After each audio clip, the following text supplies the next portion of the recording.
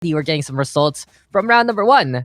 Kamira gonna be facing off against Valorant Esports third chapter, and Valkyrie gonna be facing off as well. Finesse Arcana has moved on at the same time, and it really goes to show that we're getting some big names looking to improve, looking to get even further into the bracket, and trying to show off what they can do. But this time, feels like Ludophobia in heavy control as much as possible. Still, though, it will be a situation where we do have Cold Blood hiding behind the APC, and Ludophobia right now gonna be at the very least moving over to B site instead. You know, it's a bit of a gamble when you stack heavily on one site and then suddenly the team is on the other. It's a 50-50 coin toss, and the coin toss doesn't work out for Team Brat whatsoever. Ludophobia instead already moving on around, taking point and taking position. 5-0, looking to make it 6-0 instead, as this is gonna be Brat right now reinforcing the spawn for all good reasons here. It's a heavy stack though for Team Brat. And the problem with doing this, it's just so easy for you to get mowed down by one person. Traxidormal might be able to get a quad kill here if no one's paying attention. And everyone's looking through that door. Traxidormal gets one already. Rikito also on the board. Human though does get a refrag on. Rikito gonna be able to get to so far. But this is what we're talking about. As soon as all of those 4 members were spotted out by Team Ludophobia, it was just so very easy for them to do it there.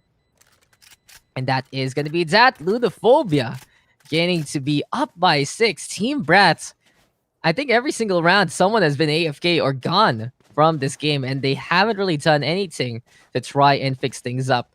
Thing is though, when you do join a tournament for the very first time, you don't really understand the etiquettes. You don't really understand what to do. You're just thinking this is another game. And, well, if you are going to be starting things off, might as well try your best. Unfortunately, from Team Brat, we're not seeing it whatsoever, since they're not even being able to play as a proper team from the get-go. A while ago, Unknown completely gone. This time, it is just going to be, I believe, their Killjoy this time. Going to be AFK.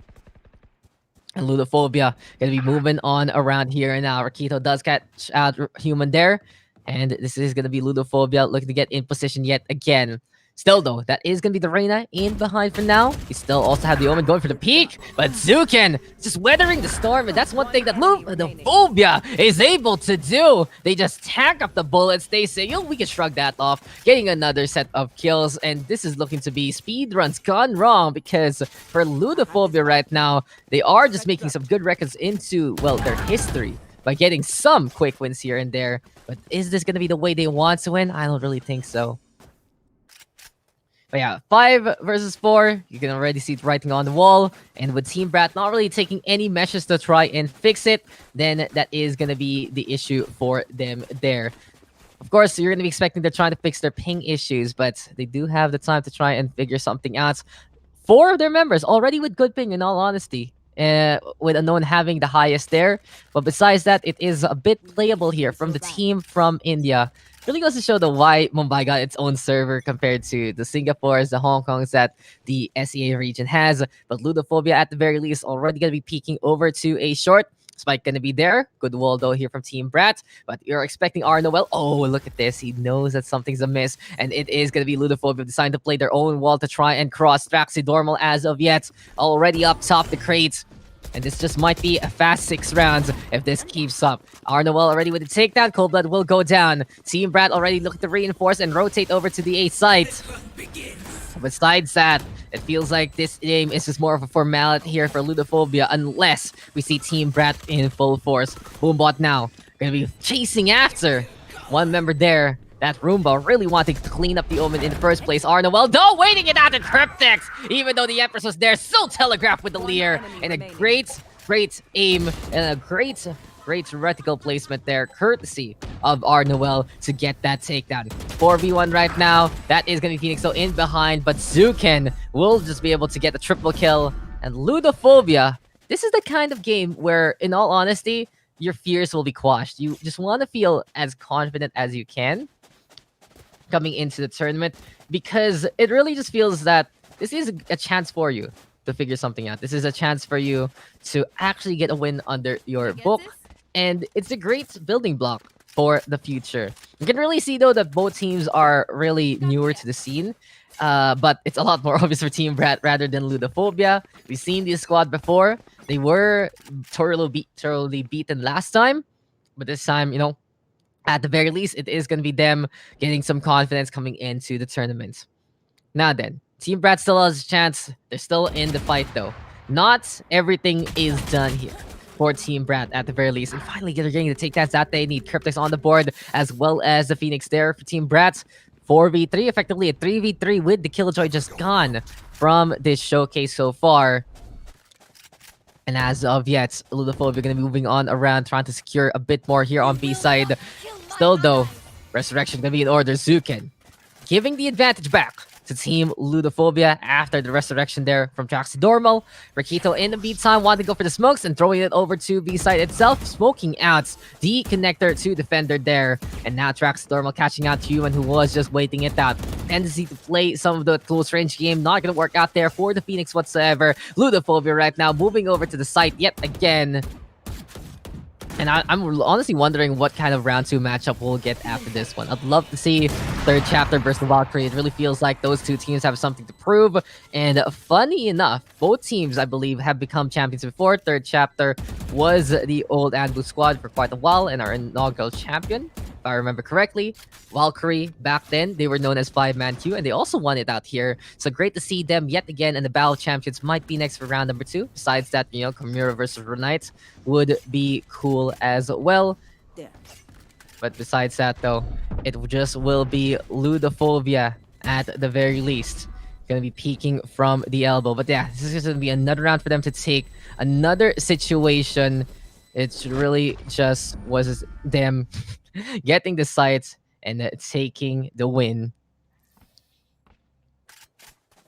Anyway, though, it is just Ludophobia right now in complete control. And, well, by this point in time, we just gotta see if Ludophobia can stick the landing. Now, even one more person gonna be gone there from Team Brats. And, you know, 5v3, gets even harder. So guys, how are your nights? How have you been doing? Is everyone excited for the Valorant Challenge Tour? Because I'm very excited for it. Starting next week, actually. You have the prelims, and then first broadcast gonna be all the way in February, month after month. You're gonna be having shenanigans there, as Zukin does take care of Human. But yes, you know, Ludophobia, they have this one in the bag. Unless something really, really funky happens, there is pretty much no way for Team Brat to take the win with 2 members gone. Arnold, though, already moving. Gonna be planting it over. And the thing about Ludophobia is they do understand that this game is a gimme, and they're going to go for the most direct combats. They're gonna be going for the most simple of strategies and planting the spike down. Not even wasting time to hunt down for the players, not even wasting time to up their KD. They do want to just move over to the second round and wait on the winner of All Born to Clutch as well as Team Osiris. But in this case, Arnold right now, gonna be at the very least, gonna be backing on away from the Heaven Angle because he saw that Lear coming. And that's a bit of a problem here for Team Brat as Unknown does go down. Even though they have a good idea on what to do, it's very telegraphed on what they want to try in the first place. Zukin with 3, and come on Zukin, go to the spawn and take your ace. Take your ace. Take your ace, Zukin. One more peek, Zukin. Give it to me. That is just gonna be that. An ace there for the Reina. And, you know, that might go in his own highlight reel. It might be something he could say, oh, guys, look, I got an ace in this tournament. 14-1 there. And funny enough, I really look like, it really looks like that for Misha. He's just chilling. 0 kills, 0 deaths, 1 assist. Just moving on around the map, enjoying his time here. But yeah, Team Brats, unfortunately, unable to play completely, unable to play properly, unable to play, you know, in a more professional environment. And hopefully we'll see them grind the ladder into the future to get even better and join tourneys when they're a bit more responsible with what to do. But that's Traxidormal touches out Human. You gotta give it to Human. He's trying, okay? Human has tried time and time again. I do commend Unknown also for coming on back. I do commend the Reina for looking to go for the duels. But as Unknown will fall, it will just be the side Ludophobia hunting down the people by the spawn. Seems like though the Reina getting a spot moving around as Cryptics was trying to be opportunistic there. Zukin will get 3. It's just knocking over training dummies like dominoes. And there you have it. 11-0. I mean, it's this one. And that is just going to be a surrender to wrap it up. 13-0 for the first game. Ludophobia getting the confidence boost that they need. And well played to them. Oh, that was a game, guys. Honestly, that wasn't really a match. It was just, okay, very unfortunate there from Team Brat. Couldn't even field the proper roster from the get go. We did see a Nodo come on back. That's really the thing. I think for Team Brat, they might have been tilted a bit by the ping issues they had or whatever other technical issues they were suffering in the first place. They didn't even bother to go for the pause. But then you gotta give it to Unknown. He came back, he played it out, and he said, "Yo, guys, I'm here. We can actually still go for it." But then again, with the Killjoy going away, with whoever else was going on away, I believe it was Sage disappearing, it just couldn't be done by that point. Good effort though for Team Ludophobia. They did show off. They did finally get the win, and I'm happy for them. At the very least, they are gonna get that confidence boost to move over to the second round, and this can give them a potential edge against their next opponent. But guys, round number 2 gonna be coming your way, and of course, we're gonna be promising you an incredible matchup for the next one. Stay tuned though, and stick around. The real starts of the colorful kill will be coming your way very very soon, and this is it from Project Chaos Esports.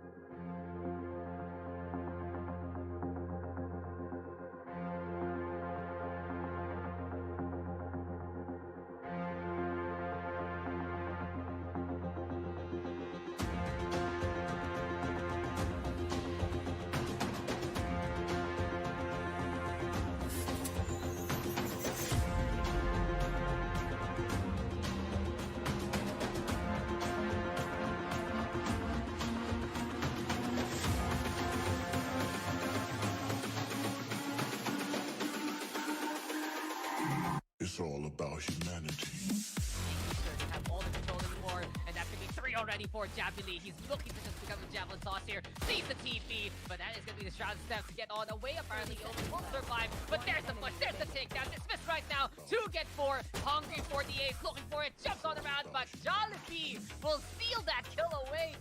Let's see what he can do here. As here we go again. Cloudburst right now from Jollibee. Another push coming on through here for the side of NR Gaming. And the aggression, just the hardcore aggression, is the way to go for them. Noel gonna be able to catch out Bliss. Jollibee sticking onto the left side behind the box. Good kill off here by Ludophobia. And that's a really good start. They want to have that initial tempo. They need something like this to boost their confidence. But Arnie will be able to get that kill on the Zukin right now to even up the odds. NR Gaming happy to slow down the pace yet again. Arnie the quite low, but Jollibee, he's not gonna get beat whatsoever. He dashes to the wall and still gets the kill on the maxi normal. 3 kills right now for the Jet. And you can feel like there's a hurricane force waiting to happen. Jollibee on top of the statue as well. 2 HP for him right now. There's the Reina coming closer and closer. The Omen gonna be there as well. And what's the plan here? It's a brawl by the vending machine, but Rakito with the judge. And Jollibee says, hey, Japanese, don't die like that. But there comes the smoke operator right now. Shot doesn't connect though. Into the smoke we go. Jollibee decides to go into the dark cover. Do have that 7-0 scoreline at the moment. Harakiri tried to go for the shot with the operator, but it doesn't connect this time. Even though already at low HP, gonna get healed up there by the stage on the other side. Press is available for both. Javili though with a kill onto Rakito, and he transfers over to the right side, but no one gonna peek. Sometimes you're expecting someone to go for the raid frag, but no, Ludophobia just lets that one go by. Japanese with that one advantage with NR Gaming trying to go for the Empress as well. Here we go, Vision being thrown on now. Harakiri with the cover does get that takedown. Javili just bring it down, dismiss, stay invisible, and Harakiri will just show you an honorable death. They just need that confidence to actually decide to go for it. They just need that confidence to go all the way to the site itself, and then they might stand a chance to actually go for the fight for Bliss with a 1. But Yorichi Kagura does get a refrag there. Boombot also helping that one out. Extra damage, a bit of attention. And now with Phobia, just stop hesitating for them. They want to go. They should just go. It really just goes to show them that you need to have that killer instinct to try and play this game. But perhaps normal right now with the res. Jollibee just he's going for the flag. And here we go with the burst bar. Not getting connection. The left clicks are there as well from the Blade Storm. And now it's the Omen all. So hello guys, and welcome back. Here we go with round number 2, and I'm excited for this upcoming matchup. Some of the best teams from the Philippines going to be represented here in Project Chaos Esports, and well, it will be a battle of former champions coming into this one. Third Chapter Esports versus 5 Peaks Valkyrie going to be facing off these two teams in their previous incarnation, previous names, becoming champions here in Project Chaos Esports. third chapter all the way back then was Anvil Elite Gaming, and if I remember correctly, our inaugural champion for the Valorant side. In the meantime, 5 Peaks Valkyrie, before they became Valkyrie, they were 5-man queue, and they just showed on up here with some of their supports team and were able to dominate the competition.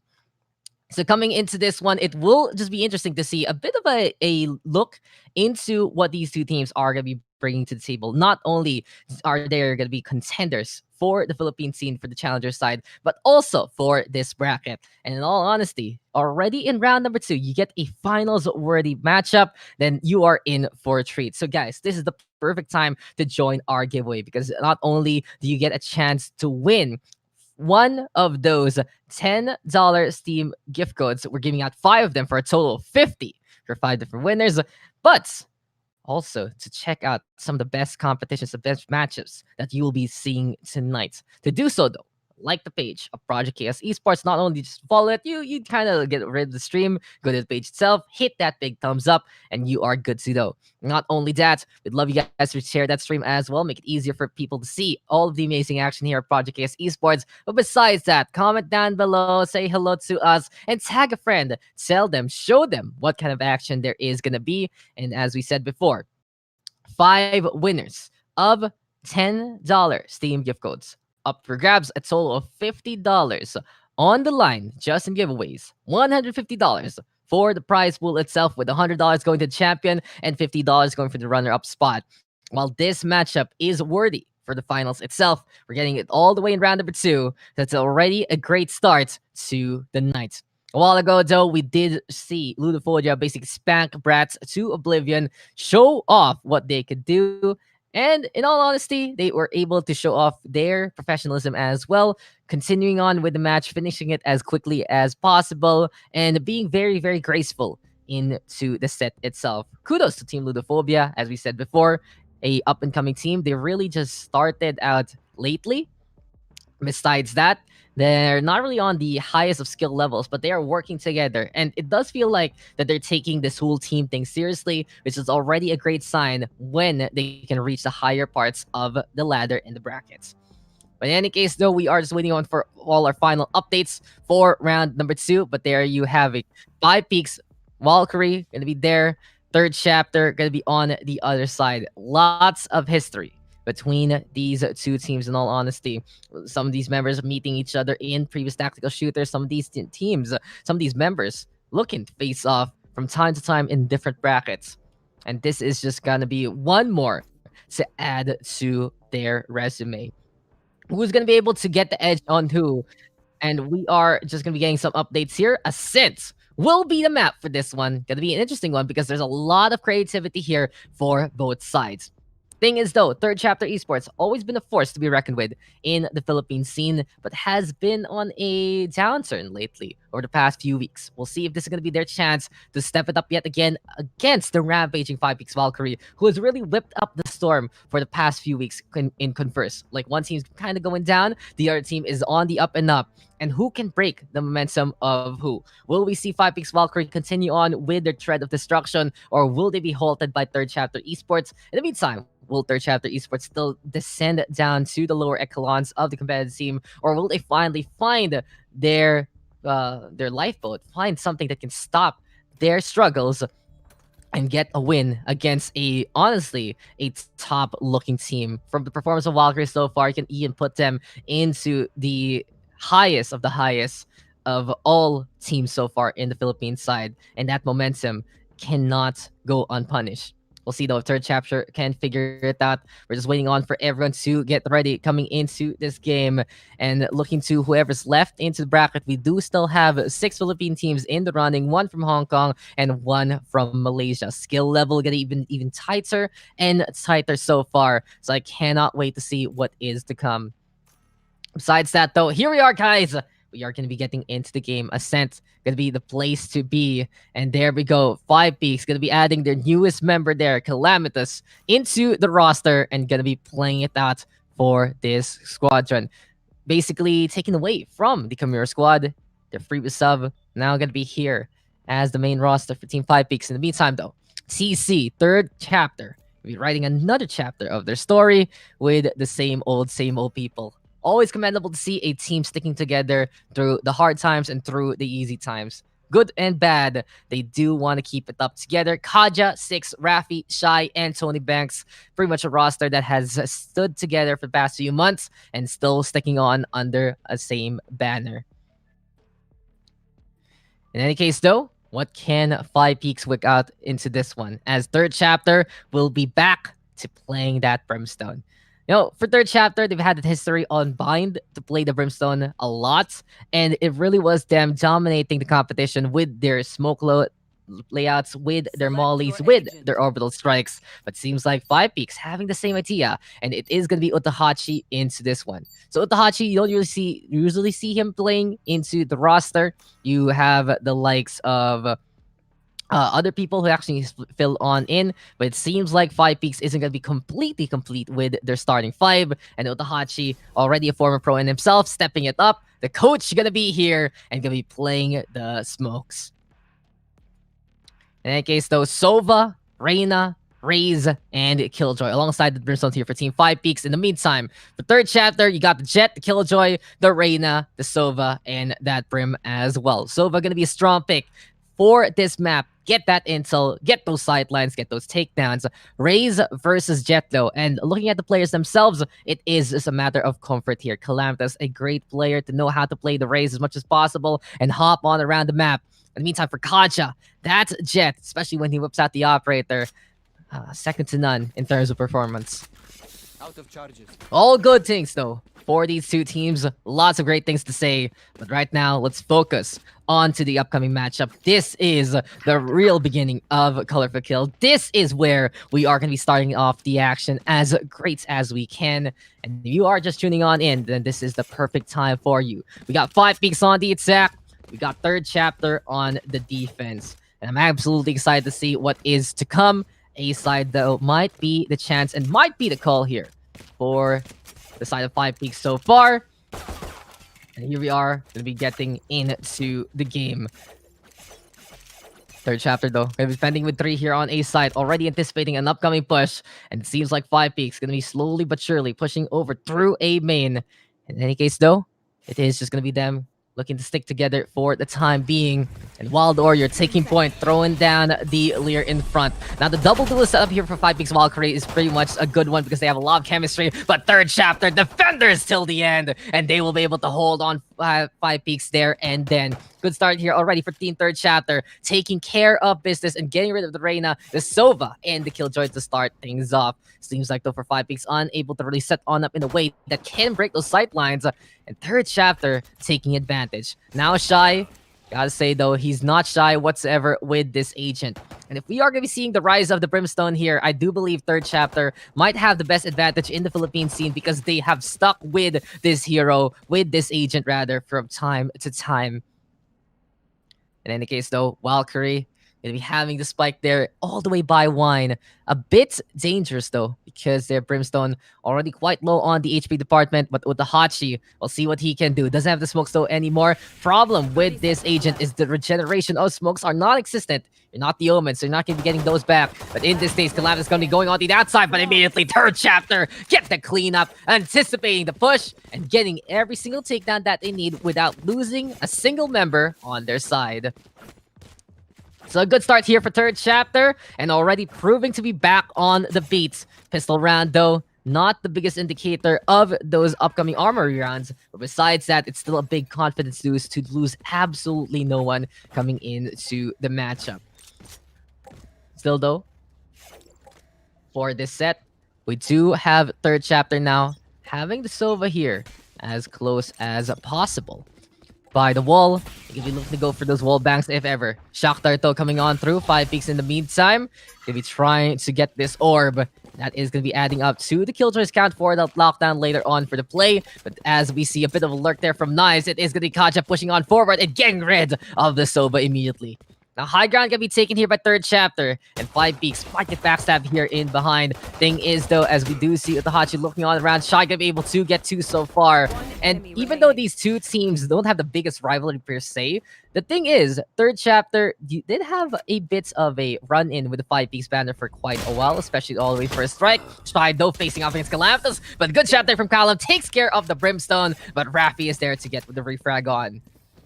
But yes, historically here, the 5 Peaks brand has gone through 3 different teams in the span of like 2 months. They couldn't really figure out who to support, in all honesty. But at the very least, they're now with 5 Peaks Valkyrie coming in to this year. First, it was Team Kadiliman with the 5 Peaks brand, but I don't really think it was the most official thing. And then for the first strike side, it was 5 Peaks Anbu, if I remember correctly. But now with Anbu deciding to sign under third chapter esports instead, it's just interesting, right? You have that kind of storyline between not only the teams but also the names behind them. But in any case, we are going to be seeing Valkyrie going for that mid control coming into this round. Third round turnaround going to be available here for 5 Peaks Valkyrie if ever, because they will be having the guns that they need to fight on back. Interesting enough though, we only have Kaja there, as I saw correctly, having the pistol in hand. But 6 trying to go for the wall banks if ever. Ghost only here for Kaja, so far away from the Blade Storm. And third chapter, playing with fire right now, very, very dangerous to stick onto an eco like this. But as Weezy gets rid of 6, it's immediately 5 Peaks with the advantage. They're looking for an opening here on A site. Already though, third chapter has reinforced this site heavily. And the question is, will 5 Peaks Valkyrie realize that no one's there at B by this point? Good knowledge, though, of the map moving on over already. Kaja, though, trying to engage in the middle by the courtyard. But Wild Oreo not only getting rid of Kaja there, but also catching out Shy in behind. Tony Banks, though, breaking the bank and getting 2 there. Tova versus the world, getting the Vandal in hand. The thing is, seems like third chapter was accepting a potential defeat coming into this round. But Tony Banks is still on a mission to get some more takedowns. So Spike gonna get planted, and here comes Tony Banks. He's looking for a target, looking for a show. Surto gonna be saying hello so far. And as of yet, it seems like this is gonna be a chance here for 5 Peaks to actually get a point on the board. It has taken them a bit of some time to actually make this happen, but on the B site, which was completely free, is the best way to be. And as Tony Banks barely has any HP, he is just waiting out for someone to come. Has the recon bolt, but he wants to go for the exits instead. That's going to be goodbye to Weezy, but no, with the Hachi with the refrag there. 3 kills though from Tony Banks, hurting Valkyrie where it counts. And now third chapter, going to be able to get the guns that they need. And the operator there for Kaja is the call. As soon as you see Kaja stick around with a ghost, then you already know that this op is an opportunity indeed for him to bring out and go at it again. But this matchup though, looking so good so far, and this is going to be an exciting time for the stream. You guys are just tuning on in, welcome to Kill Colorful Kill, and here we are again coming into the next round. Kaja though, gonna be keeping an eye out both onto the cubby, but also moving over to watch over A main itself. That orb though, gonna get hurt being taken. And the question is, will we see the Jet actually peek it over in the first place? Killjoy turret though over to the east side, and this is gonna be Rapid right now, peeking on around looking for a target. Seems like though he doesn't see anything. 5 Peaks wanted to go for the push over to the cubby into the garden. As we do see the scans there, courtesy of the Sova. So Rapid right now dueling against his counterparts. But third chapter holding steadfast so far. Third chapter is doing a really good job at holding off the opposition, and the rotates have been pretty good as of yet. Raffi though, looking to get ready with the Leer. Seems like though a Leer gonna get thrown here by both of these Reynas, and the 2 eyes meeting. Seems like some glass is gonna be in order there. But 5 Peaks Valkyrie already pushing over to B sites, and they have many people ready for it. Third chapter though, stall game is key here for Shy. Still, the run might come, but oh, the orbital strike will be the answer, and this does force Galactus to leap on forward with the showstopper instead. He does get a tag there out the Shy, and the Hachi is there to get the cleanup instead. 5 Peaks right now gonna be having that 5v4 advantage, and Wild Oreo does get rid of 6 along the way. It's a good start here for 5 Peaks Valkyrie, even though their lockdown has been countered. They've gotten the frags that they need. Raffi not only getting it stuck in the corner, but getting tased by the shock dart, but the spike getting it planted, and this Kaja gets rid of knives. It's Weezy getting rid of the operator. Raffi though is still there. 2v3, the overheal gonna get spotted on outs, and some tags happen to the Reyna. But as Tony Banks move over to the market, it's Calamitous going on down. 2v2 now. And here comes third chapter. They're going for the dart, but unfortunately for Tony Banks, he aims a little too low. And it smacks on to the wood over there. Seems like he's trying to go for the scan over to the safer side. Rafi though does get rid of the Hachi. Both has now gonna get confirmed to have the target. Wild Oreo there as though to get that takedown. And Wild Oreo looking wild and in charge of this fight. Valkyrie right now tying it up 2-2 after the clutch there from the Reyna. So there you go. We are all tied up. And not only does 5peaks gets 2 rounds in a row, but also they get rid of the operator, and now they're gonna have the economic advantage coming into this one. And third chapter will have to rethink their plan. I love the orbital strike there though from the Brimstone on the defense. Good way to try and stall for time. But in any case, it was still Valkyrie able to walk on over. Showstopper getting damage. The Brimstone up with the Hachi getting the kill itself. And now it is gonna be time for 5peaks to move on the round again and continue their onslaught. But that's the thing about Valkyrie, isn't it? As soon as they get the guns, their full power is unleashed. They do have some slow starts from time to time, especially against a very defensive-minded team like third chapter. But now it is going to be the Hunter's Fury into play. Rafi, though, moving on around. Tony Banks will catch up to Hachi. And as Rafi gets rid of Wild Oreo, seems like this is going to be Reyna getting his revenge and getting some comeuppance into this round. Great call here for third chapter, though. They do have a bit of the gunplay there, and not only that, they're retrieving some other guns along the way. Kaja, though, has whipped out the Blade Storm, Wheezy, and Calamitous, waiting it out by mid-link. But neither of these players actually going for the proactive play, and instead, they are going to get scanned by the Recon Bolt there by third chapter. That's the thing, though. Both of these Sovas really know what to do with their darts, and a great angle right now being taken by third chapter to get the intel and to reinforce B site accordingly. They're still complete as 5 as of yet. Kaja, though, wanted the fights in direct combat, and he's whipping out the Blade Storm, going for the shots there. Nice, don't connect onto Calamitous, and Shy gonna go down instead. And this opens up a path for 5peaks Valkyrie to move over to B site and plant this spike down. Spike is there, and the game of zones currently Calamitous with the Boombot and the Pain Shells. In any case, though, Nazarm going to be there as well. And honestly, 5peaks Valkyrie doing a really good job at stalling for time. Callum also catching out 6. Kaja, though, on roll, looking for a takedown. And up top, it is going to be Wheezy falling on down. Callum, though, with the air shot onto Kaja. But Tony Banks, knowing exactly where his opponent is, gets the refrag. And third chapter will be able to clean up this round and get back into the beat. So what a turnaround there from third chapter. Looked a bit dangerous, but in the end, they figured things out, and now they will be coming up a lot better than before. Operator again, though, for Kaja coming into this one. 5peaks Valkyrie in the meantime. Gonna be looking to play some Sheriffs here, trying to decide if they will be playing the half buy, will they play go for full eco, or will it be some force buys in this situation? But Sheriffs are no laughing matter. Any single time that you can get spotted at by the revolver, your head can cleanly get blown off. Still though, third chapter writing another novel here. And Kaja, can he actually show off and bring us a bit of horror and suspense coming into this one? Already the Wild Oreo! Fears no ghost, fears no man, and fears no element. The wind gonna get blown on away, and Wild Oreo staring death in the eye and still getting the takedown. Now, best situation here for Valkyrie, because not only did they get a gun in hand, but it's the operator. No more long-range shenanigans from third chapter. They will have to deal with it in another way, because this op is now in the hands of Calamitous, waiting it out by top mid, looking for a target, sees no one though peeking. Respect, they're being given to 5peaks Valkyrie. Third chapter, though, at the very least, has already set on up here on B sites, and you can thank the Killjoy for that. The Nana Swarms are there, the turret is there, the alarm bot is there, and that whole lane gonna be pretty much a kill zone there, as 6 does get 2 so far. Nice, though, with a headshot, but Rafi is there to get that takedown, 3v2 as of yet, and 5peaks Valkyrie trying to figure out if they are going to continue on to this or not. But the Hachi has already committed and is already making it through the side. Rafi gonna be looking for the leer, but Calamitous is at the wait it out, and that will be a takedown. Tony Banks, though, taking sweet time to get rid of the raise, but it's 2v1. Brimstone versus Brimstone. Mano y mano. Shy gonna be able to get that kill. And third chapter able to still defend Hasn't been the best game though for Kaja. He's losing this operator a bit too eagerly. But as of yet, a great hold again. Tony Banks stepping it up heavily.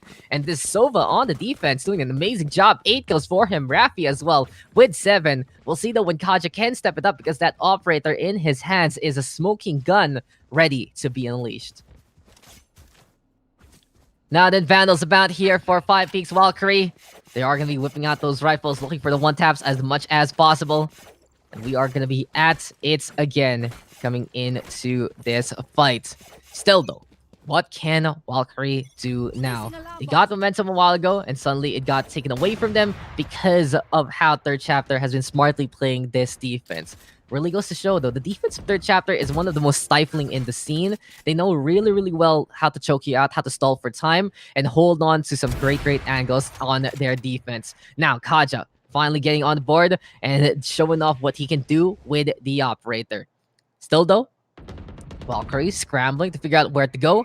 This might be in a situation to entry on up here in the garden. Shido backing on the way, setting up with a molly, but doesn't need it as of yet. Valkyrie respecting the opponent yet again, waiting out for everyone else to rotate accordingly. It seems like the showstopper is the initiation. Tony Banks though trying to hide, but Peekaboo, I see you! Calamitous gonna be able to get rid of the Sova there. Lockdown also into play. 5 Peaks Valkyrie committing 2 ultimates just for this take. So a lot of resources gonna be used up here by Valkyrie so far. And they will have to hold on with the rest of the crew and the rest of their kit by this point. Third Chapter though, and 5 Peaks Valkyrie unleashing the Empress. Both Rafi as well as the attacking Raider right now looking to unleash the Beast. Hunter's Fury gonna be into play there. Seems like it's not gonna be enough for the side of 5 Peaks, but as I say that, Squeezy Wild Oreo getting the takedowns in the first place. 6 though from up above. There we go with the dart, missing the spot where the Killjoy is, but eventually the scan does come, and Wheezy spots out the other beanie wearer. 6 will go down. Kaja retreating this time, doesn't want to give up the operator. And even though the Hunter's Fury wasn't the way to secure those kills, it was enough attention being brought out by 5 Peaks Valkyrie to enable those takedowns and to enable that take. Thing is though, number of ultimates used up there by 5 Peaks Valkyrie, pretty much everything. They're now gonna be not having much in the bank so far. And in this case, we do have Third Chapter at the very least gonna be defending yet again with a 1-round advantage. What's the call though for 5 Peaks this time? Can they continue on again? But knowing the fact that a while ago they had to commit with their ultimates, they might not be able to get the exact foothold that they want coming into this round. In any case, Kaja right now waiting it out. Drone gonna be moving on around, and here comes the Killjoy. Perhaps no Kaja. Gonna get spotted out again and again, and no 5 Peaks Valkyrie too smart to actually walk into the sidelines there of the operator. Instead, Third Chapter forced to retreat, giving a bit space more for 5 Peaks to actually work on it. Climbing the mountain is a hard task, but 5 Peaks is trying to fight for it time and time again. That summit can be reached and more, but nice for the time being, gonna be looking to lead the charge. Kaja though waiting at that upcoming Leer and backing on the way to get rid of that blind. And Wild Oreo instead gonna get caught in the corner and getting taken down. Shades of round number 1 gonna be into play. Third Chapter yet again, bring the rope and strangling their opponent as soon as they move onto the site. Callum though gonna get tagged by the operator. Shy gonna be able to get 2. And now this Brimstone gonna be going on down. Calamitas actually reaching on forward, going up the rafters. But the question is, can he play the 1v3 clutch? Spike is by his side. He can retrieve it and plant it behind the generator to be as safe as possible. Spike planted. With the setup though into play, it's a final countdown, and never mind. 6 with the catch onto the Raze, allowing Third Chapter to easily move over to the site. And Third Chapter, yet again, able to make this a hold happen. We see it time and time again. As soon as they're in position, they just have that natural advantage, knowing exactly where 5 Peaks Valkyrie will go. Good retreat a while ago from the Jet, seeing the corner, taking care of business, and taking care of that Reyna. And that's the problem right now for 5 Peaks Valkyrie. They got the take there, but besides that, then, they're just not going to be having ultimates that they had in the first place. So for now, seems like we are going to be looking to get a pause on, as we did get the Jet disconnected here for the side of Third Chapter. Hopefully he will be back. Seems like it's just an error code issue. And what we're seeing here is a back and forth matchup. The third chapter taking that initial momentum. They really kept at it by this point. Still a 2-round gap between these two teams. With only a best of 1, 5 Peaks Valkyrie will need to step it up. Thing is though, looking at these two compositions, you gotta give a bit of the edge here to Valkyrie on the defense. They have that raise to go for the chokeholds compared to the Jet of third chapter. Smokes from the Jet already getting neutered, but besides that, it's really just all about using that positioning to the best of the degrees. But anyway, got 5 Peaks right now. At the very least, still keeping the confidence up. A while ago, they just shot everyone to Kingdom Come. Out of nowhere, the Sheriff's getting takedown after takedown. And I wouldn't be surprised at all to see this team get some sudden kills out of nowhere yet again. Still don't for now. What is going to be the plan of action for 5 Peaks Valkyrie? Will they commit on to A site? Will they commit on to B? Problem with B is just the Killjoy stats are so stifling, as we do see some wine, some cheese, some meat there, some ice cream, something to get you hungry through the night. But in all honesty, this is just the start of even more superior matches here in the Colorful Kill. Get a reservation, get a table for 2, because we are just going to be sitting on down and enjoying our time together here. And speaking of 2s, 2 ultimates are ready to go here for third chapter. A while ago, Orbital Strike, something fun to see from the Brimstone. Oh, I didn't know that the insides here were actually modeled pretty well, besides the second floor completely barren. I don't think that there's a point to have a second floor if there's absolutely nothing there. But hey, not my bookstore, guys. Not my bookstore. Still though, third chapter showing off yet again with their defenses. Seems like Kaja is going to be back into the action, and we are going to be back into the game. You know, it's great for Valorant that if you get disconnected, you're still there. All the kit you have, all the ultimates you have, it's saved by the game compared to other games. So it's not too punishing to lose a member in the middle of a round. Sure, they're not going to be able to get the shot on, but at the very least, they're going to keep their money, they're going to keep their ultimate, and everything's still going to be A-okay for their return. But as of yet, third chapter, for now, going to be forced back on that as Tony Banks trying to play the drone, but the pain shell's there from Calamthus perfectly placed. And oh, Knives again with the Sheriff. 1 and 2 and 3. 3 in the chamber, 3 are dead. Ridiculous stuff there from Knives. Absolute bullet efficiency. And 5 Peaks Valkyrie, you gotta be scared of this team. Out of nowhere. Advantage in favor of 5 Peaks right now. Problem is though, third chapter, not letting their opponent really get those guns in the first place. And the Hunters are going to be play instead here for third chapter. Spike though, not going to get planted as of yet. These lightning strikes are so pesky. It does force Otahachi to move on around. Orbital Strike though gonna be into play. Does it get the fry onto the Brimstone? Yes, it does. Shy with the easy takedown there. 2v2 right now. Killjoy though on the other side. Gonna get pretty much beat out by the Molly. But as of yet, it's now gonna be 1v1. Shy though, trying to go for the defuse. He will get wall back there, but no, with Knives only with a bit of HP. It's just not gonna be enough. Shy instead does get 3-round advantage there for third chapter. But you gotta give it to Knives, getting 3 kills there with that Sheriff. That is just magnifique. Now then, third chapter, looking to build on their lead and more. Don't forget, guys, though, that we still have a giveaway up and running. Like the Project Chaos Esports page, share the stream, comment, and tag a friend along the way. But honestly, in this matchup, you can see here for the third chapter that they're getting their groove, they're getting their footing, and they're getting their confidence bit by bit. You gotta give it to Tony Banks with all the intel that he's been doing so far. Hunter Fury has been good as well. What a step up by the Brimstone of third chapter. Orbital Strike gonna be placed to get rid of the Brimstone on the other side. And it's fun to see the Beret Wielder yet again gonna be into play. For now though, Kacha gonna be holding on to the Operator, holding as close as can be, but Dash is on the way as soon as we see 5 Peaks Valkyrie move over to the side. Besides that though, 6 stuck by reception, and apparently this Secretary gonna be able to take any kind of names because that is gonna be the detain to get that takedown. Kacha though, now with the shorty wanting to play it close, and Calamthus cannot take the front of the buckshot there.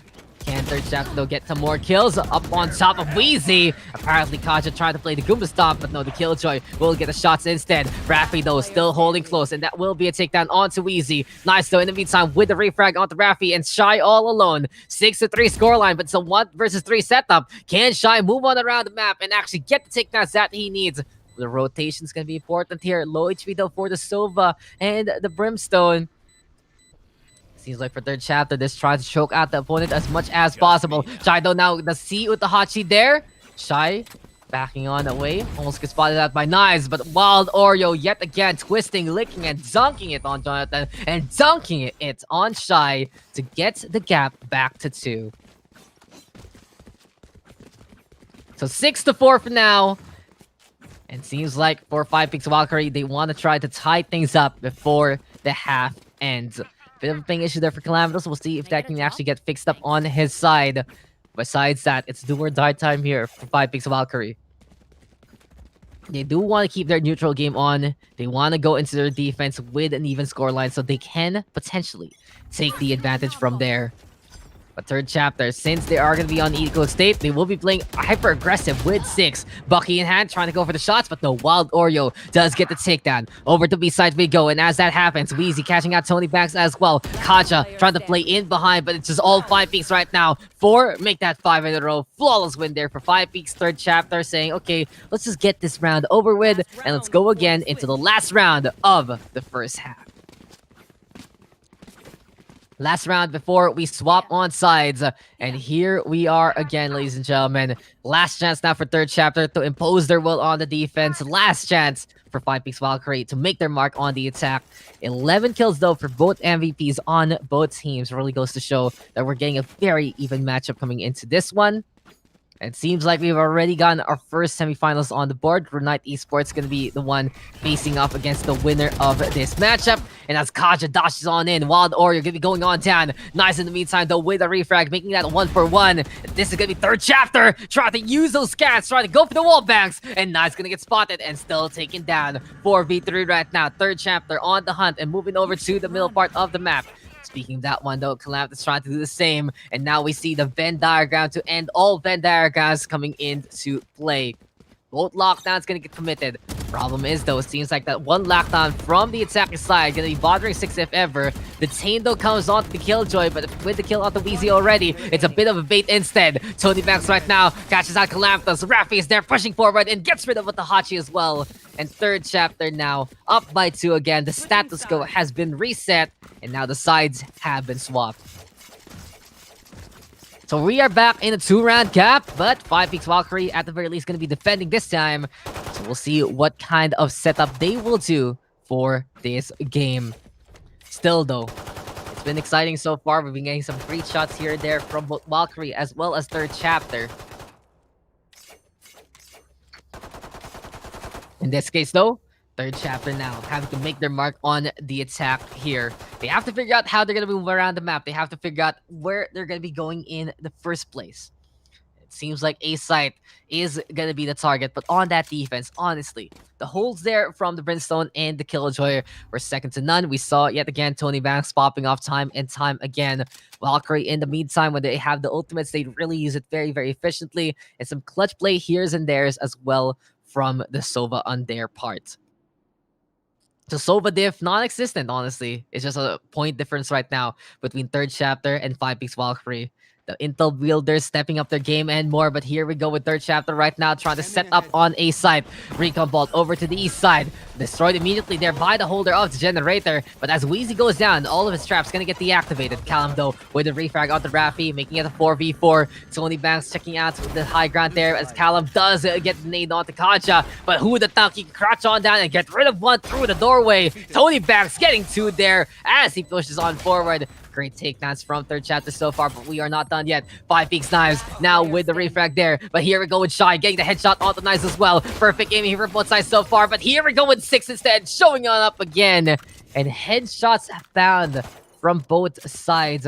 It really doesn't mean to hit all of your shots, but if you hit your shot through the head, it does critical damage. And there you go with third chapter. Doing it again, getting clutch factor that they need. And in all honesty, the step-up game is absolutely strong for pretty much everyone in this game. super even on the kills for Team Third Chapter. Valkyrie can even say the same thing with the Hachi though. Putting him on the playing field might be a bit difficult for the Brimstone to do. And as we said before, this guy used to have a storied career, honestly, into tactical shooter scenes. But he's more or less on the bench right now to coach out the team, and he is trying his best to step on up for the roster. Valdor though now gonna be peeking, but oh, Shy gonna get that takedown. Callum though with a refrag on, and it's 4v4 time in this set. For TC though, they don't want to overcommit, and Kaja is gonna be backing on away. So many members of 5pix Valkyrie just all around that A site over to that top mid, and it really feels like a swarm coming the way of Third Chapter. Spike though, gonna get planted, and here we go again. Third Chapter now setting it up on B side and remembering how they were and remembering who they are here on their now defense. But Kaja with the surprise does get two. It's gonna be a last time for Weezy and Utahashi this round because they will both go down. But nice with that Spectre getting a good shot there, and Kalam even close enough to get rid of Kaja. Rafi though with the answer back, dismissed to get away from the bullets, and as 6 holds on to the diagonal angle, it is gonna be Knives getting a bit dull there. This is now Third Chapter getting an even better scoreline, up by 4 and trying to run away with this game. So shades of what we've seen so far from the first half. Yet again, Third Chapter setting the tempo with 2 rounds. 5pix Valkyrie though gonna be having the guns that they need. And the question is, what will be the call now for Third Chapter? Respect though gonna be given, and pretty much everyone that can buy a gun gonna be doing it there, except for 6. Kaja, if you're not feeling the operator for this game, gonna be forgoing that one and playing the rifle instead. And here comes Third Chapter for now, looking to play the entry with the jet in front. Alarm bot though, gonna be making some noise. Now the swarm is there, and the boom bot tries to get all the way through to the other side, gets a bit of damage, but it's still Kaja getting the fatal blow and already getting rid of the killjoy there. Spike gonna get planted here as Sony backs away from the doorway. High ground though being taken here by 5pix Valkyrie, as well as a flank from the door itself. And 2-prong attack might be coming here. Shy though pushing forward, absolutely heroic. And as Utahashi goes down, Wild Oreo will get the refrag on. Tony Banks though close enough with the stinger, bringing in the sting and bringing in the pain with a 1 clip. And it's now 4v2. Can 5pix do anything by this point in time? They've not only lost out the past 2 rounds, but they also lose out the run they get the guns with. From that point on, it's just kill after kill here from Third Chapter. We're seeing momentum swing heavily in Third Chapter's side, and it really feels like the things, the changes to the game are really benefiting their style. Honestly, the Sova and the Brimstone making such a big difference just in this game. And for now, Third Chapter, they are 3 away from getting the victory over Team 5pix Valkyrie here in the Colorful Kill Tournament.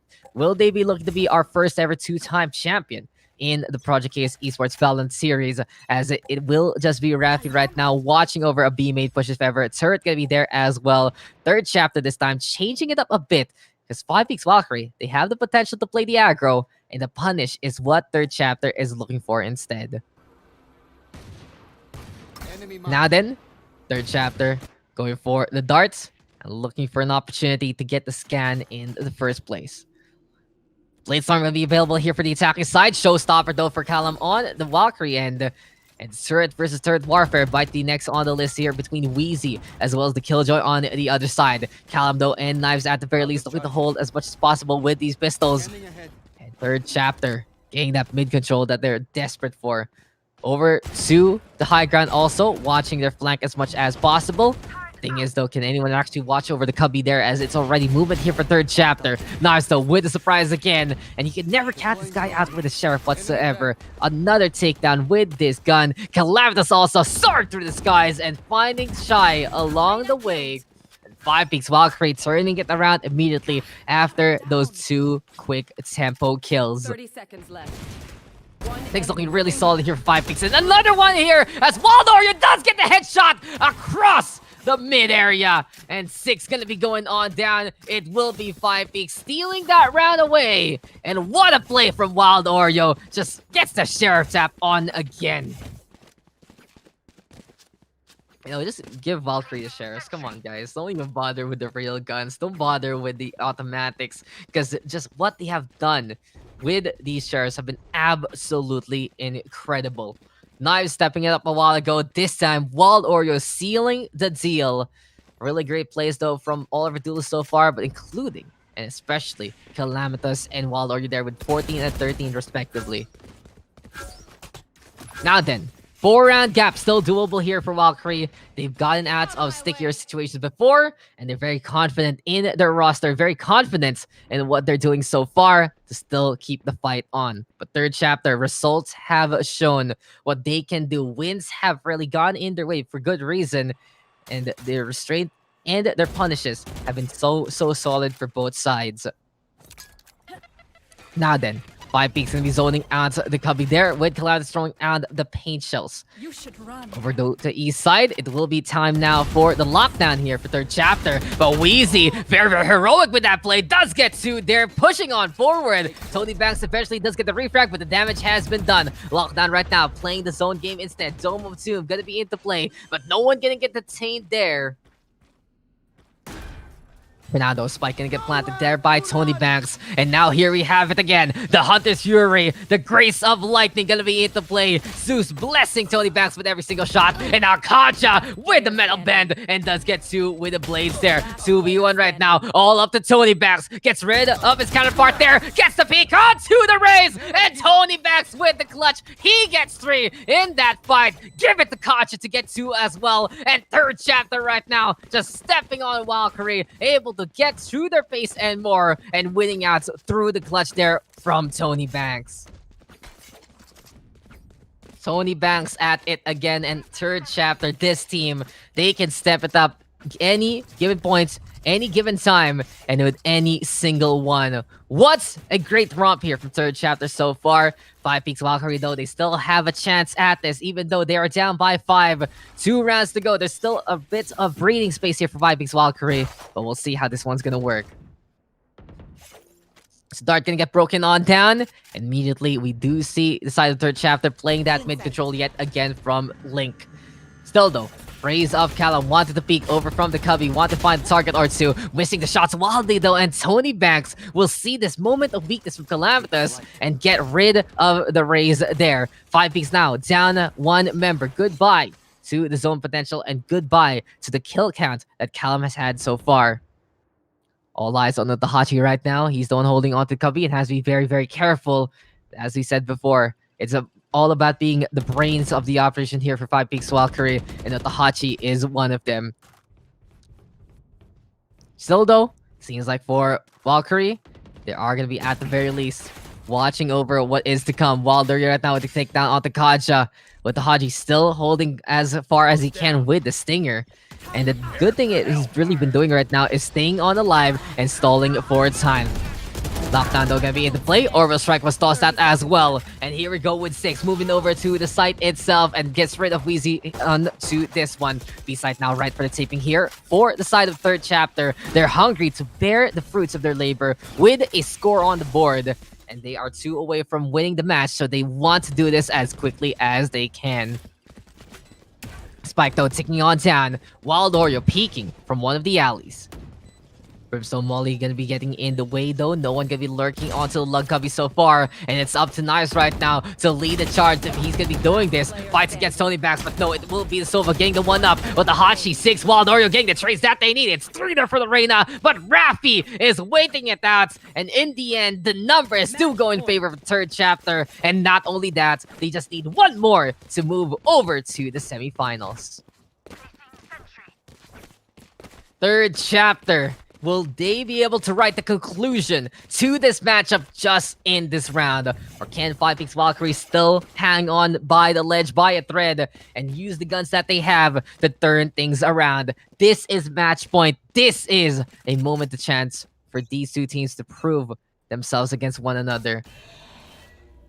And for now, it will be Wheezy playing as close as he can be here on B main. Already getting the snipe on the 6, getting that takedown. Looking for another one. Good dash on in though by the Jet, playing the smokes as much as possible. But Wild Oreo catches out Tony Banks and Shy right now, peeking alongside 1 more. And Wheezy eventually gonna be going on down. Kaja though has infiltrated, but Wild Oreo still peeking that corner and does get that takedown. He wants to play the Leer and throws it out. Spike though gonna get planted. And the question is, can Rafi play the clutch? He's popped the Empress and popped heads up too. Callum though with the kill off the Shy. And it's up to Rafi right now to play the clutch. He just lets his rip and does get a takedown. Classic in hand. Can he go for the fight against the Reina on the other side? Empress gonna be available there as well for 5x Valkyrie, but no way, no how to get any orbs in the first place. And it will be Rafi time here as we will be seeing third chapter take the win. A quad kill in the end. A complete hard carry in that last round. And apparently Rafi has won the raffle here for the second round because he is able to take the win there for third chapter. You know, I just got a piece of paper and I saw the name Rafi. I knew something was gonna happen. I knew something great was upon us. And that last round, the clutch there from third chapter to take the win. Now you could say maybe we would have liked to see Wilder pop that Empress, but all honesty, it's just that fire rate buff that can help him out. It's a 1v1. If you can keep it for the next round after getting the headshot, then that would have been fine. But no, Rafi, nigh unstoppable in that round, just getting kill after kill, takedown after takedown. And that's the beauty of the Reina. You can always just pop off with that kind of agent. It lets you snowball out of control after getting that first kill. From that point on, it was just a Rafi show. Incredible clutch there to win out against 5x Valkyrie. A great try there from 5x, especially as their full roster wasn't complete. And you gotta give it to the Hachi, you know, stepping it up, trying to play that Brimstone for the team. Give it all. Good debut though from the duelist composition between Calamitous and Wild Oreo. But in the end, third chapter, their defense is really something to watch out for. And now if Brimstone gonna get played like this and Tony Banks just insane with the Sova like that, the utility makers making plays there for third chapter, and seems like the uprise of third chapter is back on the board. Now, guys, that's an exciting round number 2. We will be heading over to the semifinals later on. Stay tuned though here at Project Chaos Esports because we still got more of the Colorful Kill Valorant Tournament to come.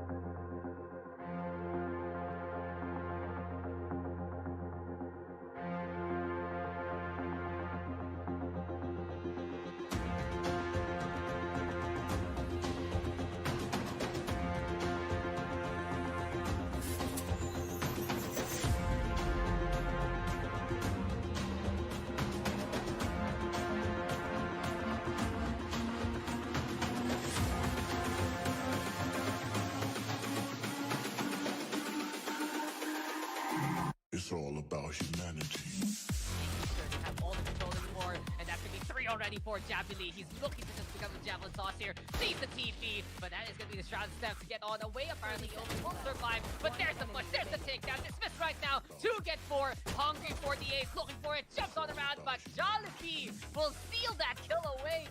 Let's see what he can do here. As here we go again. Cloudburst right now from Jollibee. Another push coming on through here for the side of NR Gaming. And the aggression, just the hardcore aggression, is the way to go for them.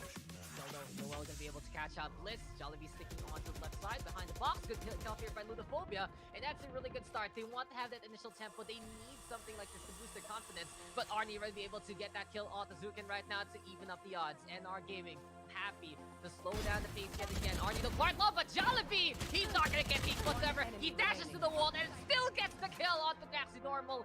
3 kills right now for the Jet. And you can feel like there's a hurricane force waiting to happen. Jollibee on top of the statue as well. 2 HP for him right now. There's the Reina coming closer and closer. The Omen gonna be there as well. And what's the plan here? It's a brawl by the vending machine, but Rakito with the judge. And Jollibee says, hey, Japanese, don't die like that. But there comes the smoke operator right now. Shot doesn't connect though. Into the smoke we go. Jollibee decides to go into dark cover.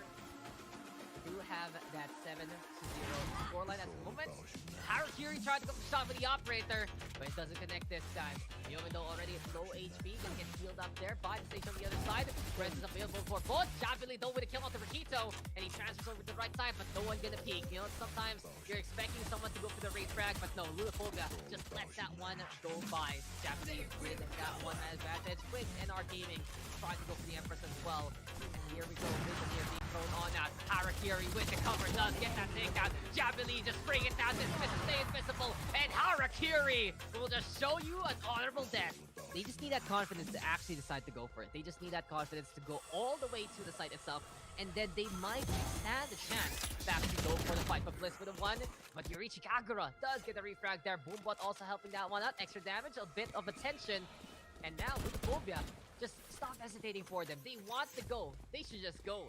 It really just goes to show that you need to have that killer instinct to try and play this game. But perhaps normal right now with the res. Jollibee, he's going for the flag. And here we go with the burst bar. Does get a connection. The left clicks are there as well from the Blade Storm. And now it's the Omen all alone. But apparently, let's see the Omen there. Eventually, Rakito will give him the surprise and catch out Harakiri. 3v1 though, can't see Rakito play it clutch. Does see the gun there of the Killjoy and Arnie gonna be going on down. Next on the list though, the Blade Storm is still upon us. Jollibee will get that kill. And that is that. Everyone hesitates. No one wants to go for the entry. And that's a bit of a bust for them. You have a duelist for a reason. Someone has to bite that bullet. Someone has to go on in and try to go for those takedowns. But for now, we're not seeing it whatsoever from Ludophobia. This time though, they're finally pushing as a good unit there onto the garage. Someone by the wall, they break it down. And that is going to be the Sage and the Viper, the ones looking to play the entry instead. But the Leer from the Reyna going to be in position. Harakiri has the angle and just mows them down. That's two already. Jollibee with the surprise there from the other side. There we go with the shots yet again. The Omen now all alone. Jollibee will be there in the middle. And NR Gaming looks to make this clean 11-0. Question is though, how will this work? As here we go right now with the Boombot being thrown. Noel trying to go for a Carol. Does get a headshot there, but Jollibee will still get that takedown. Low HP though for Jollibee, and now it's going to be Harakiri looking to play the arms. Jollibee though with that kill. Now all of the Viper shenanigans going to be going on away because Yorichi Kagura will die. Rotation's going to be into the middle right now. That spike is going to be Sukendo going to get 2, and it's now 2v3 as Ludophobia congregating by the spawn. We'll see though if this is going to work. And Harakiri up on top. Does get the kill there with the Zukin. 3v1, the Sage is all alone. And the question is, what can she do? It's Harakiri just peeking on the round, seeing the slow, goes for the jumping right click, and NR Gaming gets the perfect win, 13-0 to make an impact and make a statement here.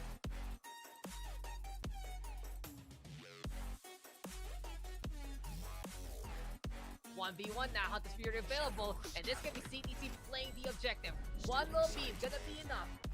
Salute though, throwing too much of that utility right now and wasting so much time to go for the defuse. He has to be careful. He knows the ultimate is available. He fakes it down. Now he's running and gunning, trying to make it there. Gun out, gonna be able to get that takedown. Good call there from Salute, but does he have enough time? It's gonna be close though here for AI Youngblood, and it is gonna be a defuse to remember. The Omen tried to make it happen and will be able to do so. Barely a sweat there. 4 seconds still to spare. Meantime though, already from the connector to the defense side, Youngblood look to make the showstopper work as Laxi does get a kill on the back. Here comes the hops though, and immediately flights up top the APC. Platypus with that kill, showstopper looking around for a target. The Cypher though with Eurotep running on the round, and he wasn't ready for that whatsoever. But eventually the showstopper not gonna be able to be unleashed. Hype gets the clutch there instead. They're trying to try and take this lead. And Felix right now looking for a target. Catches out Laxis there. Defuse coming on through. It's gonna be high time for Youngblood to be the ones to go for the Hunter's Fury play instead. And Felix is just playing around with that tap. Hype though in the way. Good stall right now from the side of the Killjoy. And Hype will be able to get that kill. CTC keeps the lead alive. Good job at it. But here comes the showers. Hype and Felix already on the board. They know what kind of round this is. But it's going to be guns right upon here for Youngblood instead. And in a case like this, it's all about Youngblood making sure they check their angles and they clear out every little bit of their push. So slow walk right now, watching out for the Cubby.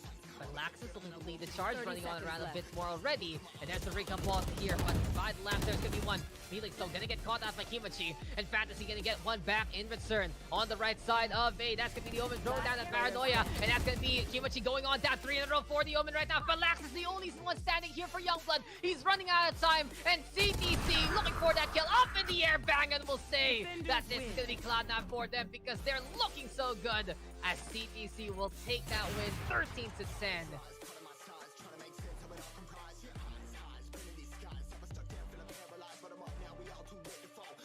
Still Worship looking on around from the shadows though into play, and our gaming trying to go for that intel, and oh my god, Blitz with the Beal backstab there, but Ripper is ready for the lineup. He gets 3, no one watching properly onto the lanes there, into the lap itself, and Jabili is eventually gonna get that takedown, but the damage has been done. Open plant though here for Jabili, but wants to have a bit of the angle here with the Hunter's Fury and the Shock Stars to turn it around. Moving over the showers though, Blitz gonna be inside the smoke. Has be careful because it's very good from the shadows. And there you go. Surprise, surprise. Worship going on down. And our gaming still in the fight because of the subterfuge here. Because the sneaky plays up here so far. But as soon as Gadores gets up on top, he steps on Bliss there and does get the takedown. Here we go though. Defuse gonna get faked. Arno's gonna get that himself. Halfway through, Godot gonna be able to make it happen. Japanese though whipping out the Hunter's Fury, and Kamira playing pretty smart here. Zone right now with the blast back, and it's too little too late here for NR Gaming. Japanese though does get the revenge, does get 3 in the end, but it is not enough to get that win. Now NR Gaming looking for a bit of a comeback. Kamira still trying to control this game, but the Bladestorm gonna get popped already. NR Gaming trying to make it through. Tripwire though does get that intel. Ripper gonna be on the inside and just pops the head of Jollibee there. Here comes the Bucky though from Blitz, and Ripper gonna be going on down. They can get the gun right now. Arnie holding on to the frenzy, and it's lockdown time here for NR Gaming. Japanese though gonna get on the board. Brain Freeze is there. Arnie gonna be able to get a refrag on 2v2 right now. Showstopper though from Beats trying to find a target, and look at the face here from NR Gaming when they're playing the rush. It's looking pretty clean so far, but in the end, it is gonna be them losing the members. It's now time for the hunt. The Killjoy sees this one coming. Arnie catching out Beats there. 1v1 right now. Worship still with the operator though. Puts the wall up. Does go for the resurrection to make it even easier. And here we go again. Man advantage right now for Team Kamira. Can they do it? Yes, they can. Worship, you gotta praise the Lord and you gotta praise this man's name because he will be able to get the shot onto Arnie and make it 7-2 in favor of Kamira. That's gonna be full armor because of the overheal. And here he goes into the last. The Omen gonna be taking it, but no, it's not gonna be enough. Bliss gonna be going on down already. Beats on the board as well. And our gaming losing members immediately. Gadot, he is just feeling the heat right now, but he barely misses the Killjoy. And that's gonna be a knife kill from Arnie. Backstab there from the Killjoy. Harakiri gonna get on the board as well. There we go though with the shots. Ripper gonna get on the board. And eventually Ripper will clean it up. They are able to play the smokes very, very well. Hide on the inside. Kamira did not know that was coming, but Ripper right now, he sees out the open. Arnie going on down. He decides to go for it. He just decides to go for the win immediately. Mechanical skill here from Ripper. He just wants to manhandle everyone else. Here he comes already onto the elbow, into the shoulder, and he gets 3. He's hungry for the ace. He has gotten 4, and Ripper right now tearing it all apart. But Godot in the meantime gonna get a backstab. Can he get that win? No, Javelin will get that kill. Ripper right now hungry for the ace, and the chase is on. This game might be over if Ripper can get that final blow, and that is gonna be that. 5 in a row for Ripper to win out the semifinals for Kamira. They will be our first grand finalists here in the tournament.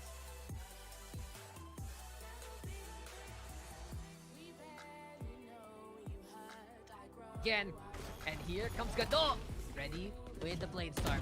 Looking for a target or two. Hang back though from CTC to try and answer. And that's gonna be a good flashpoint there to force the Gadors back on out. Both line gonna get traded though by both breaches. In a case like this, it's time right now for the updraft to get that kill. Orkshan caught out there. Worship gonna get the kill onto Felix as well. Spike now retreats by the Omen, and that's good intel here for Kamira because now they see there's another spike drop. In the meantime, Bangin right now, trying to find the opportunity, trying to find a target or two. But there is just going to be no squads whatsoever, no one peeking as of yet. It's more about passive gameplay here from Brain Freeze. He wants to wait it out, they have the gun advantage, and Bangin trying to go for the shots there, but Fantasy the one who kills Brain Freeze there instead. Phantom trying to get picked up, but Beats right now with the Odin from above. It's about to spray and pray. That's going to be the guy with the gun getting the damage done. But Orkshank putting the spike to the corner of this site. Spike though, gonna get planted, and here we have it. Fantasy maybe at the very least getting on board. CTC now with man advantage, but still Beats on the high ground, and Worship gonna be able to get a wall bang there anyway. Beats being a distraction, Worship sticking by the door, and here comes the Jet as well. Gador is trying to go for that aiming play, but Hype gonna get on the board there. 3 in a row for Worship right now. Drop that though, courtesy of Beats. Felix does get that kill, so very close for CTC, but Worship able to stay alive and now is available with the Rolling Thunder. Same time, as soon as Kamira decides to just go at it, they decide to get the wins anyway. The rounds usually go in favor of Kamira for good reason. They understand how to play against the opposition. They adjust their playstyle accordingly, and it's been a very flexible way here from Team Kamira. But CTC right now realizing a bit of a weak spot here of Kamira's defense. It's Brain Freeze all alone, and now he's gonna get taken down. Hunter's Fury though gonna get tossed on out. Doesn't get too much there, courtesy of the defense, but Ripper at least catching out Fantasy instead. Spike planted, 4v4. Bangin trying to come through the smoke, and he does get a kill on the one and make that 2. Good hold here up top the rafters. And Bangin gonna be able to go on away instead. Worship though with the operator. Can he get the kill with this? At the very least, Nexus sees the gun there and the wall back to get that takedown. Being over to the right side, does get rid of Hype as well. Another one, no, Orkshank will get the takedown this time. Good effort there from Worship, but Aldrone though, scouting on around. CPC playing slow and steady for the time. So hello guys, and welcome back to Project Chaos Esports. Colorful Kill Dax here, yet again, gonna be looking to get into the semifinals in just a bit. But before that, guys, we do want to give a few reminders for our loving audience there. Don't forget, guys, we have a giveaway going on. It's a total of $50 on the line for our audience. Five $10 Steam gift codes up for grabs. So 5 winners of one $10 Steam gift code each to whatever kind of game you want to buy, what kind of setup you want to build on, maybe some DLC you want to add to your carts, that kind of thing. Then you can win it here at Project Chaos Esports Colorful Kill. Another month of action. It's a new year, and we got another tournament for you guys. Another $150 invested, thanks to our loving sponsors here from Project Chaos Esports, plus the $50 there on the Steam side. So where else can you get kind of perks like this? We just want to give you guys something to really watch out for besides our amazing game so far.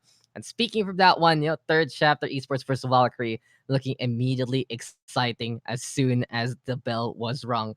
We already got the good start there from third chapter. Valkyrie keeping at it from time and time again. When they got the guns, it was a good time. But especially when they had the sheriffs and the ultimates, it was just a force to be reckoned with there from Valkyrie. But overall, third chapter playing a better game, able to be a lot more consistent with their holds. Their utilities were used very well between, especially the Sova and the Brimstone.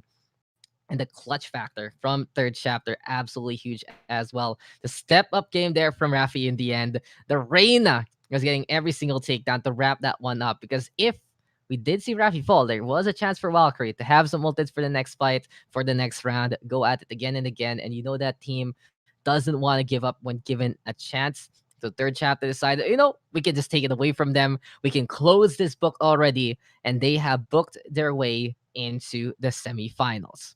Now then, they will be meeting against Renite Esports in the semifinals. On the other side, though, it will be all born to clutch versus the winner of Looking for Org versus Finis Arcana. And you already get to see some diversity into this one. So we still have three PH teams in the running, actually, including Finis Arcana in the round number 2 matchup. We have one team from Hong Kong, all born to clutch, and one team from Malaysia looking for Org. Thing is, though, the skill level getting even tighter. Renite Esports, this team built from the community and just grinding together, getting better and better. Always a pleasure to see. Third chapter Esports, in the meantime, one of the top teams in the PH scene, always at the high levels of the Immortals, at Radiance, that kind of thing. And they have shown up in this tournament. But besides that, when you look at a team like All Born to Clutch, members here and there of teams in the Hong Kong scene, it's interesting because these guys are basically journeymen. They come together here, there, and everywhere, and different labels, different banners, and they do come close to getting into greatness, but are being backed by some of the more notable names. But already a force to be reckoned with from individual players. Can this ABC roster be able to show up as a full team in the Colorful Kill Cup and make it to the grand finals and potentially win the crown of the tournament? Besides that, though, same thing I can say for Looking for Org. Another team we're in that these guys are making it to the higher echelons of play again. First Strike Malaysia, AOC, and all the like. It really just goes to show that this team will have the same kind of story as All Born to Clutch, looking to come together as one, looking for that kind of support and just facing off against one another. So we got two rated teams there on the bottom side. But if you want to see a potential upset, then you gotta give the chance to Finesse Arcana under that Finesse banner, still putting up a fight, still sticking on together. This team is always interesting to watch out for. And if anyone can upset a team that is trying to establish themselves, even with a mechanical skill gap, it might be Finesse Arcana. Also on the high side, on the rank. And it really goes to show that when we get into the later rounds of these Project Chaos Esports tournaments, they do give us the best players that are left in the ecosystem for the tournament itself. We had 15 teams as we got started on to the bracket, and now we're down to 5, waiting to see when we'll get to 4. But while we're doing all this, while we're writing it out, you guys gotta check out our socials that have been showing up on my bottom left for quite a while already. p-chaos.com. If you want the first updates about Project Chaos Esports, then check out the site.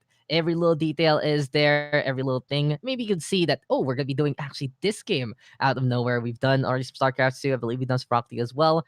And here we are doing some Valorant yet again, has been a stable part of the Project Chaos Esports tournament series, and we're looking to expand into other tournaments into the future. Besides that, though, we have a YouTube, we have an Instagram, we have a Twitter, we have a Twitch, of course. If you're watching a Twitch, say hello. We also have a YouTube for that one. If you're watching there, then we say hello to you too. And of course, we do have the Facebook for not only the main broadcast, but also for our giveaways.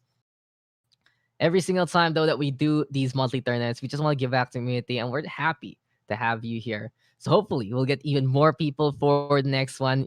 That's why we're asking you guys to also like, share the page, that kind of thing, because it gives us an easier outlet to start talking to people, to say that, oh, this is a tournament that we're doing. This is what we're going to be looking into in just a bit. This is going to be the kind of games that we're going to be getting. And it's all fun, not only because it leads to us getting more and more of the community, but also giving us more and more of the teams. More teams might be able to up that prize pool as well, show up as much as we can, really just complement every other thing going on into the Valorant scene, every other thing going on into esports in general. And our generous moderators, our generous admins really helping on that, the production crew in behind, doing the best job that they can. And it really goes to show that there's so many dedicated people here for Project Chaos Esports trying to do their best job every single time. But now, as we are waiting for our results for the last round 2 matchup, we're just waiting for updates on that one. Renite Esports third chapter gonna be waiting out to simul play alongside Orville or Clutch versus that winner. And a bit more background about Renite, as we said before, they built on up. They were participants a lot of things like pugs, things like community games, and they decided, hey, you guys want to make a team? You want to unite together? You want to reunite together? This is how you do it. As we said about the story of third chapter, picked up by third chapter, Anbu was, and there you go. So it's gonna be interesting because you have one team here that's like sponsored by an organization, and the other ones are either trying to look for a sponsor or have just have been built to become the best that they can be. Different stories by different teams. You can also see Vanessa Arcana actually going under the same banner as being sponsored the same way third chapter is. So you actually have two teams there because they're still in the running. They can show on up against Looking for Org. It is going to be a difficult task for them, that's for sure. And they might be able to knock out the only Malaysian team in the running left in the Colorful Kill tournament. So as a representation, 60% left into our teams from the Philippines. The other two, Malaysia, Hong Kong. Good to see, though. It's always good to see suddenly these other kinds of teams showing on up. They're just there again and again. Is it nice to have us casting in English and all that, guys? It's just we keep it there. It's an SEA tournament. We just want to, at the very least, cater to everyone. I don't know if there are gonna be any weekly tournaments in the future that I might not be casting in full English, so I don't know. I have no updates about that or anything. Besides that, it's gonna be even more things in the future. Like we said before, February, March gonna be interesting with the Challengers Tour, and then I add even more tournaments into the future. I'm just saying, guys, for probably the next 6 to 7 months of Valorant, it's gonna be pretty secure. So keep at it, keep grinding. You have a new app. Can't wait for new agents, new maps to show on up. You're gonna be happy about that. And I can't wait to draw the winners later on for the giveaway because we have 5 of them to draw. Anyone can win, anyone can cook, anyone can actually do it here and become a victor in Project Chaos Esports. I wonder what the score is. We've been getting some live updates here and there of the final bouts, and it seems like we are going to be looking to cast the second semifinal to showcase some of the other international talents that we have here on Project Chaos Esports. Besides that, though, Philippine scene always showing up time and time again. Very excited for the upcoming matches, and at the very least, the semifinal is gonna be exciting. So guys, remember this has been a 16 bracket, basically 15 teams actually participating in the whole thing. So 4 rounds of action, best of one, single elimination. You're out, then you're out. You lose, then you're out.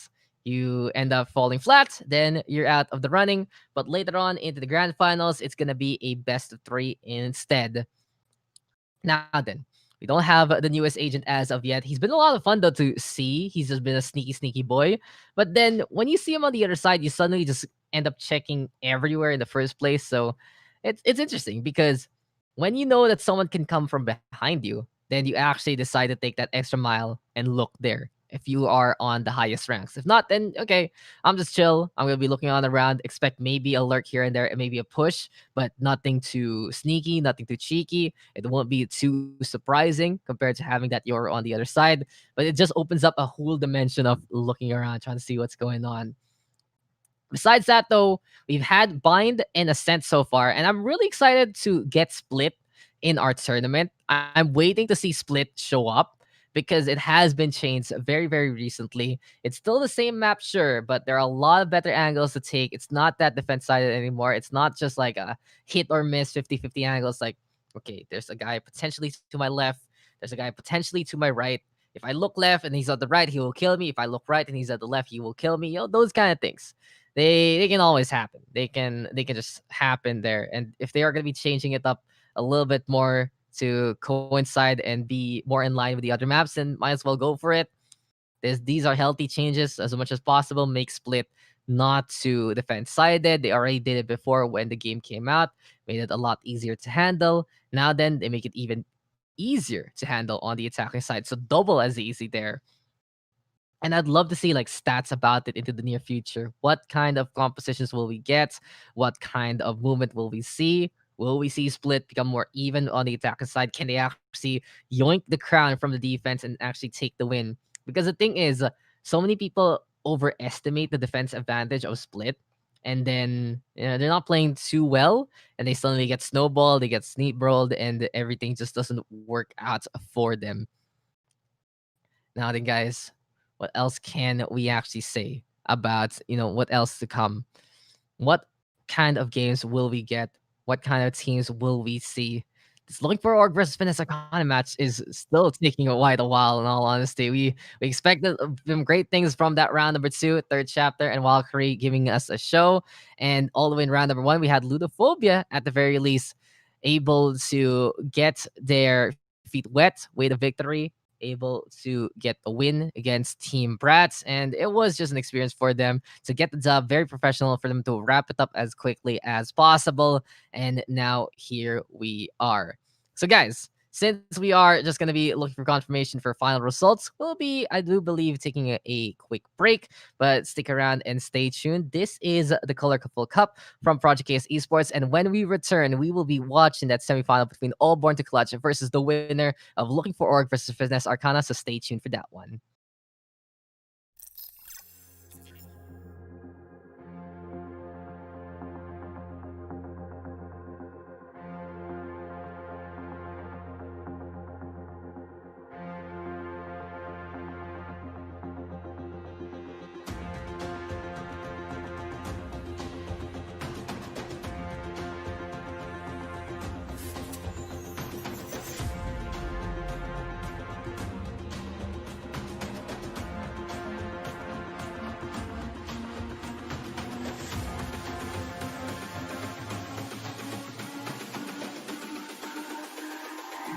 It's all about humanity. Doesn't have all the control anymore, and that's gonna be three already for Javelin. He's looking to just become a Javelin sauce here. Sees the TP, but that is gonna be the Shroud Step to get on the way. Apparently, Omen will survive, but there's the push, there's the takedown. Dismissed right now to get four. Hungry for the ace, looking for it, jumps on around, but Jollibee will steal that kill away. Let's see what he can do here. As here we go again. Cloudburst right now from Jollibee. Another push coming on through here for the side of NR Gaming. And the aggression, just the hardcore aggression, is the way to go for them. So though. Noel gonna be able to catch out Bliss. Jollibee sticking onto the left side behind the box. Good kill off here by Ludophobia. And that's a really good start. They want to have that initial tempo. They need something like this to boost their confidence. But Arnie will be able to get that kill on the Zukin right now to even up the odds. NR Gaming happy to slow down the pace yet again. Arnie the quite low, but Jollibee, he's not gonna get beat whatsoever. He dashes to the wall and still gets the kill on the Maxi Normal. 3 kills right now for the Jet. And you can feel like there's a hurricane force waiting to happen. Jollibee on top of the statue as well. 2 HP for him right now. There's the Reina coming closer and closer. The Open gonna be there as well. And what's the plan here? It's a brawl by the vending machine, but Rakito with the judge. And Jollibee says, hey, Japanese, don't die like that. But there comes the operator right now. Shot doesn't connect though. Into the smoke we go. Jollibee decides to go into dark cover. Do have that 7-0 scoreline at the moment. Harakiri tried to go for the shot with the operator, but it doesn't connect this time. Even though already it's low HP, gonna get healed up there by the stage on the other side. Presence available for both. Javelin though with a kill onto Rakito, and he transfers over to the right side, but no one gonna peek. You know, sometimes you're expecting someone to go for the raid frag, but no, Ludophobia just lets that one go by. Javelin with that one advantage with NR Gaming trying to go for the Empress as well. Here we go, Vision here being thrown on us. Harakiri with the cover does get that takedown. Javelin just bring it down. This is stay invisible, and Harakiri will just show you an honorable death. They just need that confidence to actually decide to go for it. They just need that confidence to go all the way to the site itself, and then they might stand a chance to actually go for the fight for Bliss with a 1. But Yorichi Kagura does get the refrag there. Boombot also helping that one out. Extra damage, a bit of attention. And now with the Phobia, just stop hesitating for them. They want to go. They should just go. It really just goes to show that you need to have that killer instinct to try and play this game. But perhaps normal right now with Rez. Jollibee, he's going for the flag. And here we go with the burst bar. Not getting connection. The left clicks are there as well from the Blade Storm. And now it's the Omen all alone. But apparently, let's see the Omen there. Eventually, Rakito will give him the surprise and catch out Harakiri. 3v1 though, can't see Rakito play it clutch. Does see the gun there of the Killjoy, and Arnie gonna be going on down. Next on the list though, the Blade Storm is still upon us. Jollibee will get that kill. And that is that. Everyone hesitates. No one wants to go for the entry. And that's a bit of a bust for them. You have a duelist for a reason. Someone has to bite that bullet. Someone has to go on in and try to go for those takedowns. But for now, we're not seeing it whatsoever from Ludophobia. This time, though, they're finally pushing as a good unit there onto the garage. Someone by the wall, they break it down.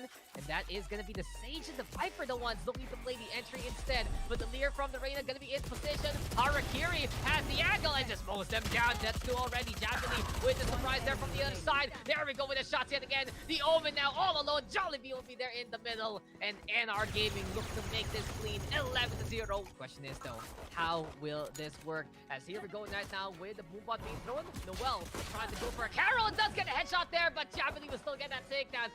Low HP though for Jollibee, and now it's going to be Harakiri looking to play the arms. Jollibee though with that kill. Now all of the Viper shenanigans going to be going on away because Yorichi Kagura will die. Rotation's going to be into the middle right now. That spike is going to be Suken though going to get 2, and it's now 2v3 as Ludophobia congregating by the spawn. We'll see though if this is going to work as Harakiri up on top. Does get the kill there at the Zukin. 3v1, the Sage is all alone. And the question is, what can she do? It's Harakiri just peeking on the round, seeing the slow, goes for the jumping right click, and NR Gaming gets the perfect win, 13-0 to make an impact and make a statement here.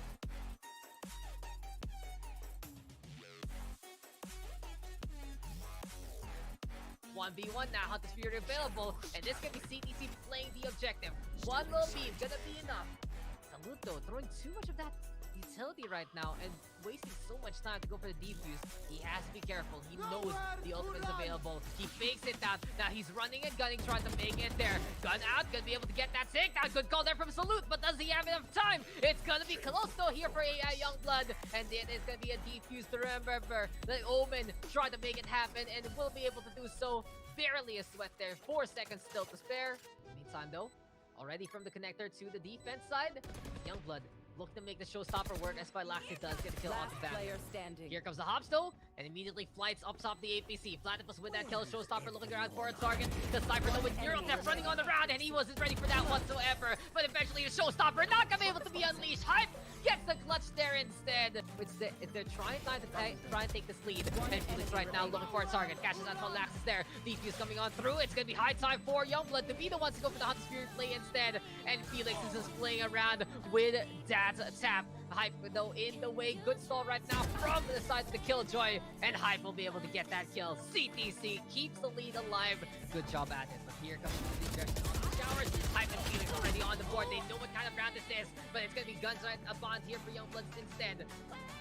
And in a case like this, it's all about Youngblood making sure they check their angles and they clear out every little bit of their push. So slow walk right now, watching out for the Cubby. But Laxus looking to lead the charge, running on around a bit more already. And there's the recon ball here, but by the left there's gonna be one. Felix though gonna get caught out by Kimachi, and Fantasy gonna get one back in return. On the right side of A, that's gonna be the Omen throwing down at Paranoia, and that's gonna be Kimachi going on down 3 in a row for the Omen right now. But Laxus the only one standing here for Youngblood. He's running out of time, and CTC looking for that kill up in the air. Bang, and we'll say that this is gonna be Cloud9 for them because they're looking so good. As CTC will take that win 13-10.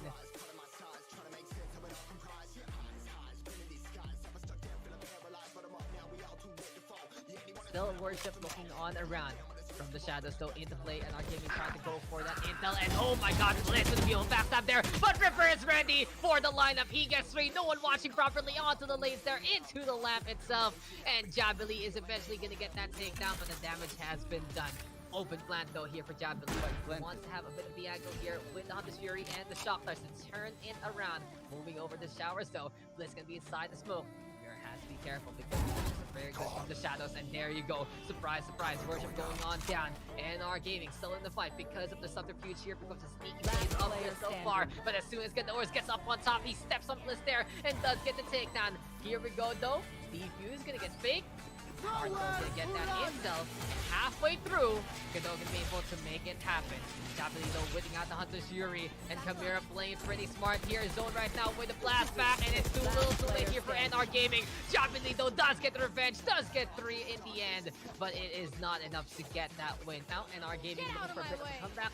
Kamira still trying to control this game, but the Blade Storm gonna get popped already. NR Gaming trying to make it through. Tripwire though does get that intel. Ripper gonna be on the inside and just pops the head of Jabili there. Here comes the Bucky though from Blitz, and Ripper gonna be going on down. They can get the gun right now. Arnie holding on to the frenzy, and it's lockdown time here for NR Gaming. Jabili though gonna get on the board. Brain Freeze is there. Arnie gonna be able to get a refrag on 2v2 right now. Showstopper though from Beats to try and find a target. And look at the face here from NR Gaming when they're playing the rush. It's looking pretty clean so far, but in the end, it is gonna be them losing the members. It's now time for the hot player. Killjoy sees this one coming. Arnie catching out Beats there. 1v1 right now. Worship still with the operator though. Puts the wall up. Does go for the resurrection to make it even easier. And here we go again. Man advantage right now for Team Kamira. Can they do it? Yes, they can. Worship, you gotta praise the Lord, and you gotta praise this man's name because he will be able to get the shot onto Arnie and make it 7-2 in favor of Kamira.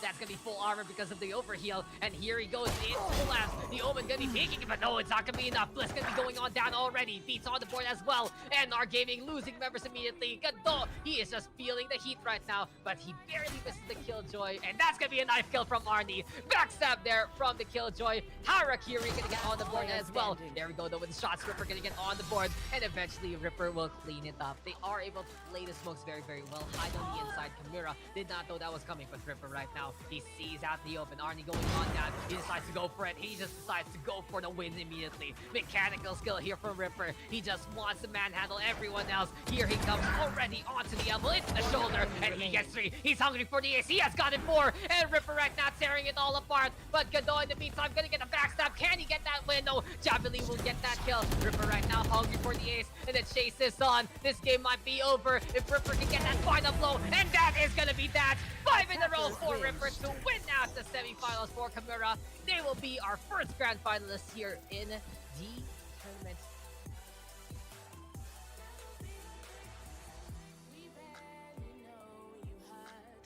Again, and here comes Gadot, ready with the Blade Storm. Looking for a target or two. Hang back though from CTC to try and answer. And that's gonna be a good flashpoint there to force the Gadoers back on out.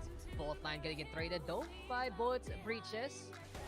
In a case like this, it's time right now for the updraft to get that kill. Orcshan caught out there. Worship gonna get the kill onto Felix as well. Spike now retrieved by the Omen, and that's good intel here for Kamira because now they see it's another spike drop. In the meantime, Bangan right now trying to find the opportunity, trying to find a target or two. but there is just going to be no squads whatsoever, no one peeking as of yet. It's more about passive gameplay here from Brainfreeze. He wants to wait it out. They have the gun advantage, and Bangan trying to go for the shots there, but Fantasy the one who kills Brainfreeze there instead. Phantom trying to get picked up, but Beats right now with the Odin from above. It's about to spray and pray. That's going to be the guy with the gun getting the damage done, but Orkshank putting the spike to the corner of this site.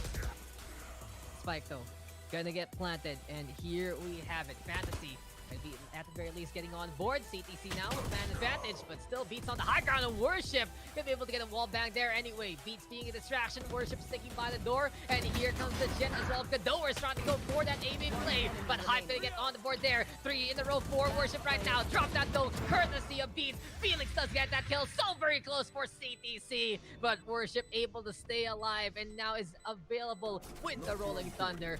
Same time, as soon as Kamira decides to just go at it, they decide to get the win anyway. The rounds usually go in favor of Kamira for good reason. They understand how to play against the opposition. They adjust their playstyle accordingly, and it's been a very flexible way here from Team Kamira. But CTC right now realizing a bit of weak spot here of Kamira's defense. It's Brainfreeze all alone, and now he's gonna get taken down. Hunter's Fury though gonna get tossed on out. Doesn't get too much there, courtesy of the defense, but Ripper at least catching out Fantasy instead. Spike planted, 4v4. Bangan trying to come through the smoke, and he does get a kill on the one and make that 2. Good hold here up top the rafters. And Bangan gonna be able to go on away instead. Worship though with the operator. Can he get the kill with this at the very least? Nexus sees the gun there, and the wall back to get that takedown. Being over to the right side, does get rid of Hype as well. Another one, no, Orkshank will get the takedown this time. Good effort there from Worship, but Owl Drone though, scouting on around. CTC playing slow and steady for the time being. Now it is going to be time for the Hunter's Fury. Lining it up, looking to go for the takedown. Hype going to be pushing on forward alongside the Jet. And Beats and Godovers though do hold the line. Rolling Thunder going to be there as well. Godovers though sacrificing life for the greater good. Orkshank going to get that takedown. 4v3 right now. Bolt line going to get thrown. Question is, where can Kamira hide? The Dome of Doom is going to be encompassing the B side, and it seems like one going to get detained. The hunt is on, the Rolling Thunder is there though. A bit of a bait and switch here from Kamira. They're trying to make sure that this is going to be a safe spot there. 4 Beats to hold on. Ripper does get that kill off the one, and here comes Beats with the Ares yet again. There's a peek with the classic 2 versus 1. Felix now going to get isolated on the inside the boathouse, and a jumping right click there from Worship to wrap it up. A stolen round by Kamira has come on through. Knows exactly where one member is. Now it is going to be Worship putting the spike down. Orkshank also with the zone, and well played there to Felix. What a combo there from CTC. Aftershock to force out whoever's down in hell, and the Shock Stars come to take care of business. 5v3 right now. The ultimate though, courtesy of Hype. Beats gonna be able to get that tank now. It's up to Kamira to get the hell away. Worship for now with the Jazz hands. He is gonna be saved though by Godot. 2v1, but effectively it's a battle of the Jets. And who can get this win? Kamira has put the spike down. Bangan trying to go for the fake. Here comes the Rolling Thunder, and Kamira will make the 1-2 punch happen again. Here we go with Godot and Worship getting the peak, and Kamira will take a sense with an 8-round gap.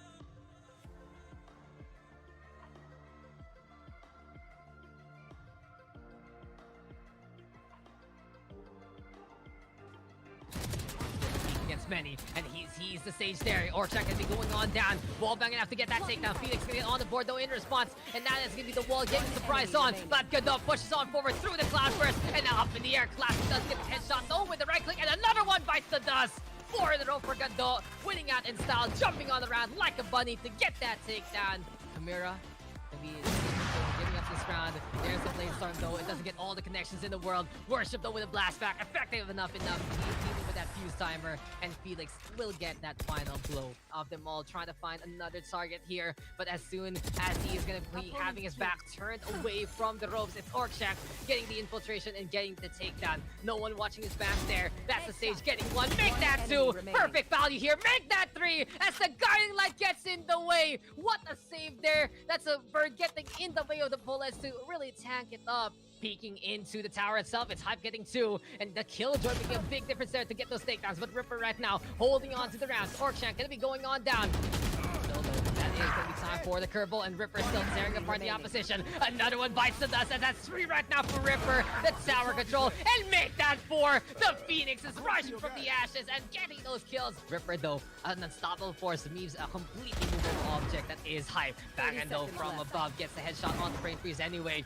And now in the 4v3, make that 4v2, because Bangan has an idea of where that running back got popped, and Kamura gonna be losing their hard carry there. Ripper right now gonna be falling down because of that spawn camp. CTC avoiding the showstopper as well. Fantasy, though, still at very least ready with that Vandal. Resurrection gonna be helpful here for CTC if ever. And Fantasy right now looking for an opportunity, but that's gonna be Gador's going on down.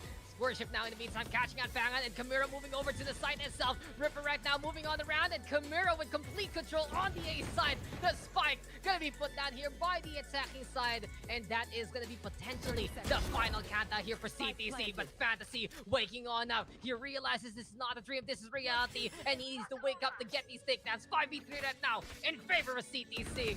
Phoenix trying to break down this wall.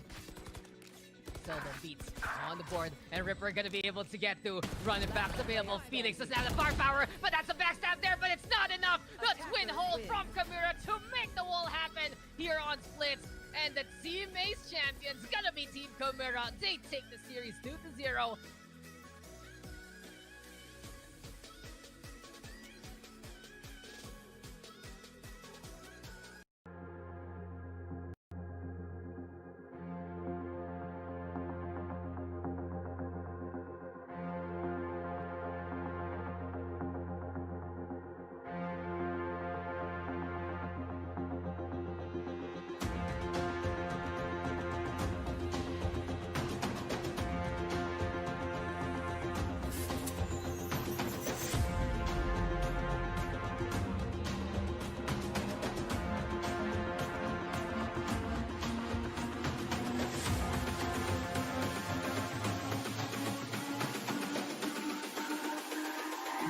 It's all about humanity. Doesn't have all the control anymore, and that's gonna be 3 already for Javelin. He's looking to just become the Javelin sauce here. Sees the TP, but that is gonna be the Shroud Step to get on the way. Apparently, Omen will survive, but there's the push, there's the takedown. Dismissed right now to get 4. Hungry for the ace, looking for it, jumps on around, but Jollibee will steal that kill away.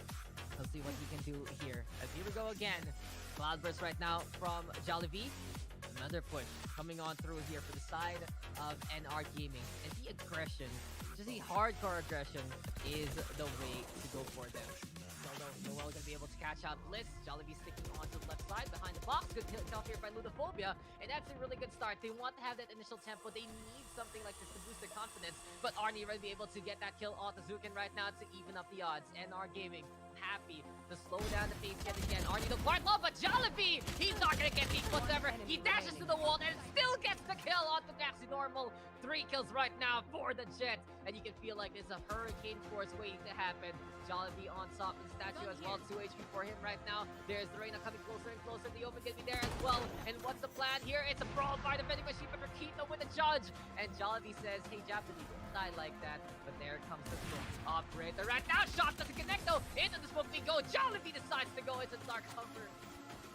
Do have that 7-0 scoreline at the moment. Harakiri tried to go for the shot with the operator, but it doesn't connect this time. Even though already low HP, gonna get healed up there by the station on the other side. Press is available for both. Javelin though with a kill onto Rakito, and he transfers over to the right side, but no one gonna peek. You know, sometimes you're expecting someone to go for the raid frag, but no, Ludophobia just lets that one go by. Javelin with that one-man advantage with NR Gaming. Trying to go for the Empress as well. Here we go, Vision here being thrown on that. Harakiri with the cover does get that takedown. Javelin just bring it down, dismiss to stay invisible, and Harakiri will just show you an honorable death. They just need that confidence to actually decide to go for it. They just need that confidence to go all the way to the site itself, and then they might stand a chance to actually go for the fight for Bliss with a 1. But Yorichi Kagura does get a refrag there. Boombot also helping that one out. Extra damage, a bit of attention, and now Ludophobia, just stop hesitating for them. They want to go. They should just go. It really just goes to show them that you need to have that killer instinct to try and play this game. But perhaps normal right now with the res. Jollibee, he's going for the flag. And here we go with a burst bar. Not getting connection. The left clicks are there as well from the Blade Storm. And now it's the Omen all alone. But apparently, let's see the Omen there. Eventually, Rikito will give him the surprise and catch out Harakiri. 3v1 though, can't see Rikito play it clutch. Does see the gun there of the Killjoy and Arnie gonna be going on down. Next on the list though, the Blade Storm is still upon us. Jollibee will get that kill. And that is that. Everyone hesitates. No one wants to go for the entry. And that's a bit of a bust for them. You have a duelist for a reason. Someone has to bite that bullet. Someone has to go on in and try to go for those takedowns. But for now, we're not seeing it whatsoever from Ludophobia. This time, though, they're finally pushing as a good unit there onto the garage. Someone by the wall. They break it down. And that is going to be the Sage and the Viper, the ones looking to play the entry instead. But the Leer from the Reina going to be in position. Harakiri has the angle and just mows them down. Jets 2 already. Jollibee with the surprise there from the other side. There we go with the shots yet again. The Omen now all alone. Jollibee will be there in the middle. And NR Gaming looks to make this clean 11-0. Question is though, how will this work? As here we go right now with the boombot being thrown. Noel trying to go for a Carol and does get a headshot there, but Jollibee will still get that takedown. Low HP though for Jollibee, and now it's gonna be Harakiri looking to play the arms. Jollibee though with that kill. Now all of the Viper shenanigans gonna be going on away because Yorichi Kagura will die. Rotation's gonna be into the middle right now. That spike is going to be Sukendo gonna get 2, and it's now 2v3 as Ludophobia congregating by the spawn. We'll see though if this is gonna work. And Harakiri up on top. Does get the kill there with the Zukin. 3v1, the Sage is all alone. And the question is, what can she do? It's Harakiri just peeking on the round, seeing the slow, goes for the jumping right click, and NR Gaming gets the perfect win, 13-0 to make an impact and make a statement here.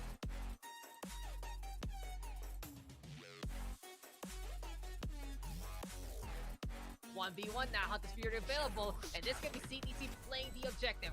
One little beam gonna be enough. Salute though, throwing too much of that utility right now and wasting so much time to go for the defuse. He has to be careful. He knows the ultimate is available. He fakes it down. Now he's running and gunning, trying to make it there. Gun out, gonna be able to get that takedown. Good call there from Salute, but does he have enough time? It's gonna be close though here for AI Youngblood, and it is gonna be a defuse to remember. The Omen tried to make it happen and will be able to do so. Barely a sweat there. 4 seconds still to spare. Meantime though, already from the connector to the defense side, Youngblood look to make the showstopper work as Laxi does get a kill on the back. Here comes the Hops though, and immediately flights up top the APC. Platypus with that kill, showstopper looking around for a target. The Cypher though with Eurotep running on the round, and he wasn't ready for that whatsoever. But eventually the showstopper not gonna be able to be unleashed. Hype gets the clutch there instead. They're trying to try and take this lead. And Felix right now looking for a target. Catches out Laxis there. Defuse coming on through. It's gonna be high time for Youngblood to be the ones to go for the Hunter's Fury play instead. And Felix is just playing around with that tap. Hype though in the way. Good stall right now from the side of the Killjoy. And Hype will be able to get that kill. CTC keeps the lead alive. Good job at it. But here comes the showers. Hype and Felix already on the board. They know what kind of round this is. But it's gonna be guns right upon here for Youngblood instead. And in a case like this, it's all about Youngblood making sure they check their angles and they clear out every little bit of their push. So slow walk right now, watching out for the Cubby. But Laxis looking to lead the charge, running on around a bit more already. And there's the recap ball here, but by the left there's gonna be one. Felix though gonna get caught out by Kimachi, and Fantasy gonna get one back in return. On the right side of A, that's gonna be the Omen thrown down at Paranoia, and that's gonna be Kimachi going on down 3 in a row for the Omen right now. But Lax is the only one standing here for Youngblood. He's running out of time, and CTC looking for that kill up in the air. Bang, and we'll say that this is gonna be Cloud9 for them because they're looking so good. As CTC will take that win 13-10.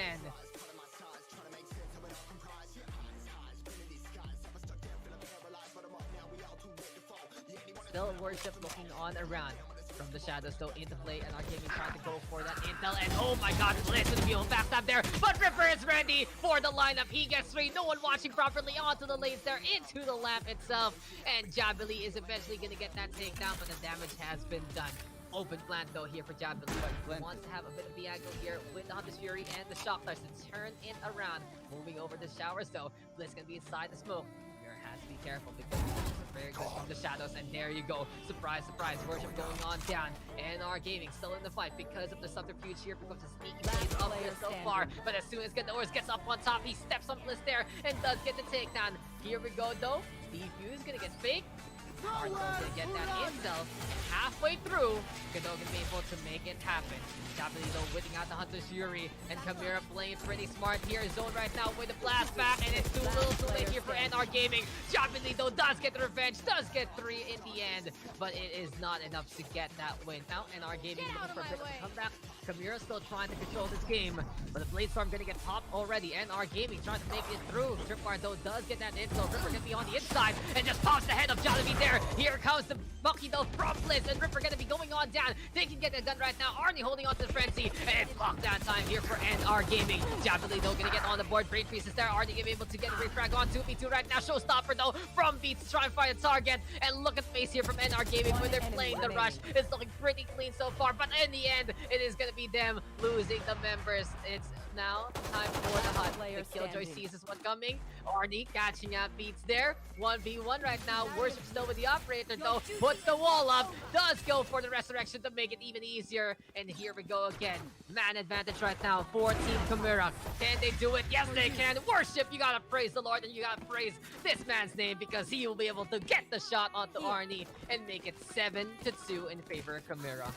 That's gonna be full armor because of the overheal. And here he goes into the last. The Omen gonna be taking it, but no, it's not gonna be enough. Bliss gonna be going on down already. Beats on the board as well. And our gaming losing members immediately. Godot, he is just feeling the heat right now, but he barely misses the Killjoy. And that's gonna be a knife kill from Arnie. Backstab there from the Killjoy. Harakiri gonna get on the board as well. There we go though with the shots. Ripper gonna get on the board, and eventually Ripper will clean it up. They are able to play the smokes very, very well. Hide on the inside. Chimera did not know that was coming, but Ripper right now, he sees out the open. Arnie going on down. He decides to go for it. He just decides to go for the win immediately. Mechanical skill here from Ripper. He just wants to manhandle everyone else. Here he comes already onto the elbow, into the shoulder, and he gets 3. He's hungry for the ace. He has gotten 4, and Ripper right now tearing it all apart. But Godot in the meantime gonna get a backstab. Can he get that win? No, Javelin will get that kill. Ripper right now hungry for the ace, and then chase this on. This game might be over if Ripper can get that final blow, and that is gonna be that. 5 in a row for Ripper to win out the semifinals for Chimera.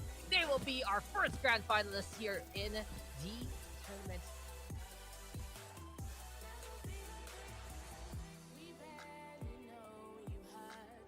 Again, and here comes Godot, ready with the Blade Storm.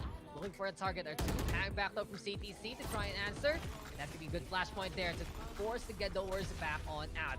Both line gonna get traded though by both breaches. In a case like this, it's time right now for the updraft to get that kill. Orkshan caught out there. Worship gonna get the kill onto Felix as well. Spike now retrieves by the Omen, and that's good intel here for Chimera, because now they see there's another spike drop. In the meantime, Bangan right now trying to find the opportunity, trying to find a target or two. But there is just going to be no squads whatsoever, no one peeking as of yet. It's more about passive gameplay here from Brain Freeze. He wants to wait it out. They have the gun advantage, and Bangan trying to go for the shots there, but Fantasy the one who kills Brain Freeze there instead.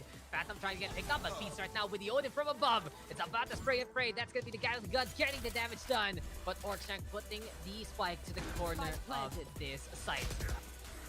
Spike though gonna get planted, and here we have it. Fantasy gonna be at the very least getting on board. CTC now with man advantage, but still Beats on the high ground, and Worship gonna be able to get a wall bang there anyway. Beats being a distraction, Worship sticking by the door, and here comes the Jet as well. Godowers trying to go for that aiming play, but Hype gonna get on the board there. 3 in a row for Worship right now. Drop that though, courtesy of Beats. Felix does get that kill, so very close for CTC, but Worship able to stay alive, and now is available with the Rolling Thunder.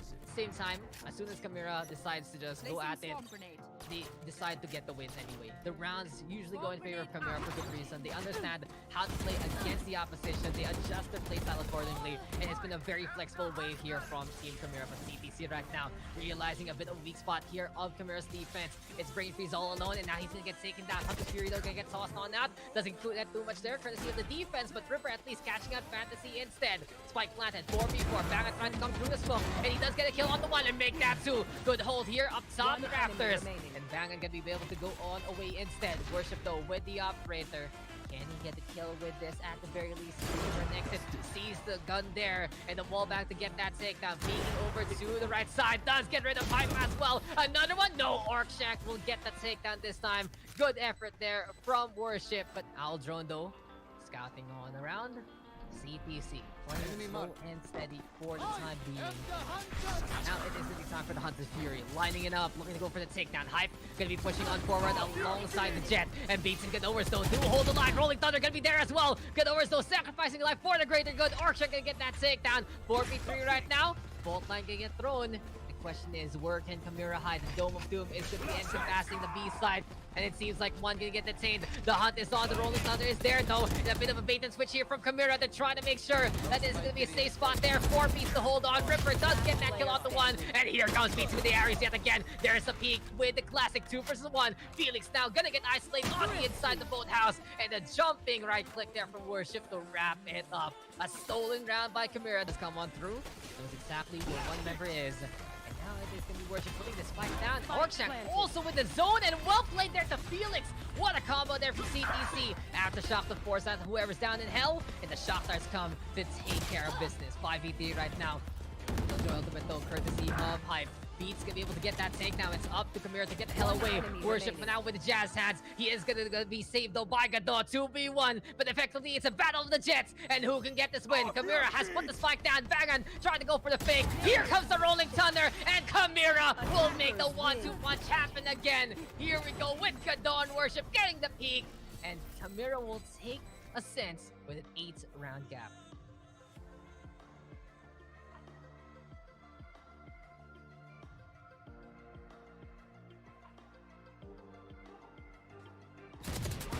Against many, and he's the sage there. Orchak gonna be going on down. Wall banging out to get that takedown. Felix gonna get on the board though in response, and that is gonna be the wall getting surprise on. But Gadot pushes on forward through the cloud burst, and now up in the air. Classic does get the headshot though with the right click, and another one bites the dust. 4 in a row for Gadot, winning out in style, jumping on the round like a bunny to get that takedown. Kamira gonna be giving up this round. There's the flame storm though. It doesn't get all the connections in the world. Worship though with a blast back. Effective enough. He's dealing with that fuse timer. And Felix will get that final blow of them all. Trying to find another target here. But as soon as he is going to be having his back turned away from the ropes, it's Orkshank getting the infiltration and getting the takedown. No one watching his back there. That's the stage getting 1. Make that 2. Perfect value here. Make that 3 as the guiding light gets in the way. What a save there. That's a bird getting in the way of the bullets to really tank it up. Peeking into the tower itself, it's Hype getting 2, and the Killjoy making a big difference there to get those takedowns. But Ripper right now holding on to the rounds. Orkshank gonna be going on down. Still though, that is gonna be time for the curveball, and Ripper still tearing apart the opposition. Another one bites the dust, and that's 3 right now for Ripper. The tower control, and make that 4. The Phoenix is rushing from the ashes and getting those kills. Ripper though, an unstoppable force, means a completely movable object that is Hype. Bangan though from above gets the headshot on the brain freeze anyway. And now in the 4v3, make that 4v2 because Bangan has an idea of where that running back got popped, and Kamira gonna be losing their hard carry there. Ripper right now gonna be falling down because of that spawn camp. CTC avoiding the showstopper as well. Fantasy though, still at the very least ready with that Vandal. Resurrection gonna be helpful here for CTC if ever. And Fantasy right now looking for an opportunity, but that's gonna be Gadowers going on down. Worship now in the meantime catching out Bangan, and Kamira moving over to the site itself. Ripper right now moving on the round, and Kamira with complete control on the A side. The spike gonna be put down here by the attacking side, and that is gonna be potentially the final countdown here for CTC. But Fantasy waking on up. He realizes this is not a dream, this is reality, and he needs to wake up to get these takedowns. 5v3 right now in favor of CTC. Felix trying to break down this wall. Silver Beats on the board, and Ripper gonna be able to get through. Running back's available. Felix doesn't have the firepower, but that's a backstab there, but it's not enough. The twin hold from Kamira to make the wall happen here on Splits. And the Team Ace champions gonna be Team Kamira. They take the series 2-0.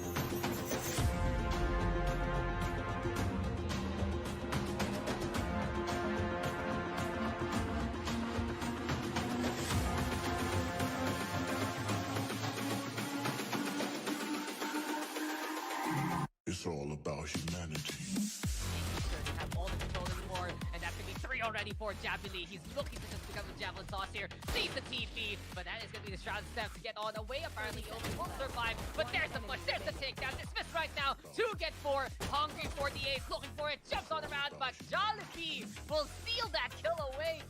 Let's see what he can do here. As here we go again.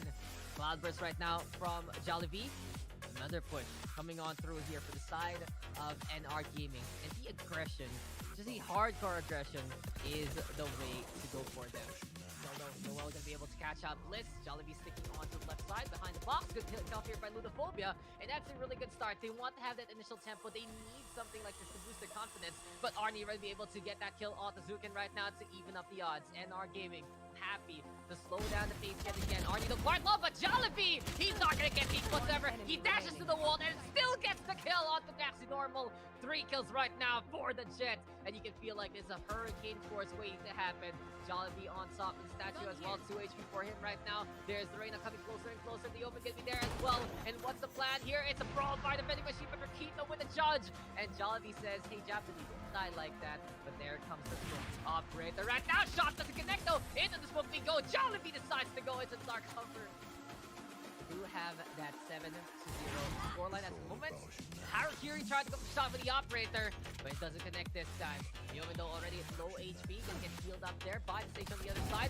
Press is available for both. Javelin though with a kill onto Rakito, and he transfers over to the right side, but no one gonna peek. You know, sometimes you're expecting someone to go for the raid frag, but no, Ludophobia just lets that one go by. Javelin with that one-man advantage with NR Gaming trying to go for the Empress as well. And here we go, Vision here being thrown on now. Harakiri with the cover does get that takedown. Javelin just bring it down, dismiss, stay invisible, and Harakiri will just show you an honorable death. They just need that confidence to actually decide to go for it. They just need that confidence to go all the way to the site itself, and then they might stand a chance to actually go for the fight for Bliss with a 1. But Yorichi Kagura does get a refrag there. Boombot also helping that one out. Extra damage, a bit of attention.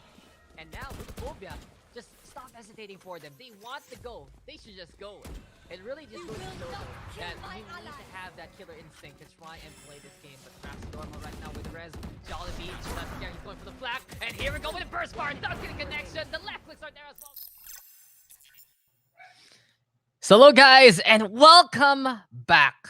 After what has to be probably the longest match in Project Chaos history, we have gotten the results and looking for able to eke it out against Finesse Arcana to a 17-15 scoreline. So great effort though for Finesse Arcana, taking a team like Looking for Org to the absolute limit, but Looking for Org using their experience and able to win it out and now have booked a date with All Born to Clutch. So here we have it. 2 Philippine teams on the first semifinal duking it out between Renite Esports and Third Chapter Esports.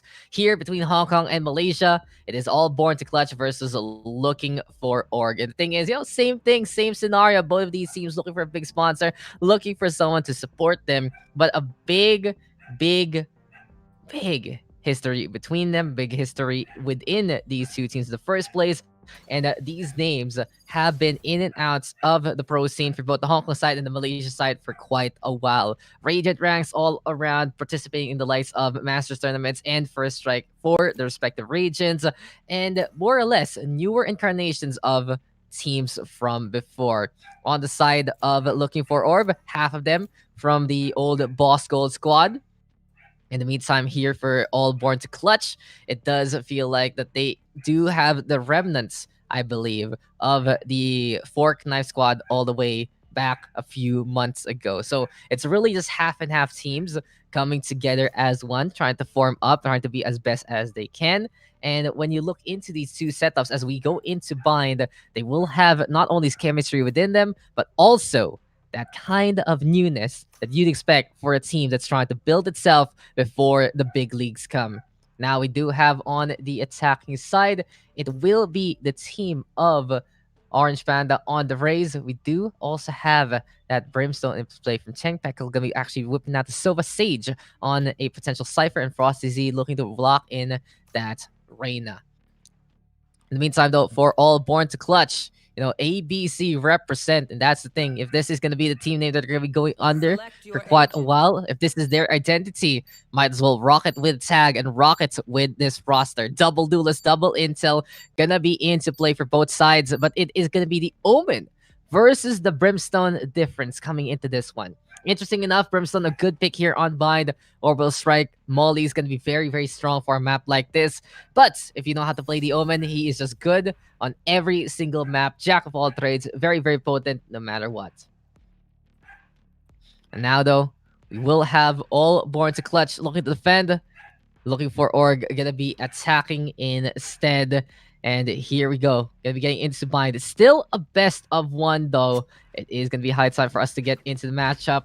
And here we have it. Double intel, double dealers, as we said before. And all Born to Clutch are gonna be defending this game at the very start. Hong Kong versus Malaysia, up-and-comers, but already near the top of the food chain. And basically, these two teams are trying to jockey for position in their own regions by doing so, practicing here against other countries, other nations, and other teams in the same case.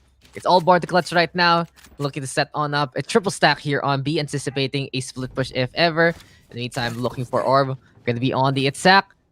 We'll be making it happen. And here we go. Into the matchup. Triple over to B long. Gonna be the case. And let's go into this game. So we start things off with Sage looking to take control of that hookah with that Cypher. Smoke's still gonna get thrown on that, and all Born to Clutch. They're gonna be happy to play a slower paced game with their comp. They have the Cypher can stall, the Rays can just go for the harass as well with the explosives, and the Omen regenerating the smokes time and time again. But on the other side, here for looking for Org, they want to execute quickly, but as Peckle decides to crouch on down, it is gonna be McLamlam getting that takedown. This is gonna be the Rays right now, trying to go for a shot again. There we have the paint shells being thrown on around. This is just all Born to Clutch, moving as much as they can on the site itself. But Tang here for looking for getting on the board. Kippo does get the refrag. Frosty Z is there. And Orange Panda right now getting the headshot onto the Omen, making it a 2v2. ABC a while ago having the advantage, but looking for right now. Getting a spike down. It's all about positioning now here for the defense. Backstab might be in order. Lear gonna be into play. Sage though go for the shots. Gets a bit of the wall bang there. Both sides helping each other with bullets. But it's no man able to just reach for the sky and be able to get that takedown on the Cypher. Now Jake wanted to play the camera to distract. And DP Jake will be able to make it happen there. Good clutch there from the Cypher. Finding the angle, distracting with the camera, peeking at the right place at the right time. And trying to ask if the Reyna would like the ultimate charge here, but no. It is going to be for the Neural Theft instead. All Born to Clutch now with the 1-0 advantage. And welcome back, guys. If you are just tuning on in yet again, you are back to see the semifinals happening here in the Colorful Kill Tournament by Project Chaos Esports. This is the second semifinal. We are going to be looking to see what kind of results we'll get for this one. Renite Esports and Third Chapter Esports facing off against one another. But here we have it in the Malaysia versus Hong Kong Slaughter. And apparently we got an update. And the winner of this match will face off against Third Chapter Esports in the finals. Third Chapter Esports itself looking for another title under the PCE banner. In the meantime, all Born to Clutch and looking to represent their nations and trying to show off the skill level as much as possible. Now McLamlam holding out the judge. Surprise, surprise onto Orange Panda, who tries to fly on the way. But Peckle's there to get a peek on over. And the Stinger is bringing in the pain and bringing in the shots. Here we go though with the Sova throwing out the recon dart, trying to get that intel in behind. And looking for right now, not wanting to overcommit if ever. They're considering to TP over to that A side. They're already waiting it on the teleport itself, and over to A we go. And as soon as the TP is heard, no one tries to run away, but Tang is there to take advantage, making it a 1v1 on B side. Spike now might be planted there on A by Frosty Z. Full HP though by the Omen, but Tang able to get a Vandal here for his Brimstone. And looking for Org at the very least, able to get the spike down. Really smart play here from all Born to Clutch though, to try and move on around with this Omen. But looking for Org, doing one better a while ago. Just timing it so well. As soon as the TP comes, there's the peek there from the Lurker. And that's just absolute communication from the attacking side. But Kippo right now wins it out against Tang in that 1v1. Stinger from long range, apparently packing a punch still. The recon ball though, just going to be able to get the camera rather, getting the tracking dart on. And Sage instead, close enough to get rid of Kippo, Looking for Org, tying it up with some subterfuge, with some sneaky plays. There you have it. It's going to be a good start here for both sides, but even better for the side of Looking for Orb because they're going to have the guns, they're going to have the money, and they are going to be good to go yet again for this matchup. Seems like though Bucky's going to be in play for the 2 on the side of All Born to clutch. Looking for Org in the meantime, at the very least, scattered on around, and will be trying to make it happen on A short instead. Now then, what can McLamlam do? A while ago, whipped out the Judge and just got blown to bits by the Stinger. This time, though, Bucky far enough to destroy Orange Panda again. And another situation where ABC able to take care of the other Rays. Just showing off a bit of the difference there. Fortunately for Allborn to clutch, it has to be Nomad clutching this out heavily with just a frenzy because there are 3 members waiting to push onto A site here from Looking for Org. Already, we have the Cypher trying to control the showers as much as possible. Rotates are in order, though, to bring the Omen and the Cypher to reinforce. Thing is, though, what can Looking for Org do now? They don't want to push too quickly because they are down a member. So they're hesitating just a little bit in this fight. Kippo, though, waiting it out.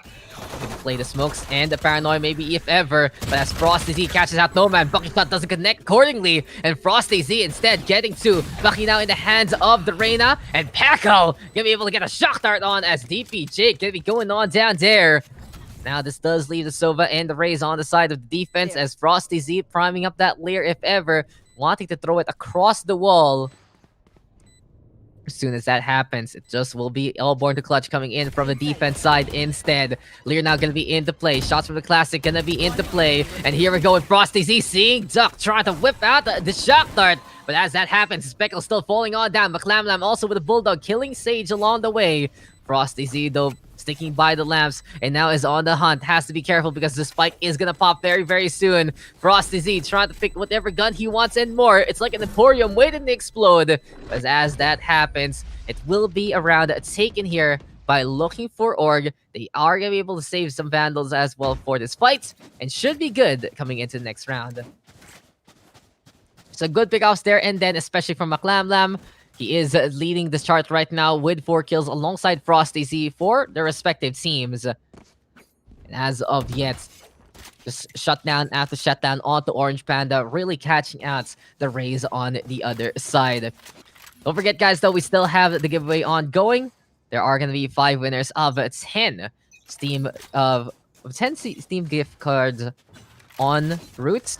And in this tournament, we just want to make sure that you guys have something to watch out for as much as possible. Like that page, comment down below while tagging a friend, and share the stream publicly on your profiles. But this is going to be all Born to Clutch right now, defending at Bind yet again. Here we have them by A side, triple stacking as much as possible.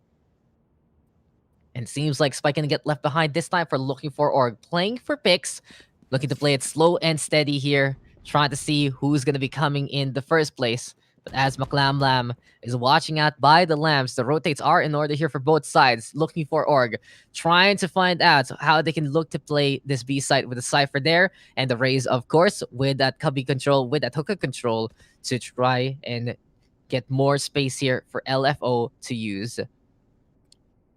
Seems like though B-Long gonna be the pathway here for Looking for Org as all Born to clutch.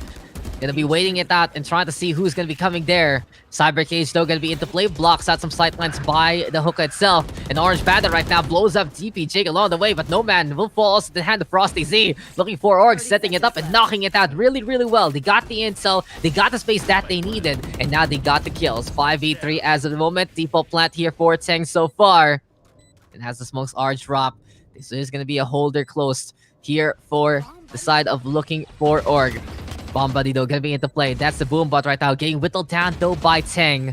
And it does expose the position of the Brimstone on the side, and all Born to clutch, wanting to move on around the map. Still though, Orange Panda finally gets revenge on McLamlam. 3 in a row here for the Rays, getting the kills that he needs. Duck now gonna be all alone, and this one is gonna get turned into Rose. As here we go with Looking for Org, taking another one, and surprising all Born to clutch with their take on B site.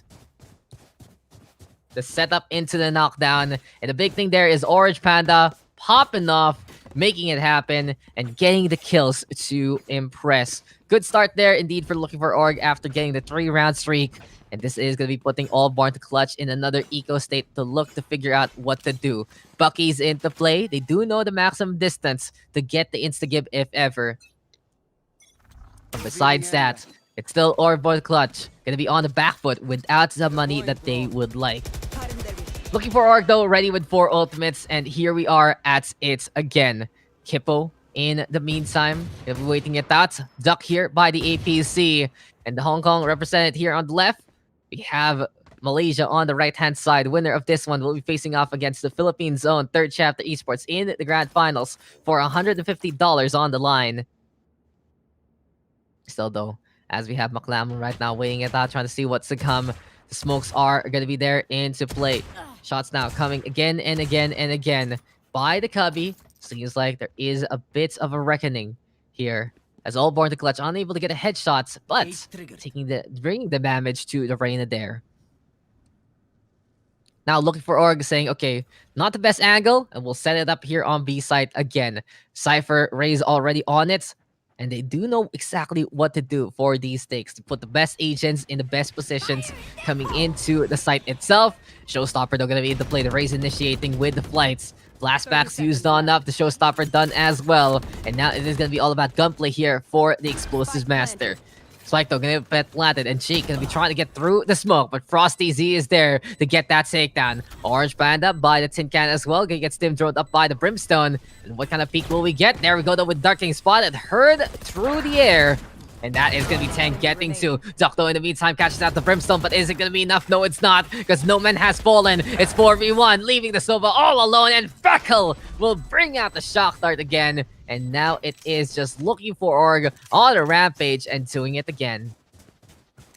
So great start here for looking for Org, even more so. It's now 4-1, but from the storyline that we got from the last game, it was also a good run by looking for Org to start things off, and then Finesse Arcana brought it to the limit and made it, how many overtimes? The first one's 13, and then 14, 15 triple overtime. It's a quadruple overtime, I think. That's just a ridiculous scoreline if you want to think about it. So kudos again to Finesse Arcana. Unfortunately, there is no prizing from the round number 2. But a great game nonetheless.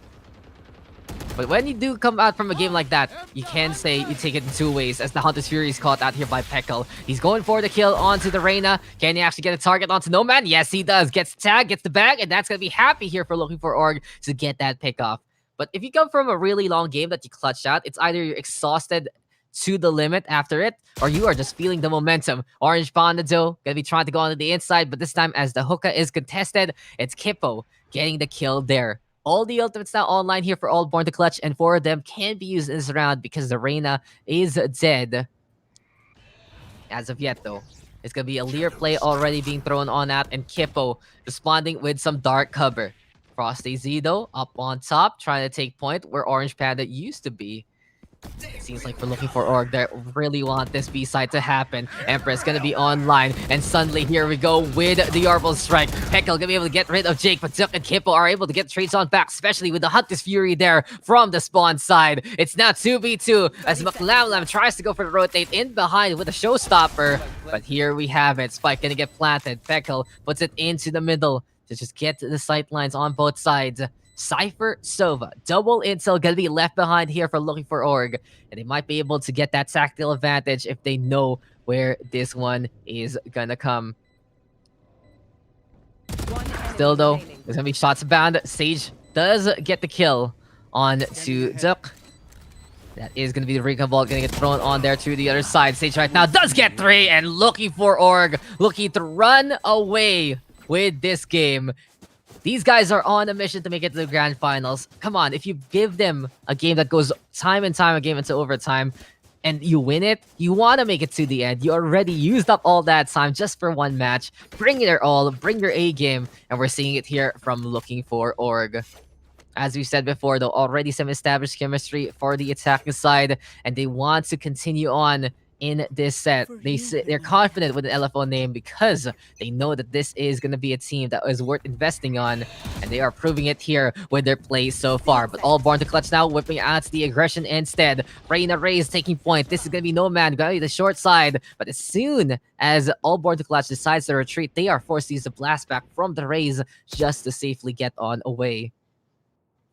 A lot of pressure and responsibility being done by looking for Org. They didn't fight all born to clutch when they brought in the aggression. Instead, they backed on that, took some really good spots to go for kills here and there, and potentially trade if need be.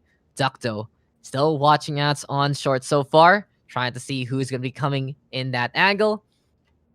And as of yet, it is going to be 4 of them looking to go through the funnel and control the default plant on A site yet again. Cypher right now still watching over the exit of the shower, controlling that part of the map as much as possible. But Smoke's going to be into play, and already Orange Panda does get the takedown onto Nomad. When you're playing against the Brimstone, when you see the smokes coming from the high heavens, you know that something will be coming your way as soon as possible. McLamnam though now with the pinch getting bounced around, but Peckle finds the headshot onto the Rays there. Paranoia being primed doesn't really get too much. Dux is just trying to hide here on the side. But as soon as that happens, look at looking for Org. Rotates accordingly, gets away from the Cypher in time. Perfect time, perfect place to make it to the site itself. Only Kippo trying to hold and cannot even get a kill mid-transition. So Spike gonna get planted, and here we have it yet again. It is going to be Jake bringing out the Bucky and Frosty Z already going on down. Another set of kills here, making it 3v3, all aboard the clutch. Still having a chance so far. And with Kippo getting another one on the board, it's an advantage here for the defenders. End up taking the sweet time to decide to go to the defuse. Half of it gonna be done. 1-for-1 trade gonna be into play. Sage trying to go for the push as Jake is to the corner. But it seems like this Cypher having a bit of technical issues gonna be used as bait by the Sova. And with Duck getting that kill, then there you have it. It's 2-5. Seems like everything is a-okay now for all born to clutch. Whatever happened there to Jake. Still though, for looking for Org, they have a big lead still into play. They had the 5-win streak to give them the money, and they will have guns yet again for this round. Neural Theft though versus Empress, and as we are going to be getting back into this one, we'll see what all born to clutch can do with some potential aggression. Kippo wanting to push on forward. There we go with already the Reina throwing out the Leer, but Frosty Z is just anticipating any kind of push, is able to avoid the shock dart as well.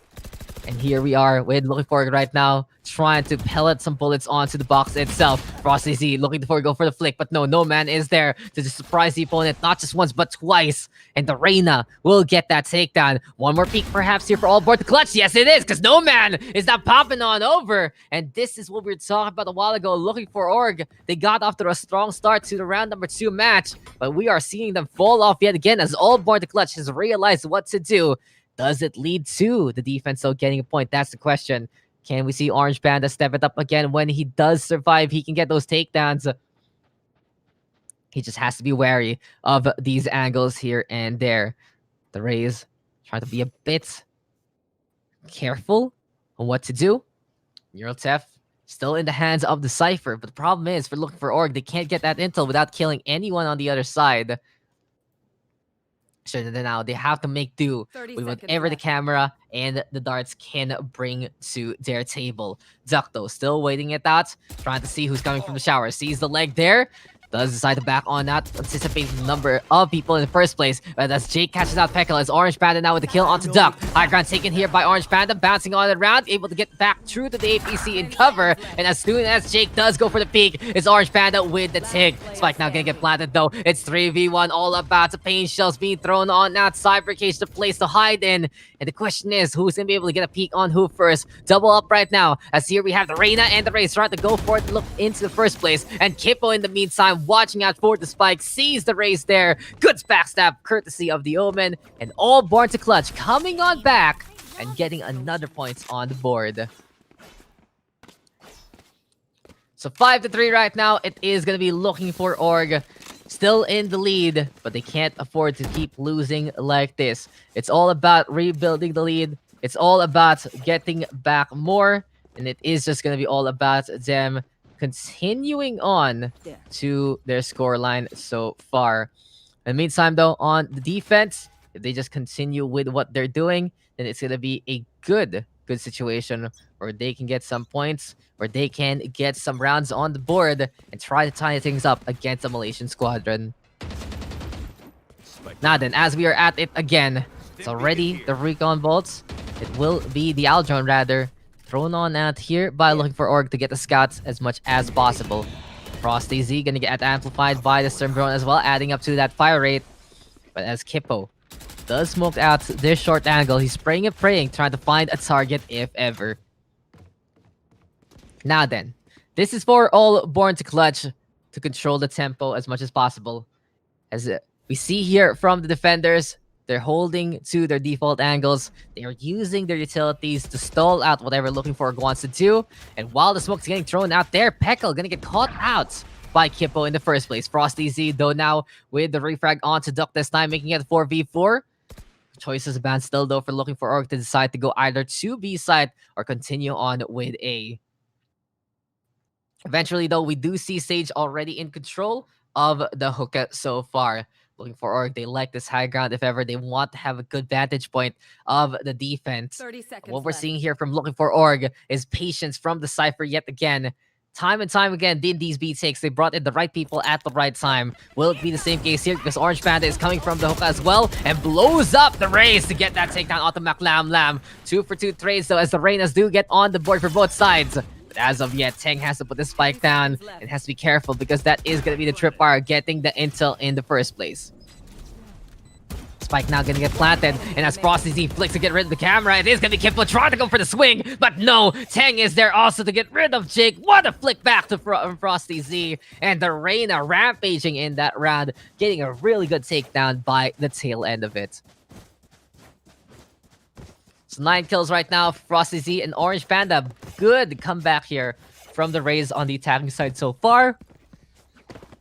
Kippo, in the meantime, opportunistic that he is, finding plays, finding kills from the jaws of defeat. But can we see the side of all born to clutch it out this time with the sheriffs in hand? Will it be enough to go for the surprise? They do still have the Empress, and I believe that is going to be a Vandal in the clutches of the Reyna. So the question is, what is going to be the plan of action here for looking for Org on the attack? They can't just go for the bomb rush. They should know they have the gun advantage. They still have to be careful because that's Reyna ready to go, raring to get some souls, and looking to go for some takedowns yet again. Smoke's still going to be into play. And Frosty Z, for the time being, trying to watch on out what is to come. Orange Panda, in the meantime, backing on away from the hookah yet again. And this time, it just might be an A take in order here for the attack.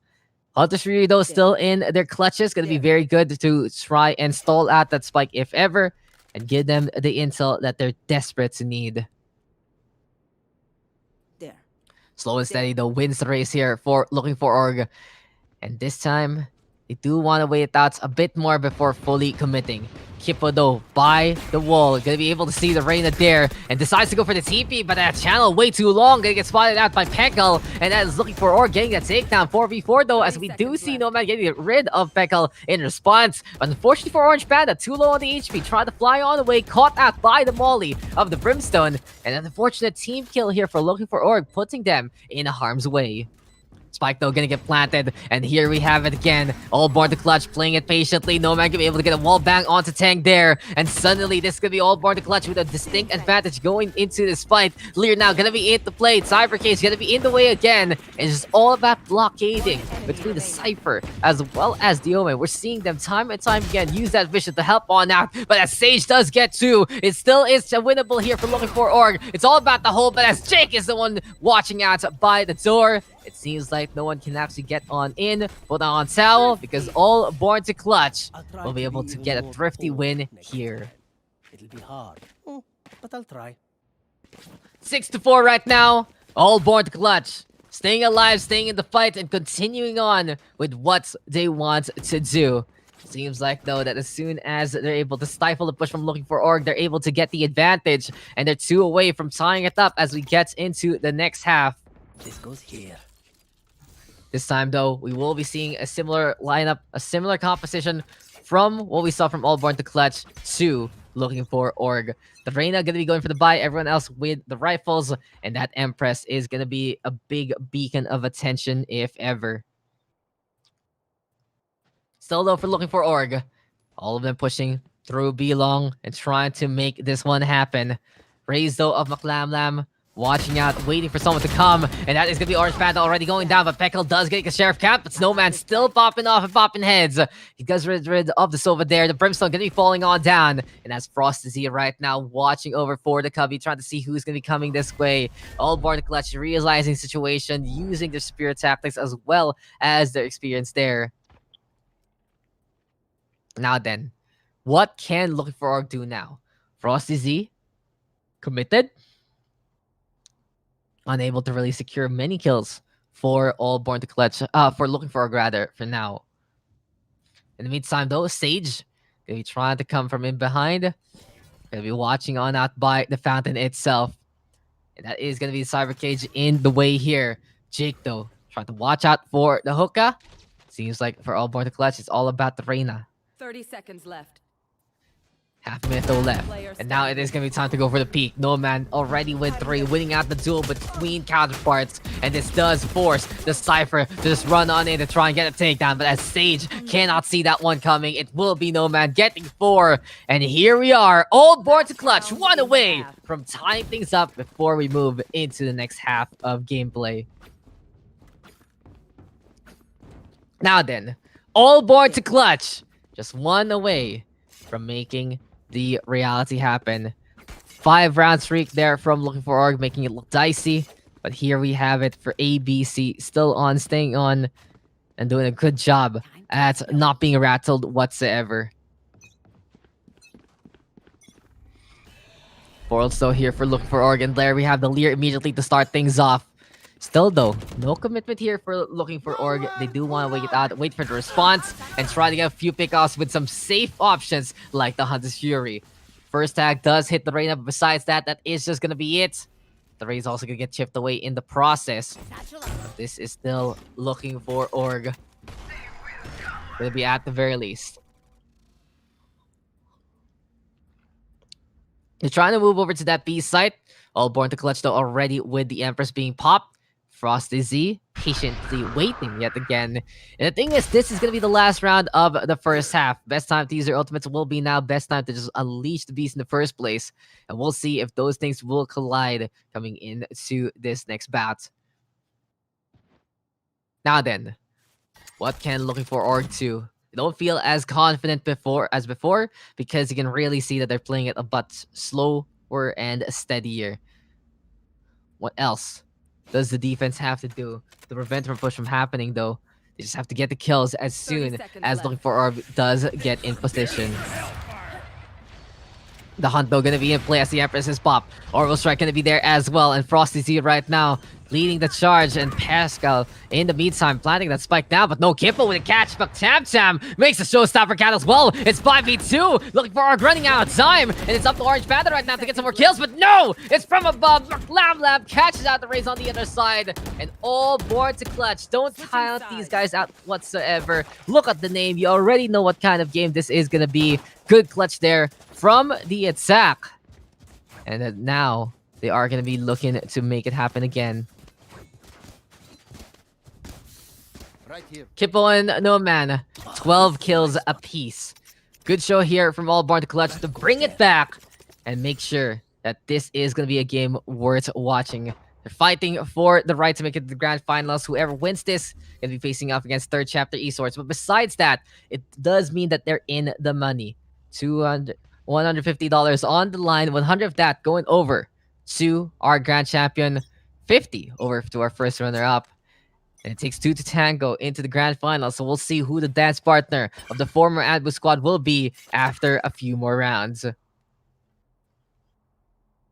scoreline though, and as we mentioned before, things are very, very even yet again, not only on the scoreline, but also on what we have.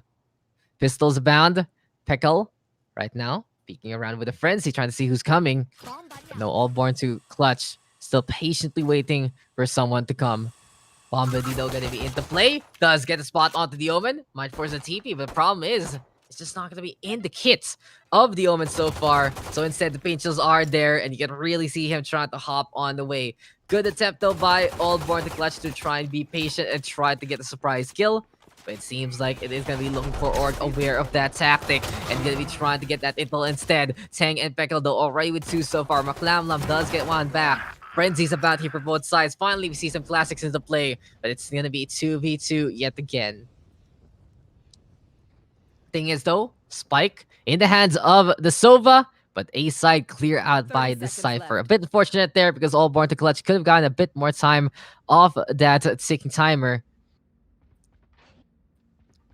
But as Duke wanting to plant this Spike down, he is going to be able to do it here. Spike gonna get planted. Looking for Org right now. Trying to play the retake. But Jake will fall to the hand of Teng, leaving everything now to the hands of the Sova. Will we see looking for Org spot at the Sova in the first place? It's all about the darts, all about being sneaky. And Smoke gonna be into play there to just get in the way of vision. As soon as that happens, it's gonna be Duck catching out Pekel in the first place. Teng right now trying to come on close, and Duck gonna be able to get the clutch there. Time and time again, the Sova staying alive, getting the takedowns, and Allborn to clutch. Clutching it not only out, but also taking the lead away from looking for Org. Right here. Right here. What a comeback it has been from Allborn to clutch so far. And it seems like this patience game has been working out for them time and time again. Slower paced right now between these two teams really goes to show what kind of playstyle they want to do in the first place. And here for Allborn to clutch, they have done what they needed to take the lead. They just have to run away with it. Still though, what we saw a while ago from looking for Org was a steal of a second round, and wouldn't be surprised if they try to do it again. Good pistol play though from ABC, but does it actually stand up against some of these lesser guns later on? In any case though, we do have a bit of pause as there are a few technical issues hampering our players yet again. While we are waiting on, guys, don't forget our gift code giveaway. 5 of them gonna be up for grabs, $10 each for a total of $50 for our winners. Still though, if you do want to join, just like that page, Project Chaos Esports, share the stream, and comment down below with a tag to a friend to see if you are eligible for our giveaway. Now then, what can Allborn to clutch do besides keeping up this kind of pace? They might consider looking to change it up as they are going to be on the attack this time. Looking for, in the meantime, having the right people at the right times has been their strength. And it seems like it's not going to be stopping here whatsoever.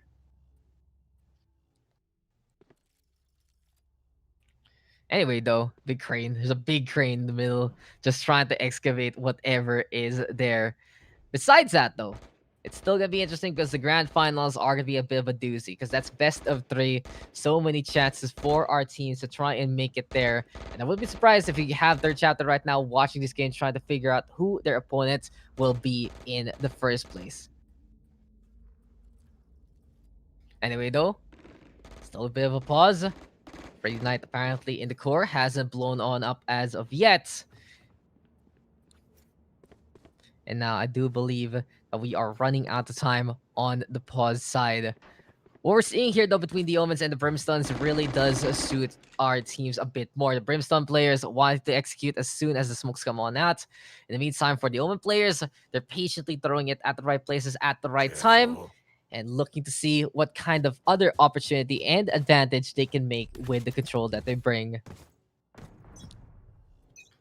Now then, game is afoot again, and we are going to be back into action. Allborn to clutch, splitting up their forces, and some going A, some going B. Spike, though, going to be in the hands of the Omen all the way near the hookah. Duck, though, in the meantime, moving around the smokes. And no man here going to be TPing alongside the Cypher to fake out the opponent again. Pinch's still gonna get thrown. Cyber Cage is there, and here comes Allborn to clutch, already getting the first kill. But as soon as that happens, Speckle and Orange Panda getting one's back, but still the advantage here in favor of the attacking side. It is just no man getting the takedowns that they need. Gonna get even planted there as well. And ABC for now, looking to see who will actually come If you know your alphabets, you know that these are the first 3 letters that come to. But the question is, who is going to be the first agent on the other side to make it here in the first place? There we have it. Crossfire set on up. Kippo and Nomad getting take that's that they need 3 in a row for this one here.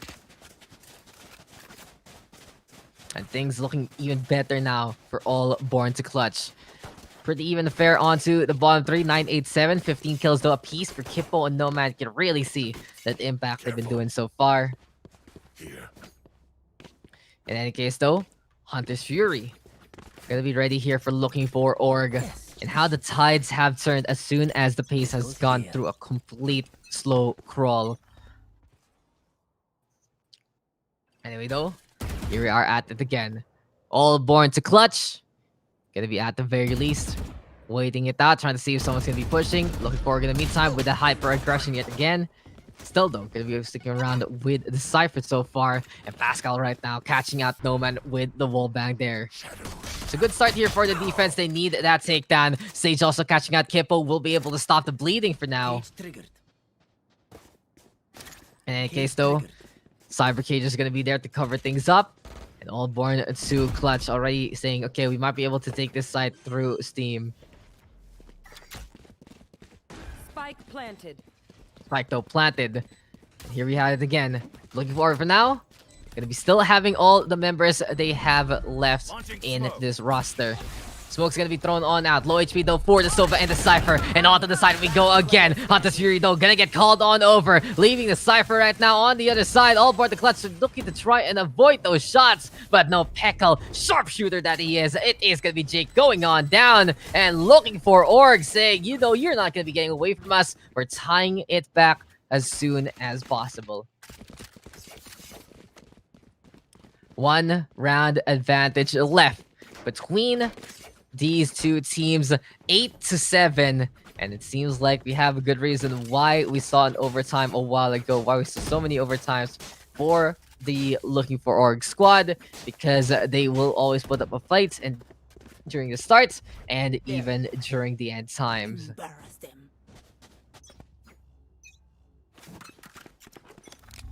Another round though, another battle. And here for the side of the attack, we do see the Sheriff here for Jake, considering that this is going to be the best eagle here for the attacking side. Might as well get rid of the unwanted there. Smoke though, going to be into play. And as that happens, there is going to be a good scan onto the container so far. Paranoia even. 10 gonna be going on down, but Frenzies is still sticking on Rad. And Pekal is there as well. Big surprise right now, courtesy of Looking for Org. It didn't really go for it until they saw the opposition get on site. But okay, that's Nomad ends up getting a takedown that they need. Taps a bad from the Sheriffs. And this does leave the Cypher all alone as soon as the advantage shifts back in favor of the attacking side. Then they're the ones with control. They can put this spike anytime you want. Cage triggered. And it seems like it is going to be the plan there for the Sova. Duck. Putting the spike down. Both ultimates now online here for all Born to Clutch. Sage gonna have to rely on that one Cyber Cage as well as his skill to get those headshots, to get those takedowns, to try and win this round. Sage though already crawling on through, trying to make it past the lamps here. But someone is watching and waiting. It is gonna be Duck, but he will fall on down. Cyber Cage in the meantime gonna be in the way. What kind of plan do we see here from both of these names? It is gonna be Sage trying to go for the push, but no, it's up to Nomad to prevent any kind of soiling happening. Another round here for all Born to Clutch, and they are just 4 away from getting the win and moving over to the grand finals.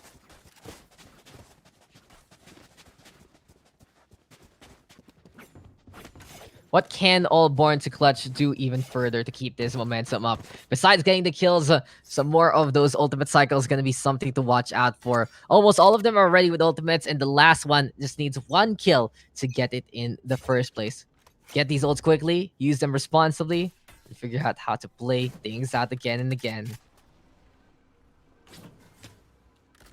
Now then, all eyes on Looking for Org this time because they have decided to play the aggression, pass the hookah, and want you to peek onto B short instead. Nothing though gonna get seen in the sand so far.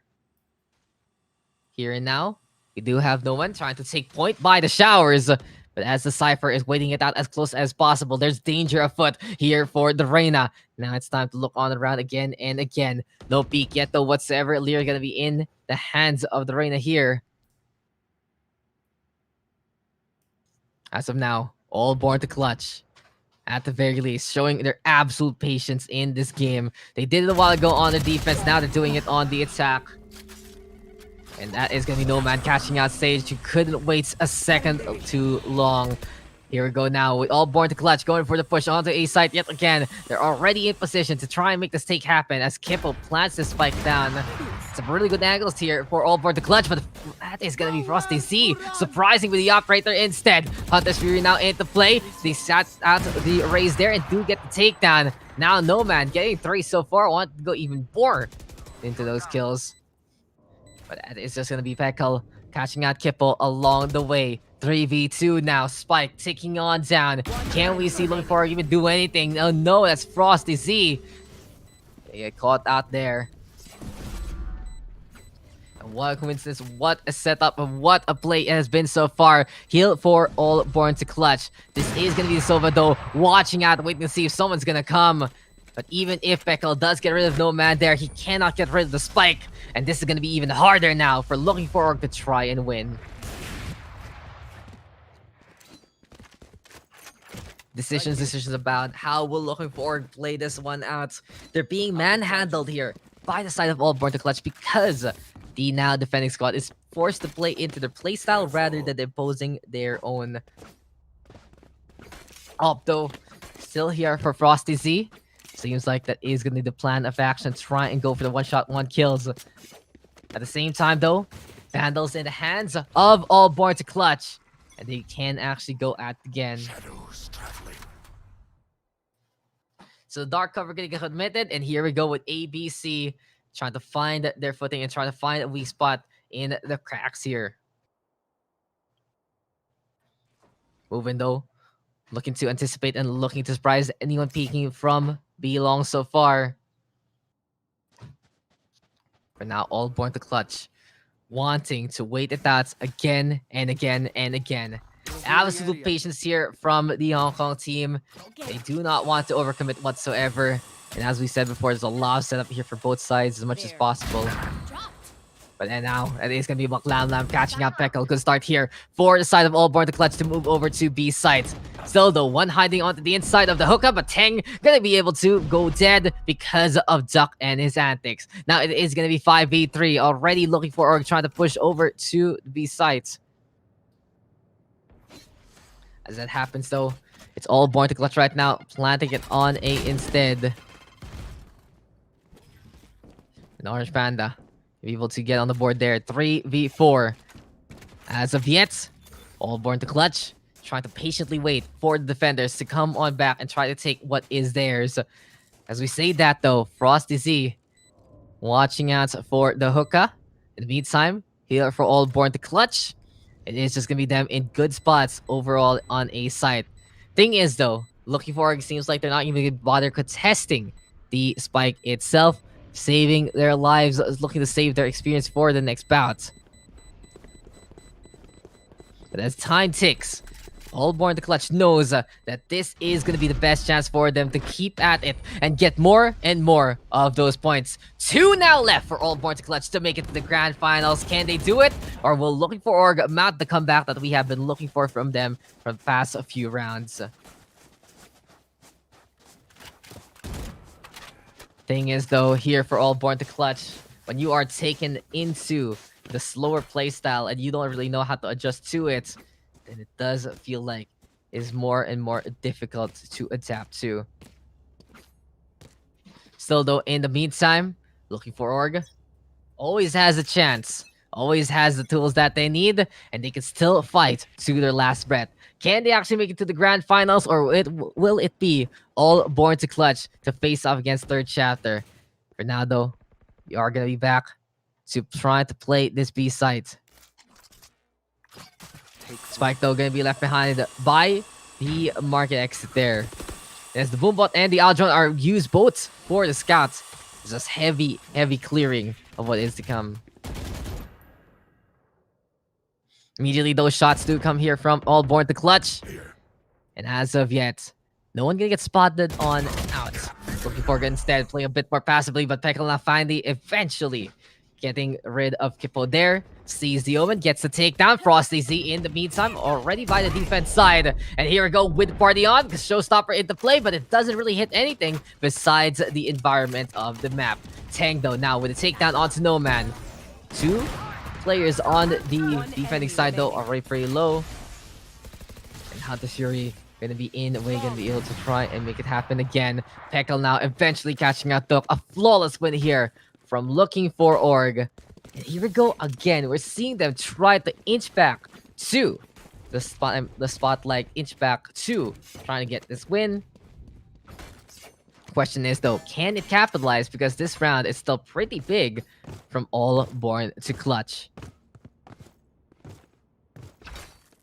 Operator warfare though between some of our duelists here, as we have Pekel right now trying to at the very least get the lineup here on B side.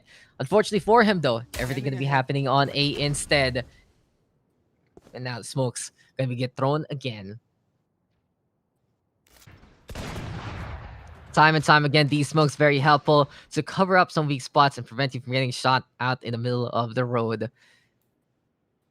Still though, here for Orange Panda, gonna be watching and waiting to see who's gonna be coming. There's the Omen on the other side, and Kippo eventually does find that Orange Panda there. Tanked over the refrag, making it a 4v4. Here comes All Born to Clutch, moving over to the site itself again. Boombot does bounce on back. And here we have it. There's a peek right now from the Brimstone. He doesn't want to continue, despite whatsoever. A minute now remaining. All Born to Clutch.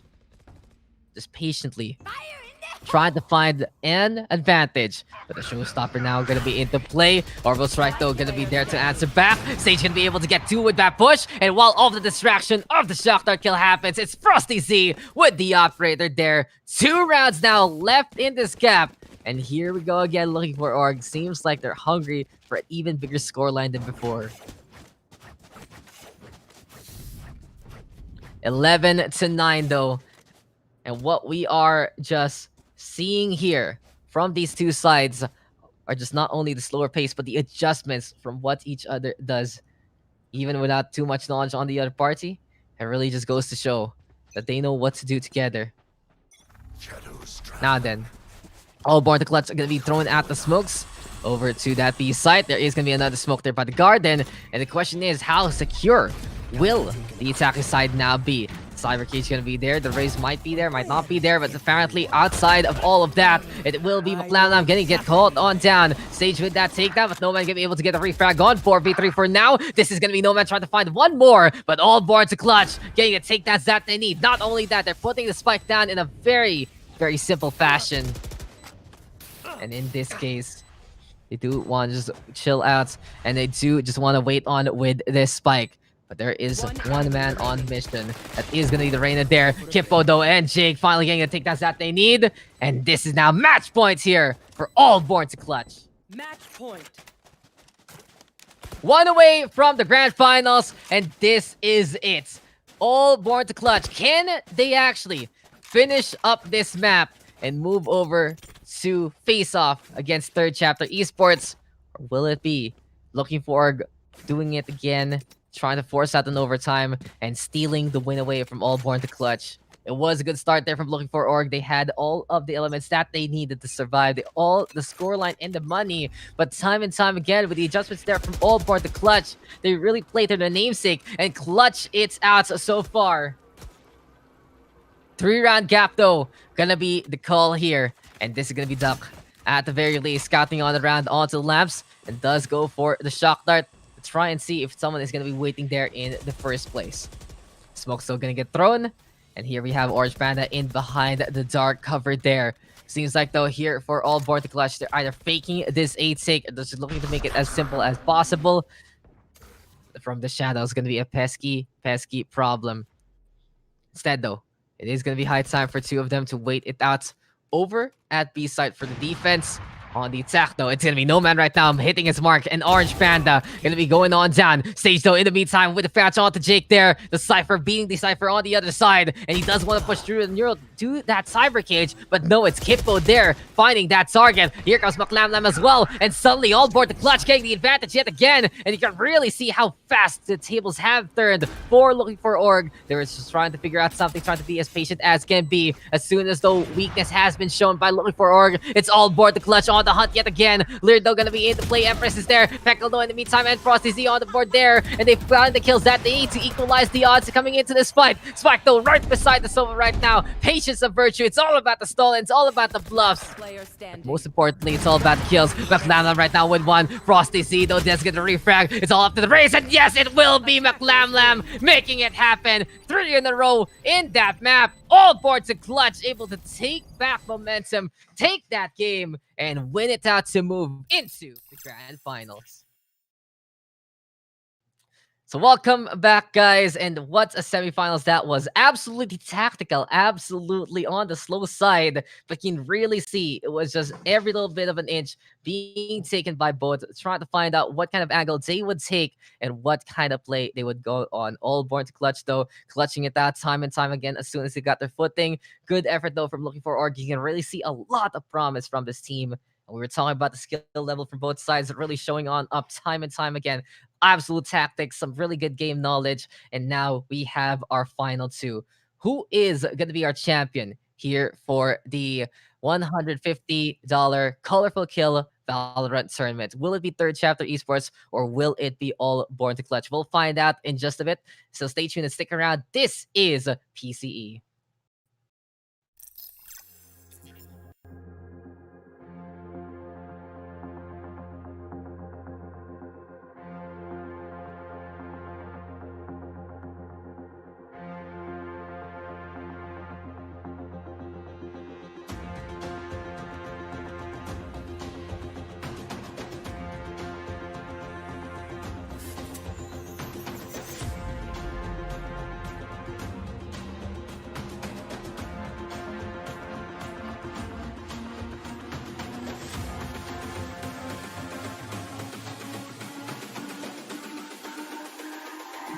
It's all about humanity. Doesn't have all the control anymore, and that's gonna be 3 already for Jabbily. He's looking to just become a Javelin Sauce here. Sees the TP, but that is gonna be the Shroud Step to get on the way. Apparently, Omen will survive, but there's the push, there's the takedown. Dismissed right now. 2 get 4. Hungry for the ace, looking for it. Jumps on the round, but Jollibee will steal that kill away. Let's see what he can do here. As here we go again. Cloudburst right now from Jollibee. Another push coming on through here for the side of NR Gaming. And the aggression, just the hardcore aggression, is the way to go for them. Noel gonna be able to catch out Bliss. Jollibee sticking onto the left side behind the box. Good kill off here by Ludophobia. And that's a really good start. They want to have that initial tempo. They need something like this to boost their confidence. But Arnie will be able to get that kill on the Zukin right now to even up the odds. NR Gaming happy to slow down the pace yet again. Arnie the quite low, but Jollibee, he's not gonna get beat whatsoever. He dashes to the wall and still gets the kill onto Maxi Normal.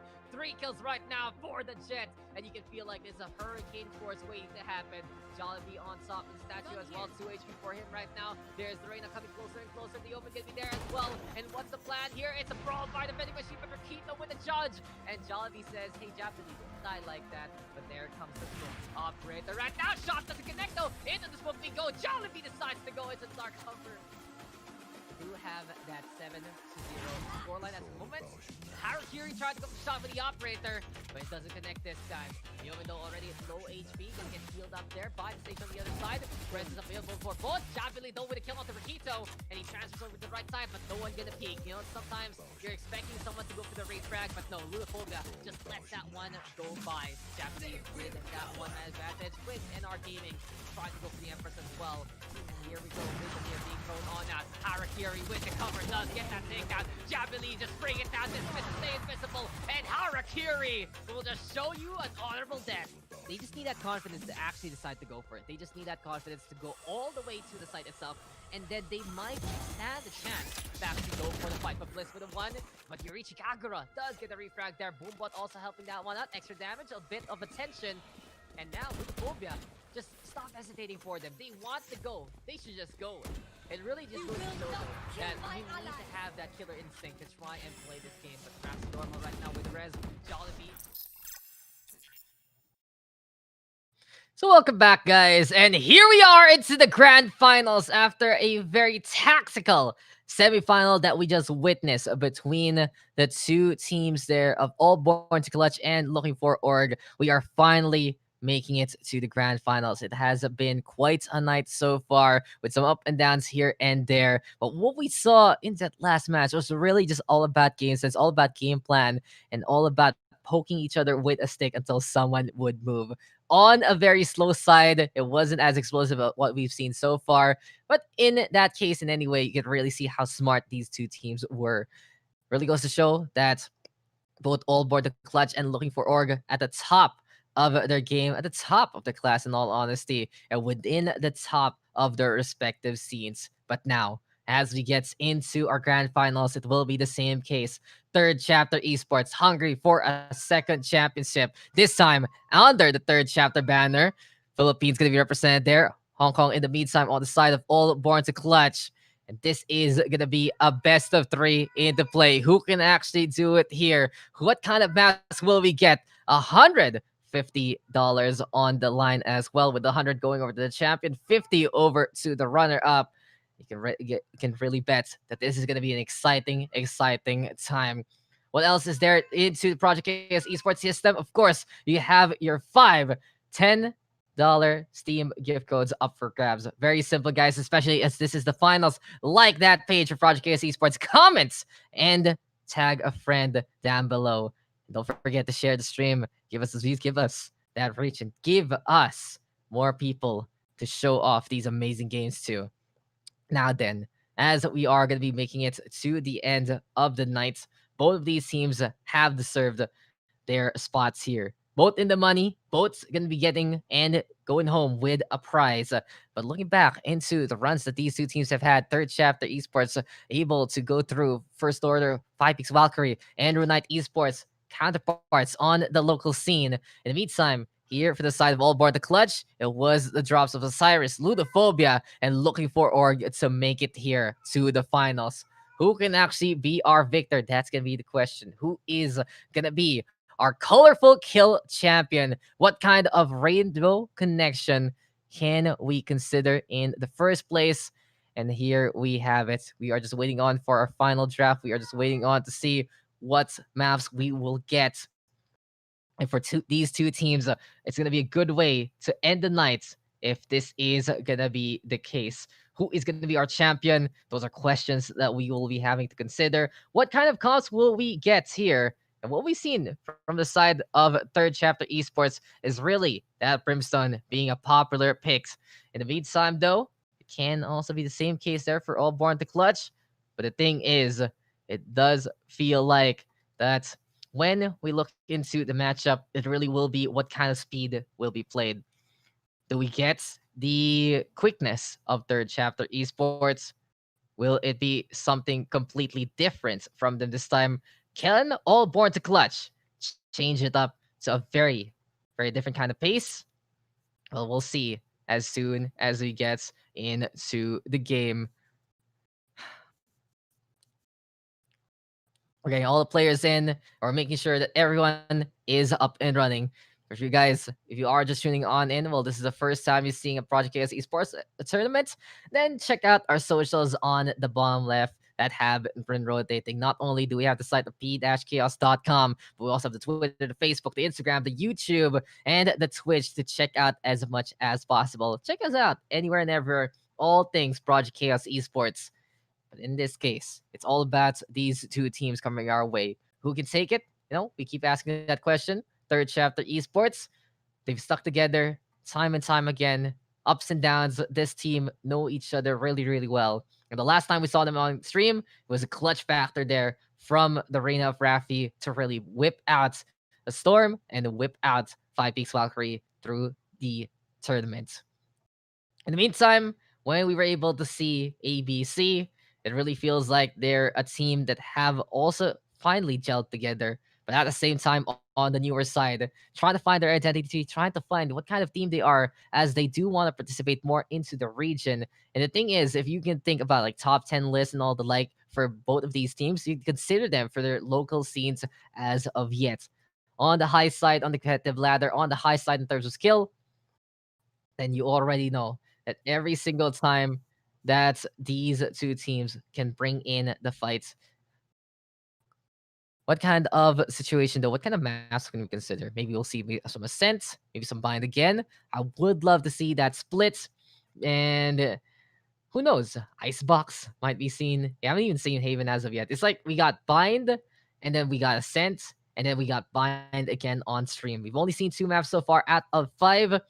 We still got 3 more maps to go on. So what can we do now? Waiting for the grand finals though to get on started. A big debate though will be that Omen versus Brimstone, and it's good to see that the debate has actually happened. Back in the day, back in the past few weeks, past few months, it's just been Omen, Omen, Omen, Omen, Omen, Omen, Omen all throughout. This time at least there's a choice. This time there's at least a debate.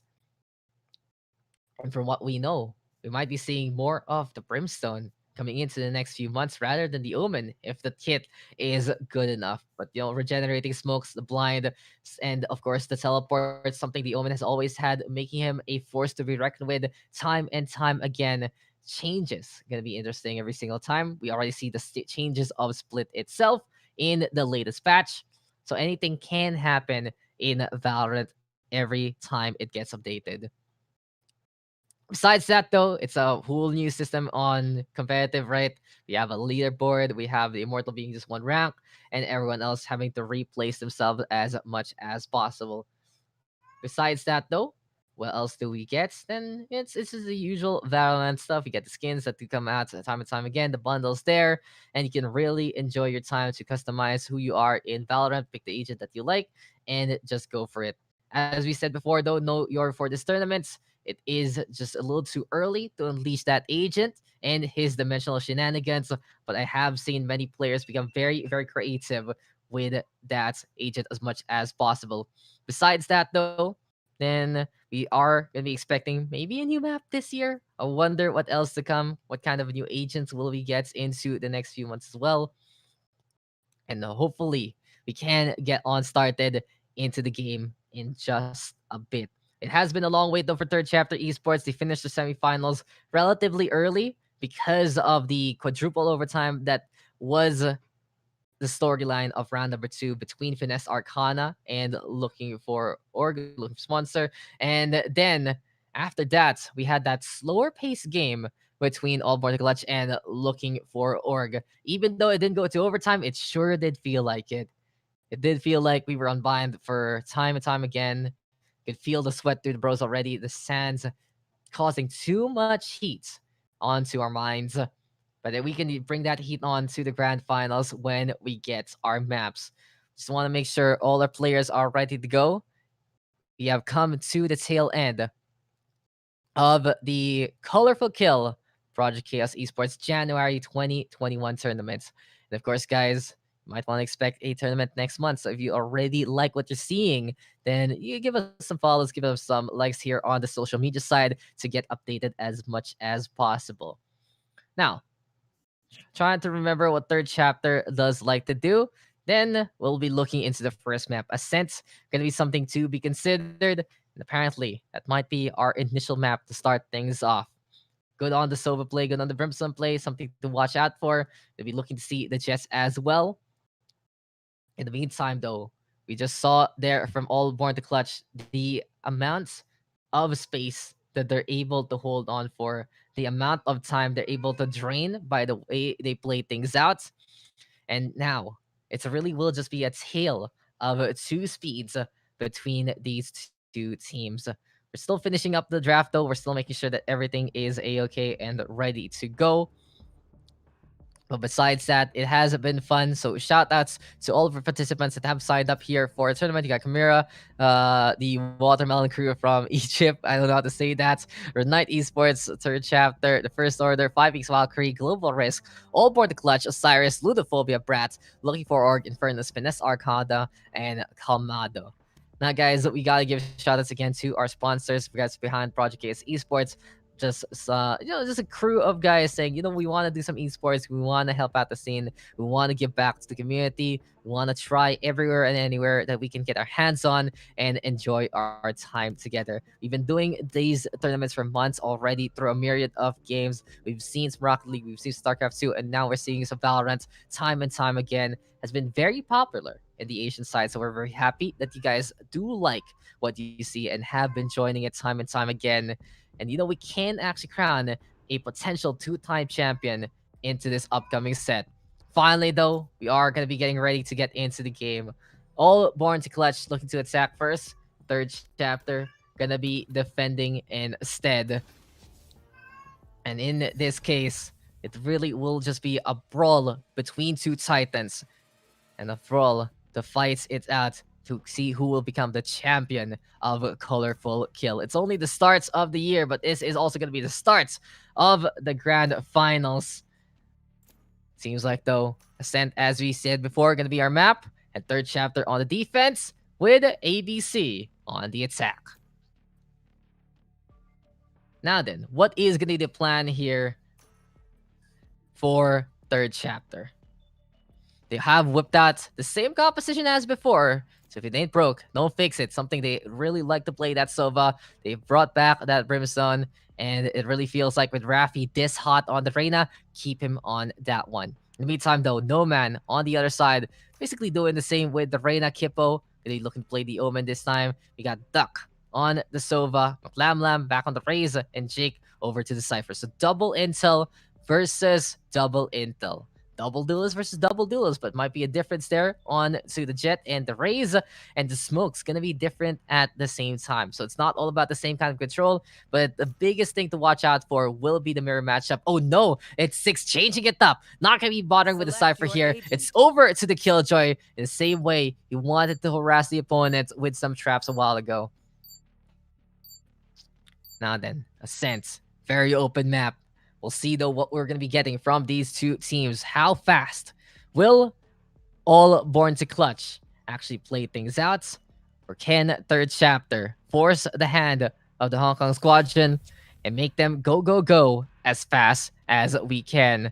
It is going to be, as we said, ABC on the attacking side. It's third chapter on the defense. And we'll see who can be more clutch here. Will it be the ones born for it? Or will it be the ones who have studied and read for it? A side and B side right for the taking here for ABC.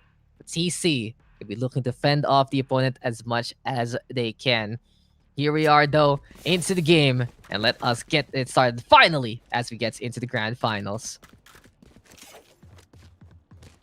So welcome back, ladies and gentlemen, and here we go. It will just be third chapter looking to make a strong statement and start off this best of 3 on the initial defense. All Born clutched into the meantime. They're trying to bring in their own kind of identity into the series here in the attacking side.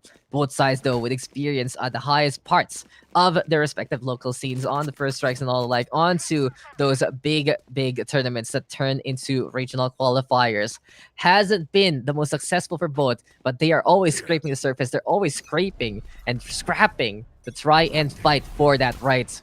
And we'll see now who has gotten more of that grit coming into this game, because already shock darts are thrown, and a beautiful one there from third chapter. 3 gonna get lit up immediately, and Concha right now just going for the burn with that frenzy. It will be Shy also on the board with Tony backs 3 here for Concha, and this is what we were talking about, a game of 2 speeds, and third chapter quickly taking that first round.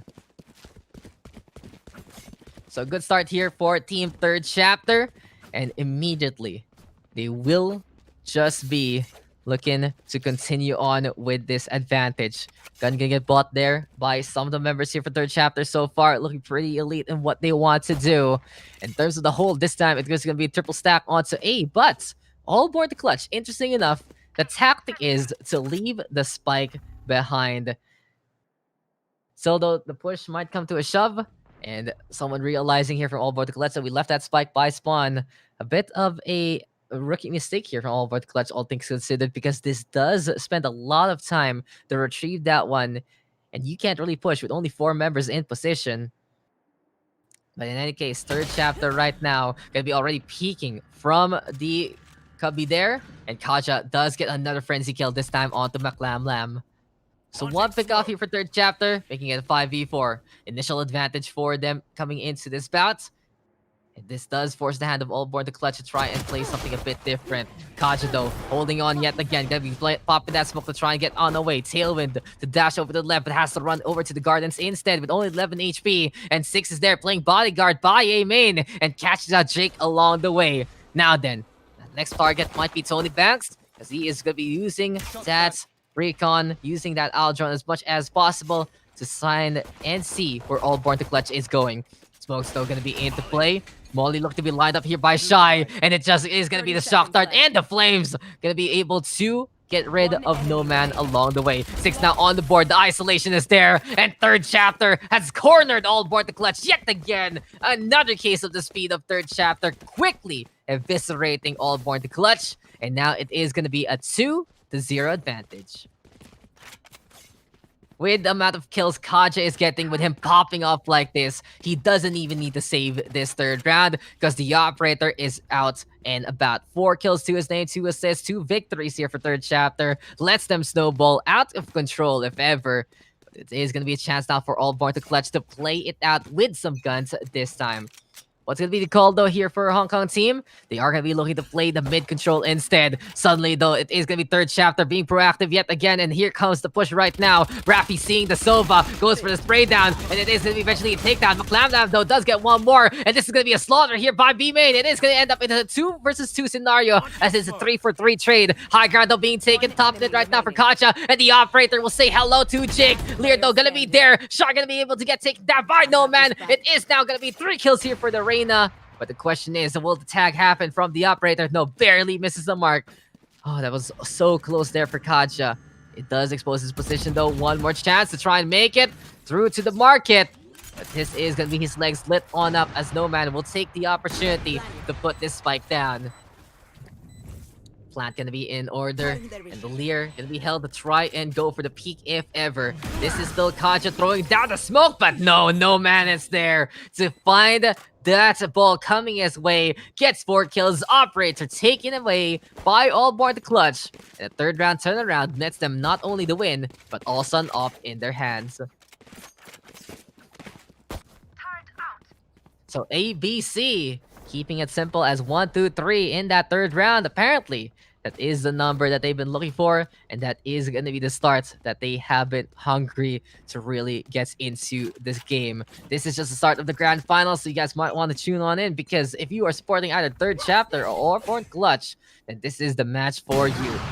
It is just $150 on the line, as No Man does get the operator shot onto Kaja there, giving him a taste of his own gun. Champion could be able to get 100 there, 50 for our runner-up. And here we are at it again. Jake, though, gonna get forced on back. Molly thrown out there by third chapter. And yet again, the game of zones, the elements in the favors here of third chapter, you can really see they have the powers of air, they have the powers of earth, or fire rather, and they have powers of lightning here. What we're seeing right now is just every little thing that third chapter can do in the first place is something they want to combo up there to amplify the damage. As I say that, it's going to be ending up as 4v2. Shy going to be going on down. We did see third chapter at the very least get a pick off, but this might not be enough. All up to Tony Banks right now. Gets the headshot onto 1 and 2. He's just going to be going for the knockdown onto 3. And Tony Banks again is absolutely on fire. He's just getting the shots to connect time and time again. Amazing transfers there from the Sova. And this does leave Rafi all alone against McLamlam in a 1v1 slate. Spike planted, but Allborn to clutch just did not expect that triple kill to happen from the Sova there. You can really see that this has just been the day of third chapter so far, thanks to Tony Banks just withdrawing every little bit of skill he has to put into this game. Rafi, though, going for the shot, making some noise. He does recover the drop, though, with the shot onto the ground itself. But the showstopper gonna get pretty much primed up by McLamlam here as the fake comes.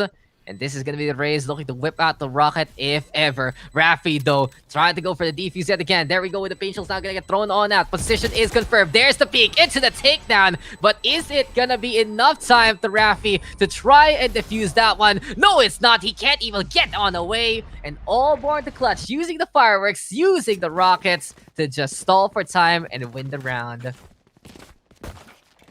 Not bad there from both sides. You didn't expect that kind of result of the third chapter because of Tony Banks' efforts. Look at that. 5 kills to lead the charge, 6 assists as well. A big chunk of the kills here by third chapter has been enabled by Tony Banks so far. And he's doing an incredible jump, an incredible job in what he's doing here. In any case though, it is going to be the Hunter's Fury versus the Empress coming into this round. 2-2 scoreline, all tied up yet again. And we do have Kaja playing into smokes as of yet. For now though, Raffi gonna be able to get the kill onto Kipo there. And here we go with Nomad from afar. Does get a headshot onto Raffi in response. 1-for-1 trades for now. Mid-courtyard control here for All Born to clutch as they transition over to try and take a bit of B main away from third chapter if ever. But as Tony Banks does take the pizza spot this time, he wants to be the tip of the spear. He wants to lead this charge, and he's waiting for someone to come. Enemy tag. Aldro though gonna be into play, already tagging the Raze there. But Duck Lam Lam now catching out the Sova in response. Kaja though with a kill onto Duck. But apparently, this is gonna be Lam Lam popping off and getting the double kill along the way. It's 3v2 though, and with Jake having the spike, has to be careful. Kaja though spotted by Baklamla right now. It's triple kill for the Raze, and as Sick does then get a headshot onto no man there. It's Jake able to get the refrag. The numbers were just in favor of All Board the clutch, and this time they've gotten the punishes that they needed, and they found ways to get those takedowns. A hard carry effort here between Nomad and McLamlam. 7 and 6 kills for them. Duck and Kipo trying to get on the board. As sure as they've helped out the team with the smokes, the paranoias, and the darts, it still hasn't netted them a kill whatsoever. In the meantime, here for Kaja, operator right now gonna be in his hands, and usually he does try it twice, maybe even 3 times to see how hot he can be with that sniper, what kind of pressure he can apply, and what kind of shots he can do. But against Stu, he cannot stand the test of time. He will fall to the hand of McLamlam there after the Vandal does get the tap to his head. All Born to clutch at the very least. Watching out for more openings here and there, and third chapter now has to respect what this ABC squadron has been doing so far. A while ago at the start of the game, it was just third chapter getting in the face of All Born the clutch, and at the very least, getting takedowns and winning out rounds because of it. Now then, their pace has been slowed. You can really see that every little bit of time is being optimized here by the Hong Kong squad. Through the smoke though, Shy gonna be able to get the takedown onto No Man. Seems like that was a really good engagement there for the Brimstone, as this is now going to be 4v4. Yet again, though, as soon as All Born to clutch loses one member, suddenly their gusto disappears, and they are going to be waiting out to find another opening here and there. Turret, though, confirms someone by B main. 6 in the meantime, getting hard harassed by the shock dart there. And third chapter for now does get one more. Shy does get rid of the Raze in the first place. 6 right now getting the operator. 26 seconds left, so this has to be All Born to clutch, speeding up in their procession. One enemy And as soon as Duck does get spotted out by Tony Banks, it's another takedown here for third chapter, and there's barely any time left. 4v1 slate. There is just going to be the sniper there at the corner. Spray down into the takedown. Shy just keeping the control on. And it's 3 in a row there for the Brimstone to tie it up to 3. So 3-3 scoreline this time. Third chapter breaking the streak and breaking some faces and some heads in that scenario. For now though, we will have 3 ultimates also ready here for third chapter. All good things come in threes. Not only does third chapter have the 3, they have 3 ults, they have 3 on the scoreline, and they do have a member with a 3-3 standing. On the other side though, All Board the clutch. What will we see there? The Reyna holding on to the Empress for quite a while already. And the question is, what is going to be the plan? Enemy.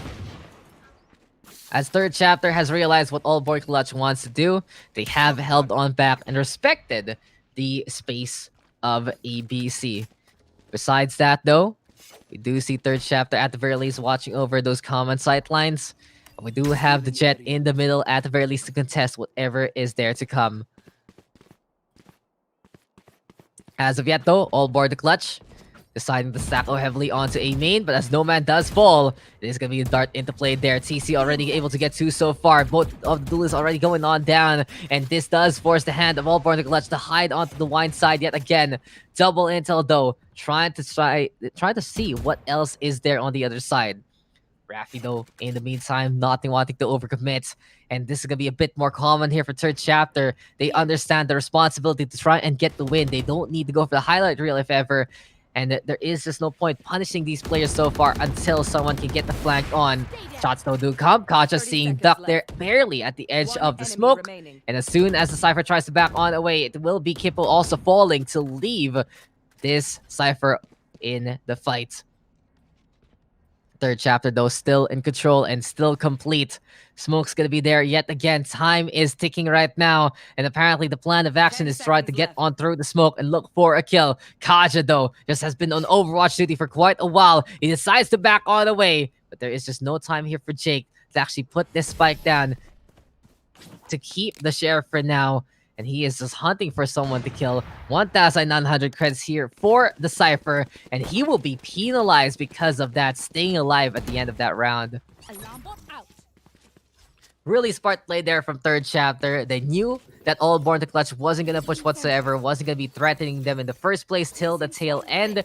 And a quick retreat there from Kaja, exploiting the matchup of their opponent's philosophy. When you're playing against a slower team, you can always do that. Just leave them alone, make them suffer, only getting 1,000 credits if ever.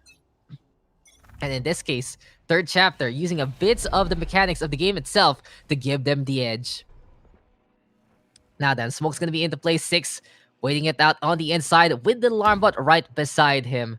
For now, though, there's gonna be a good scan. 6 though not wanting to go for the shots as of yet, and instead that is gonna be the headshot there onto No Man. McLam though does get a straight on back, but Tony Back's anticipating the drop, and that is gonna be the race turned into bits and pieces by the lightning. Shy though gonna get sewn on out by his own Molly here. For now, gonna be peeking and getting rid of Jake. Another one might be on the board as the Omen does peek, and Kippo will get taken on down. The purple hoodie gonna get spotted down the stairs, and this does leave the Sova all alone. What can All Born to Clutch do right now? It's Tony Bax, the one who has been completely on fire here for third chapter, waiting out to defend the site itself.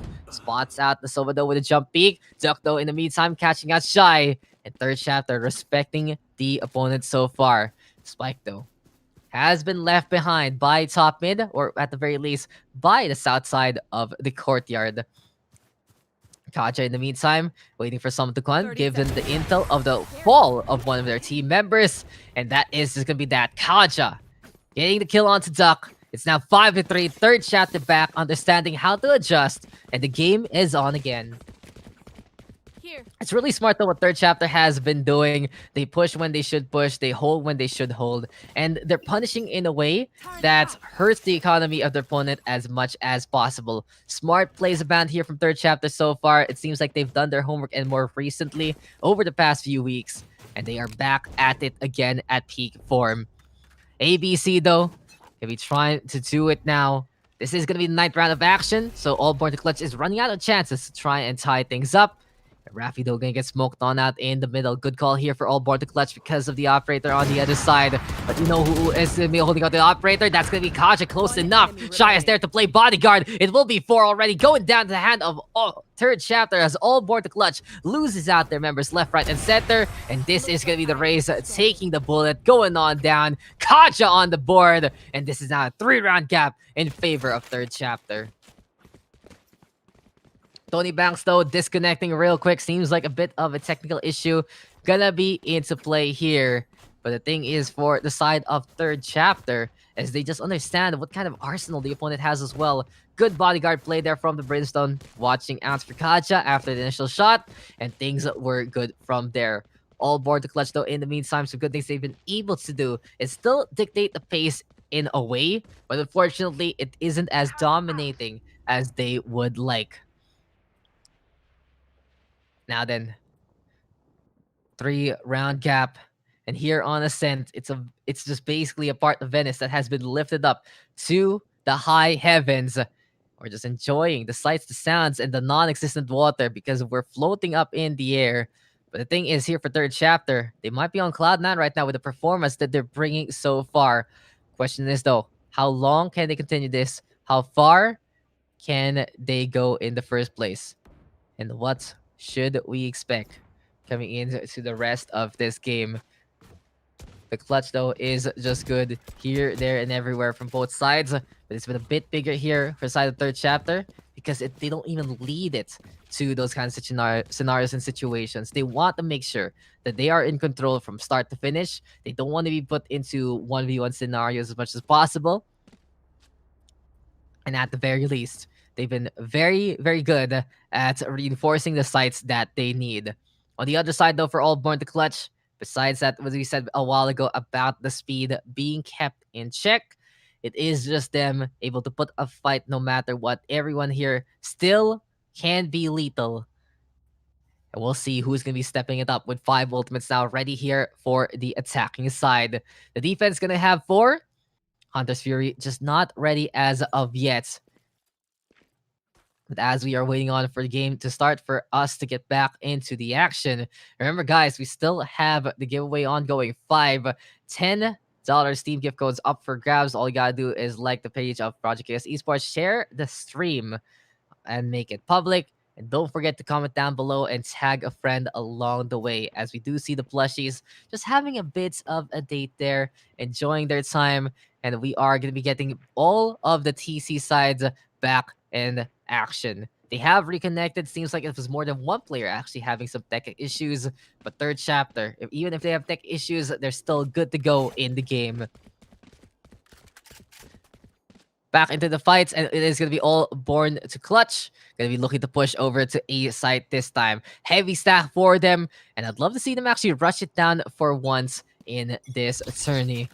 For now, though, it will just be the Vandal here for the side of No Man, who wants to lead the charge with this Reyna, and the Leer is going to be the perfect starting tool for it.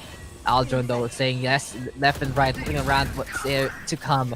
No Man, though, in the meantime, already moving over to the generator, and this might actually be confirmation that there is going to be a raid on the low ground. Yes, it is. Rafi going to get spotted. McLamlam going to be able to get that takedown. 5v4 right now. All board to clutch at the very least. Going to be having that man advantage, and as Duck is planting the spike down, we see the molly thrown here by third chapter.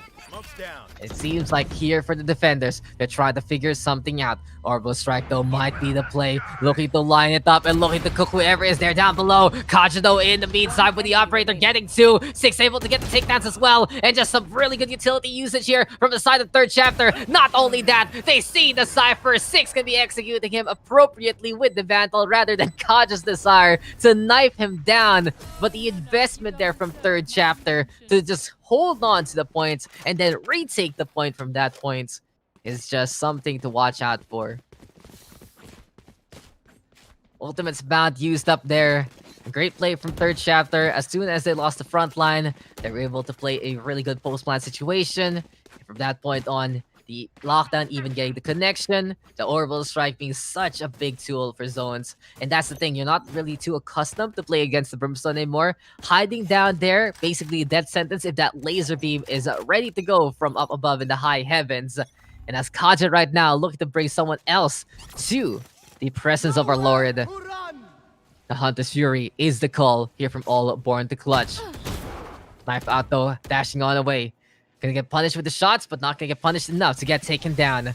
Darts, though, gonna be there for the time being. Looking for the lineup. Kaja, though, with the takedown of No Man. But here comes Jake with the answer back. Now, this is gonna be the walkway, having the operator there as Duck is scouting on around to see if this is gonna be a safe thing for the side of all born to clutch.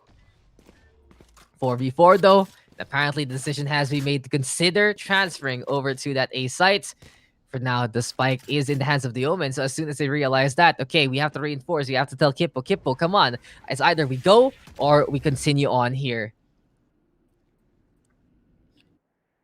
Anyway, though, Shy in the meantime, gonna be playing onto the log cubby, looking to hold as close as possible. Here for all born to clutch, though. They have just waited out onto B main. And we're seeing it yet again. Time ticking right now from all born to clutch. They are on the attack though, so they have to be a bit more proactive than this. And with third chapter ready for what's to come, it isn't going to be the easiest bout here for ABC. 22 seconds left. time is relative, time is everything. They just want to make sure that this is just going to be the last bits of this round's fight. Duck right now with the kill on the Shy 6. So in the meantime, close enough to get rid of Lam Lam. Tony Banks also on the board, but it is going to be Duck answering back with his own takedown. And suddenly it's 2v2. Rafi though wanting to push onto the site itself. Sees the Sova does get the takedown. The Cypher forced to stick it just to stay alive in this round. And Rafi right now trying to go for it in circles. 6 is there on the other side. They have corralled Jake to the killjoy there. And third chapter dominating more so. As soon as they've adjusted to the adjustment, they knew what to do, and they are now up by 5 because of it. As soon as Rafi is able to retrieve the operator and say, yo, Kaja, do you want this? Because I'm gonna give this back to you. Last round before the switch. Last round before we swap sides, and Kaja popping off with 13 kills. Shido 11, 6 with 10, Tony Banks with 9, Rafi with 8. A great team effort here from third chapter to stay pretty even in the kill count. In the meantime, here for all Born to Clutch, you gotta give your props to McLamlam and Nomad really carrying their weight and more. But everyone else needing to step up, especially Kippo. It's so difficult when you have no kills in the grand finals. But we've seen Kippo get takedowns before. We'll see if he can do it again later on. Watch this. Seems like though we are in for a show. Kaja starting things off with this round with Blade Storm, but the show canceled immediately as Duck gets the headshot there onto the Jet. Operator gonna give it back to ABC for now. Smoke out gonna be into play. And there we go with Angels getting thrown for a Hail Mary toss. No fan note. Gonna be trying to get onto the inside. Gets spotted out by Rafi there. Breaks the window. Breaks the face of No Man along the way. And this is gonna be the spike planted now by the attacking side. 4v4 scenario though, and the lockdown gonna be there yet again. Always a sight to behold to see that lockdown, the Dome of Doom, forcing out the opposition.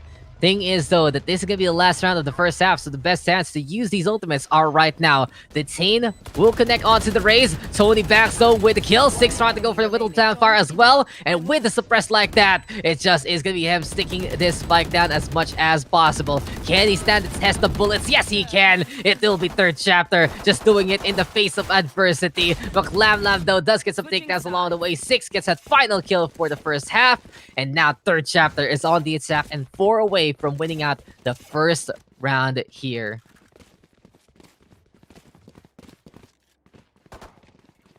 So there we go again, guys. A solid matchup that we're seeing so far, but third chapter running away with a 6-round streak, I believe, at the tail end of that. Just getting as many points as they can in that first half. It was a 6 or 7, one of the two. But besides that, we got third chapter firmly in control, firmly in the driver's seat, and taking us to any destination that they would want to go.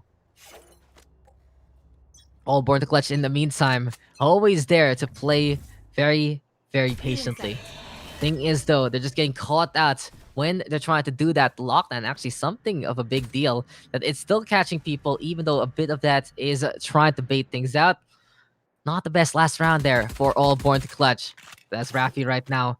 We're trying to go for the shots. Doesn't really see anyone so far. Third chapter instead wanting to make this B take work. Smoke starting to play and Shy gonna be dropping on down. Besides that, there we go with the Cloudburst and the speed immediately of third chapter. Looking impressive in how they're executing this one on site. Kippo though, hungry for that kill, but Rafi will be able to feast on his corpse instead and his soul. Seems like though here for the side of All Born to Clutch, the pain shells have been thrown. And this is now time for third chapter to plant that spike down. Spike planted and third chapter with the advantage. Not only do they have the numbers, but they have the position on the site itself. And here we have with Duck trying to find the target R2. Shido on the board. Tony Banks is there as well. 2 already for the side of third chapter so far. The one's holding as close as possible. The box is not going to be enough to protect 6, but here comes Shy by the lane. It's 3 here again for Shy. No Shy whatsoever every single time. It's him, it's Shy, and he is just able to get kill after kill again for third chapter. 14 kills now. And it seems like the competition is more on third chapter, trying to one-up one another in this game. All Born to Clutch, you can really see if they're able to play it in their pace. They're very, very confident on what to do. But at the same time, where they're getting manhandled like this and they're getting pushed around by third chapter, they're trying to adjust, but it hasn't been enough. Can we see the tide of third chapter though? Wrap this one up in the next 3 rounds, or can we have All Born to Clutch try to do something in return? In any case though, it is going to be an 8 push potentially this time for third chapter, as that spike is all the way there with the trio hugging around by the ice cream. Gelato area being held down. Seems like though the Omen looking to hold as close as possible here by the archway itself. For now though, it's still anyone's game. Can't count out Old Born to Clutch as of yet, because they still have a chance unless their chapter is able to make it to that 13 score line. This is why Kippo is holding close. He has the Bucky in his clutches, and one surprise shot might be able to get a sudden takedown. Backs on the way though. Doesn't feel like someone is coming here. As soon as the smokes are into play, it is going to be high time for Kippo to go for the Buckies as much as possible. Shy though does get the takedown there. Good setup by the Brimstone so far, and that's the beauty of Brimstone on your lineup. These smokes are a big indicator of us going, and this does help the opponent, sure, to know that you're coming, but it also helps your teammates to sync things up. Shy right now cashes out Duck. It's 3v1, the Cypher all alone by the Garden, and the question is, can he duel against the Killjoy and the rest of the crew? This is Jake running on around, and Shy still gets 3. Another one here for third chapter esports. They're 2 away from taking map number 1, and you can see it's a vast difference between these 2 teams. You can't afford to play a 4v5, and All Born to Clutch needs to wake on up if they want to put up a fight in this map and the next. In the meantime though, third chapter feeling to be a well-oiled machine, happy with the changes, happy from what they've been seeing so far, and it seems like they have really hit the books, hit back into the camp, and have done their work and more to try and win this thing school out. Now then, third chapter this time. Gonna be looking to play a bit for the picks, as this is gonna be a situation wherein ABC might be able to buy some guns. Thing is though, I believe they have gotten some guns a while ago already, so they are forced to play the upgraded pistols instead. And those smokes are there, and 6 right now. Gonna catch out McLamlam. Good takedown there by the Killjoy so far. Just using the Sheriff to the best degree. And now as Nomad tries to find a target, the turret will say hello. Not only that, there's gonna be one more. And here we go with the third chapter going on to the inside. It's a complete mess and half for them because they are just congregating like crazy. And that dash gonna get even bothered by the Reyna. Seems like Askaja tried to move on in. Raffi was in the way, blocking his assault and locking his push. While that happens though, it is going to be Kaja's demise, but Raffi and Shy will take revenge and get 2 kills in response. Shy though planting this spike down. Sova Omen left on the list. And as Duck does fall, it does lead to the hands of the Omen. Can we finally see him actually get the takedown? No, Kippo having one of the worst games he's probably had in his career. Third chapter just neutering the Omen as much as possible and showing off with their own smokes, showing off with their own speed, and showing off with the scoreline.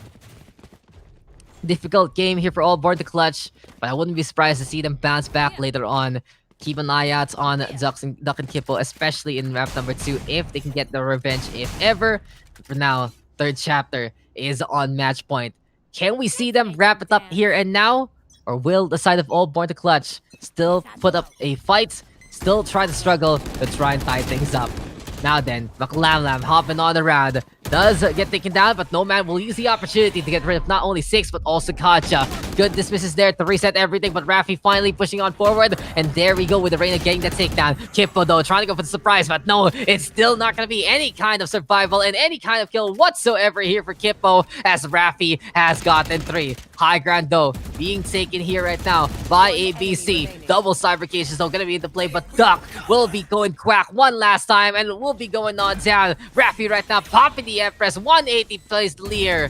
And Spike gonna get planted, as this is just gonna be the orbital strike to say hello and try to cup up the Cypher. Game of zones yet again, big red beam preventing the movement. And as Raffi is waiting, Tony Banks decides to go for the spray down into the takedown. 13-3, third chapter with the statement in game number 1. And All Born to Clutch, they need to wake on up if they want to stay in this fight.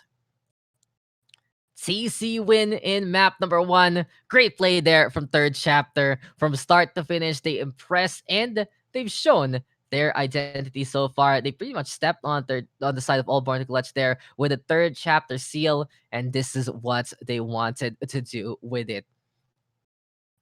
On the other side, though, for All Born to Clutch, restraint has been their strength, and there were times they were able to get punished, especially when they could get rid of the operator on the other side. Good double peaks here and there, good chances to try and put up the fight, but in the end, it was really just a two-man show from the side of ABC for quite a while.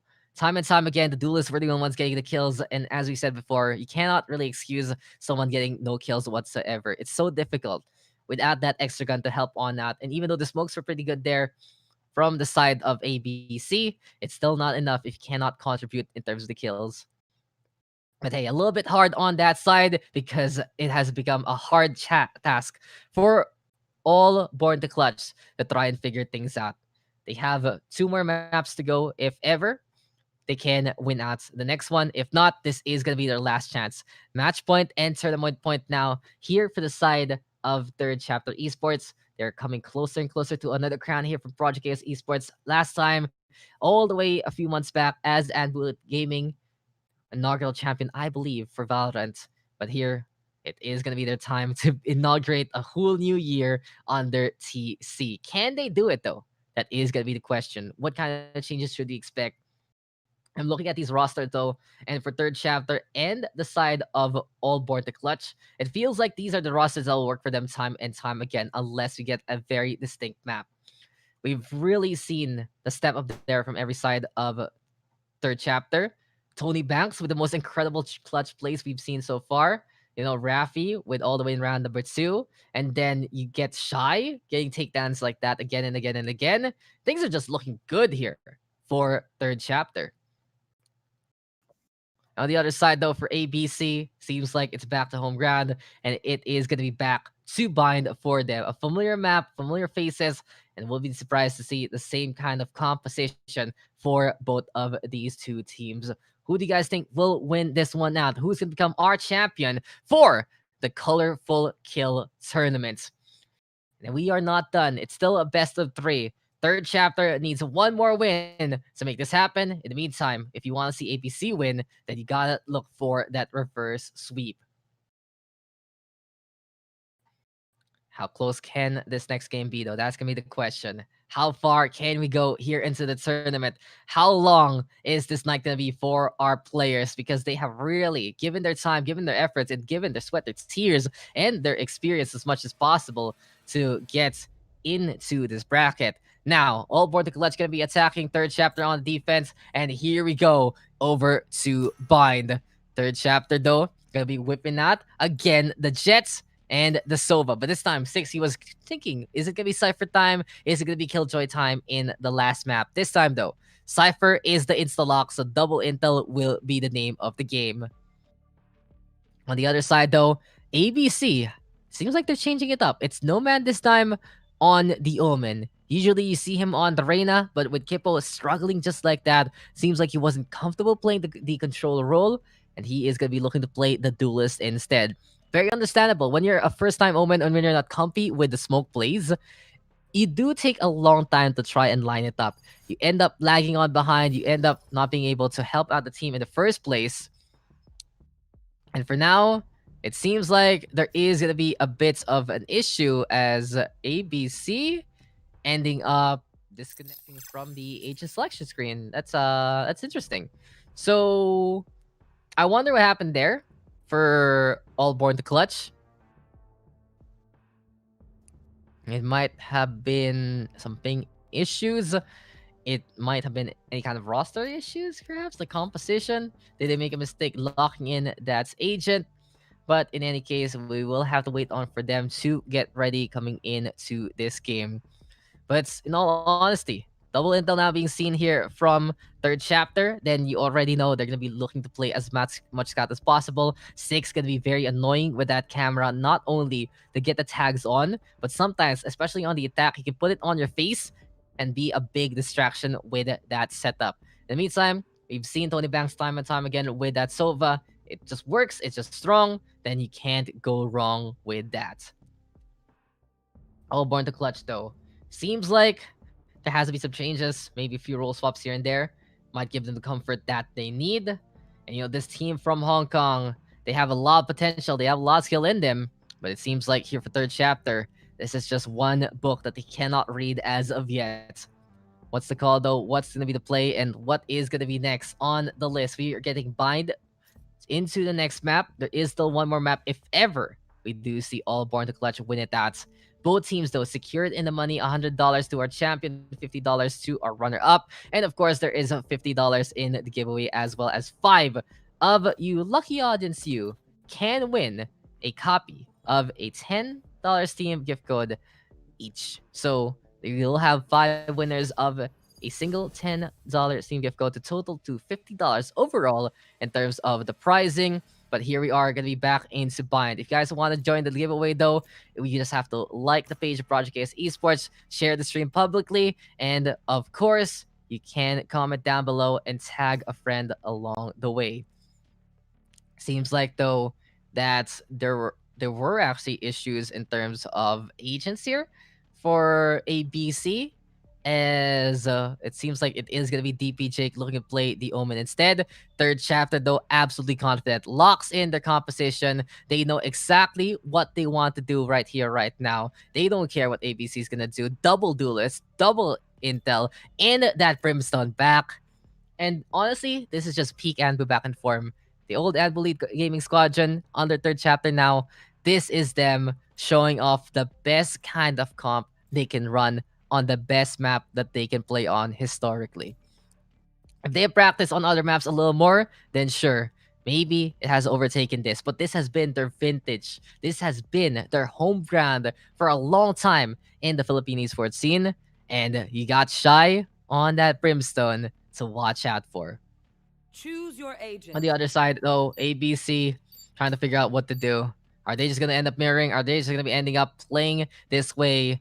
And yes, it is going to be No Man over to the Duelist. Seems like there was just an issue there. Kippo going to be playing the Omen this time again. Duck over to Sova, McLamlam on the Raze, and DP Jake on the Cypher. So basically back with the same roles that we saw from game number 1. We'll see if Kippo can step it up though. And maybe it was just an off game for the Omen, and suddenly he's going to pop off like crazy, not only to prove me wrong, but to prove everyone wrong that he can get those takedowns. Out of charges. Anyway, though, here we are, guys, back into the action, and third chapter gonna be on the defense. All Born to Clutch, though, gonna be on the attack side, best of 3, with third chapter already with a 1-map advantage. And we'll see how TC is gonna be playing things out as they start things off with a Cypher, setting up on A, and Kaja as well as Rafi having a bit of pep talk here by Spawn before anything else. All Born to Clutch, though, in the meantime, looking to play that split push over the B side. Common strategy here on Bind to start things off. And we are going to be getting out of the gate strong because these are heavy, heavy stacks on both sides. Third chapter already doing their homework and more. Having 4 members here over at B side to try and cover. The Cypher left alone to solo hold if ever. But the action will be here on the west side of the map. So already it is going to be guns a-blazing. Kaja and Duck able to get 1 apiece. There we go. Though with a volley, that's going to be a lot of flames coming our way. Shido and Jake able to get 1 apiece again. And now burns down Duck along the way. It is just going to be 3v2 right now. Kippo trying to make it through to the hookah so far. But as the smoke is there, they do retrieve that spike. And third chapter right now, gonna get the catch onto No Man there. 6 lurking from in behind, busy by the market, but has realized he has a gun, and he shoots down the jet there. Kippo now all alone with the spike in hand. And it would be a good start for him to get a takedown here to just wash away the sins of the past. And this Omen looking for a target, but will still fall to the hand of 6. Third chapter with a start here. Winning out the pistol, getting the initial round on the board. So 6 with the step up there, getting 2 kills. Shy also on the board. And Kaja with the ones all around. Already here for third chapter, setting the tempo, getting the initial start in the first place. And, it is just a situation here for the side of third chapter that they want to keep it up as much as possible. Question is, though, what else can All Born to Clutch do in this round? Because they do have the gun disadvantage. Rafi also controlling the shower alongside Kaja there. and they do want to build up that showstopper as much as possible. Not a space though given here to ABC, as there we go with the page shells getting thrown already. Duck hiding onto the corner here by the boxes. Rafi in the meantime waiting it out by the shower. And here for third chapter, they have so many good angles to try and take on the opponent. But suddenly it's Nomad and Duck getting on the board and using that small situation to take guns away from third chapter. Kippo though in the meantime putting the spike down. There we have it, all born to clutch, backing on out third chapter at the very least over to the high ground, and Kippo here trying to throw out the smokes as much as possible. There we go, though, with the jet dashing on in. Kacha catches out the Omen along the way. Tony Banks, though, in the meantime, takes care of Duck, and there we go with No Man also going on down. It is now ending up to be a 1v1, though, as DP Jake has the angle on the spike. There's the peak, but no takedown as of yet. Another jiggle there from the Cypher on the other side, and now DP Jake trying to go for the sprays down. Does he get the takedown there? Halfway through, Tony Banks looking to make the clutch happen, and third chapter will do it again and be up by 2.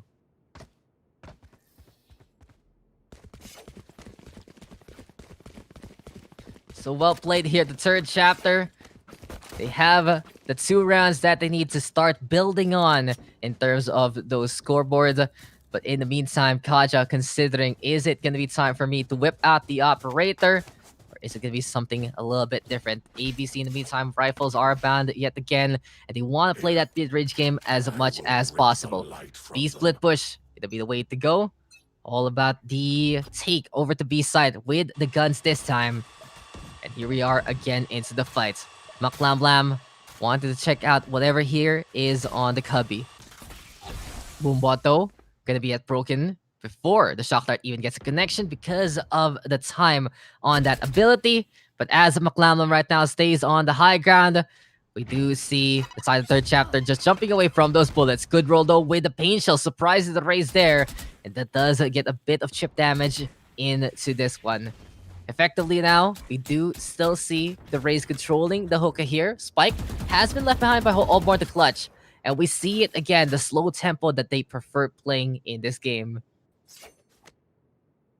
For now, time is ticking, and eventually Allborn to clutch will have to go group up and push together as one to get this spike down. In the meantime, though, Maklam Lam still sticking on the round over to the high ground here. And just not giving up and trying to go for the takedown over to the connector to the defense side. Pain shells now gonna get thrown on over. Blastbacks are gonna be into play. And overall, there will be a potential flank here from third chapter by the elbow side. And some good scans along the way from TC. 1-for-1 trade though gonna be into play. It's 4v4 right now as Maklam Lam wants to push over to the elbow so far. The flames, though, just burning the corpse of the Cypher there, getting in the way of that spike plant. And now the Orbital Strike, even more for the stall. One of the tenants here of the side of third chapter. Use the abilities for the Brimstone to stall for time as much as possible. Duck, though, doing the impossible and getting the spike planted over to the corner. And Kippo getting on the board to try and play clutch. TP right now, and we try to get closer. And this is Kippo winning it out this time for ABC. He's been needing a situation like this to try and turn things around. And the Omen is back to fight for this team.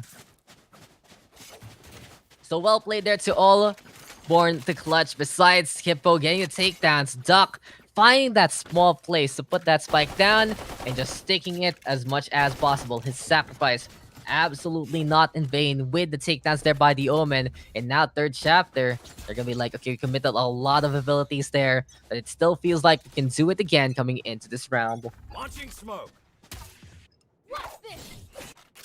Smokes into play, and this is just one more thing third chapter loves to do on a map like this. Orb control so important for both the Brimstone as well as the Rays.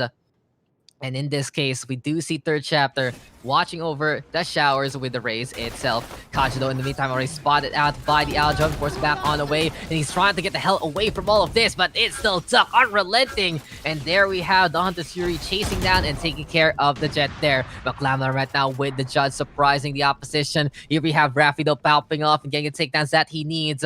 And here we have a 3v3 over O2A site.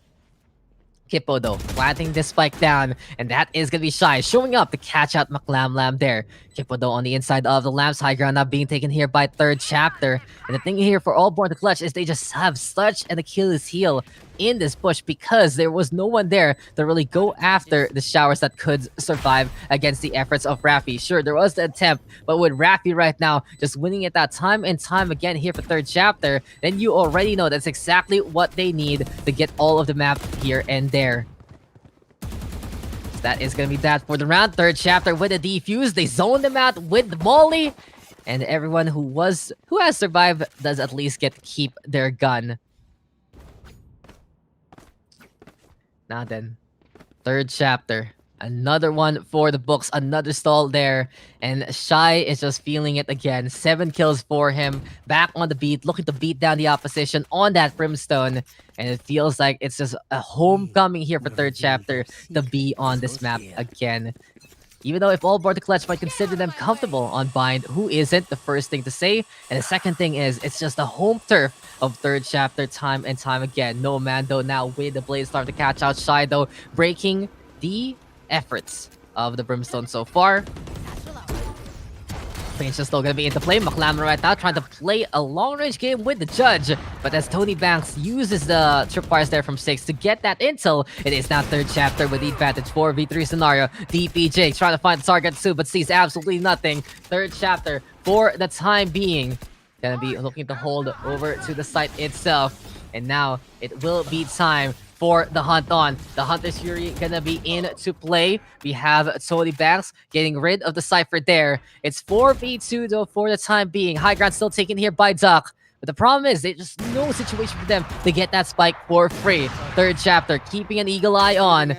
We do have the drone setup, perhaps? No, it is gonna be the recon bolt there instead, as No Man catches out Kaja. Still though here for third chapter, it's No Man right now, just making No Man and Island happen here on B side. And as Duck catches out Rafi, the advantage third chapter has been erased. It's up to ABC though to figure out where they want to go. Will No Man be able to see the Sova at the right time? There's the peak though, and it's a little too slow from Tony Banks. The operator will say hello, and No Man will get forth to clutch it out and give it to all Born to Clutch. Solid step up there from all Born to Clutch. And as of now, they needed a round like that just to stay alive in this game. They need someone to take the helm. They need someone to lead it. And we're seeing it here from the Jets of No Man. On the other side though, Shy gonna be ready with the Orbital Strike. And every single time we see that laser beam ready to go, there's a lot of stall potential that third chapter can do. Very objective and very utility minded here for the TC Squadron. They do know how to maximize the gains from playing that Brimstone in the first place. And Rafi right now waiting on the side of the lamps. Thing is though, he only has the classic in hand, not really buying anything, not really forcing anything out, even though he had the money in the first place. Might be a bit of a mistake here from third chapter, but in any case, he is going to be the first contact for anyone who tries to come through the short angle. A short though, the place to be for the raises. And it seems like the Omen also watching out in the showers there for the side of ABC. Thing is, the Cypher now trying to get a bit more of the space over the B site. All Born to Clutch yet again, playing it as slow as they can to figure out where to go. As Rafi does get spotted, it's now going to be a good take here for all Born to Clutch to get more of the space onto the site itself. Jake though now catching out Shy, making it a 5v4 advantage and just getting a takedown over all across the map. Spike though, gonna get dropped by Duck. Stony Banks has the takedown, and the Sheriffs are into play here for TC. Showstopper though, gonna be here from McLam, looking for another one, and the blow-up game is just not gonna be enough. The smokes, not hiding anyone there. 6 instead peeks and takes care of business there and gets rid of the raise. The hunt is on though, and everyone trying to make it to B side. No Man as well as the Cypher looking to make it through and plant this one down. Thing is though, all Born to Clutch able to make it, but that is going to be Tony Banks getting rid of No Man, catching him out at an inopportune moment. Worst time to see the Jet. Just really the knife out there. Jake though in the meantime getting 2 more kills and making it a 3K so far in this round. Can the Cypher though do it again? No, he can't. It will be his counterpart. It will be the other one on the other side. It is 6. Able to get that takedown, and third chapter keeps this lead by 2 and steals that round away from all Born to Clutch. Solid play there from all Valorant Clutch. It is just to be another case for them to keep it up, keep going again and again and again. And for now, it is a 4-2 lead for the Philippine squadron. Philippines versus Hong Kong in this matchup. Always good to see a regional bout in the SDA scene, and this one is no different. Two ultimates still ready for third chapter. Two ultimates ready for all Born to Clutch as well. And for now, it is going to be time now for third chapter to try and hold again. Heavy stack onto B-side, Spike can get left behind. And Kaja is there to erase Duck immediately from this round. One already down for ABC. But Kaja has to back on away because people are getting closer and closer. Personal space. Need that personal space. Rafi though with a kill onto the Jet. It seems like Kaja though has the shorty to force out the social distancing. But here we have third chapter forcing ABC to back on away again. And tendencies here for all Born to Clutch. They lose the members, they back out immediately, and try to play the slow play again. Not to the hands of Operator, that's not gonna work. Because look at that. Kaja with another takedown. 6 is there. The Operator right now spotting out the Cypher, but unable to secure that kill. But with the intel, with the scan, okay, Jake. Tony Banks did not expect that one coming. And third chapter has to be a bit careful, because that's a Sheriff on the other side. Thing is, though, it feels like third chapter is watching a zoo of the Cypher, because this is just him pinned down by the lamps, and Rafi trying to wait it out. Look to see this angle. This might be 6 spotting out the Cypher though on the other side already has gotten the 1-up on his opponent from the last round. But we'd still see all Born to Clutch trying to hide on the inside in the last few seconds. 20 seconds left. 3 on Overwatch duty, and Kaja is there to get the wall band, to get the shot, and to get 3 in that round. Impressive work from Kaja again, showing off with the Operator. He is going to be that third lucky number 7 here for third chapter, and if they've hit the jackpot, then it just might be the championship here of this tournament. This is the Colorful Kill Tournament from Project Chaos Esports. This is game number 2 in the grand finals, and this is third chapter up by 3. But all Born to Clutch, not out of this one yet. We still see the hard carriers of all Born to Clutch doing their work and more. And it really feels like this just needs to be a bigger step up here from the whole team. Now then, Kippo having the spike in hand, throwing down the smoke stare. And as of yet, this will just be third chapter, holding as close as possible. Question is though, does Jake even see 6? This is gonna be very, very delicate because it's sneaky peeky time from both Cyphers. There's the wall bang, and 6 gonna get taken down. Ah, so unfortunate. Probably had a bit of that vision, maybe even the highlight there. From that point on, DP Jake will get the secure takedown, and not only that, give the positions of his opponents to his teammates. Confidence bound here for all Born to Clutch. They even use it from the shadows to try and scout and infiltrate. Jake though, going for the brawl. There we go with Dart being thrown on out here by third chapter. And Kippo right now taking his sweet time to plant this spike down inside the container. But the Hunter's Fury is on here from third chapter. What they're doing is playing the defense game. They're watching out for anyone, pushing the Sova for the time being. The Orbital Strike is there as well. And everything getting thrown out here by third chapter so far. Jake though, able to get close enough, even side a laser beam. Still gets the takedowns. Kippo also getting 2. And it seems like the step up is happening here for all Born to Clutch. This is what this team needs to do. Everyone needs to be firing on all cylinders. Great play there from Jake as well as Kippo. And Jake shrugging off an Orbital Strike. That is just big balls all throughout. Now then though, what can third chapter do? Kaja still wants to keep up with the Operator. Always fun to see him on the op in the first place. Always an enjoyable time to behold. And the thing is, he is going to have that rage advantage against anyone else. The tendencies here of ABC really allows Kaja to pop off as no man will go down. Since this team loves to play it slow, then the Operator is the ultimate punishment that you can expect. So great shot already there by Kaja. -1 on the side of ABC. And this does force the Hong Kong squad to play it out on another side instead. Respect given to Kaja. You just gotta watch him do it there. You gotta look at him take you down.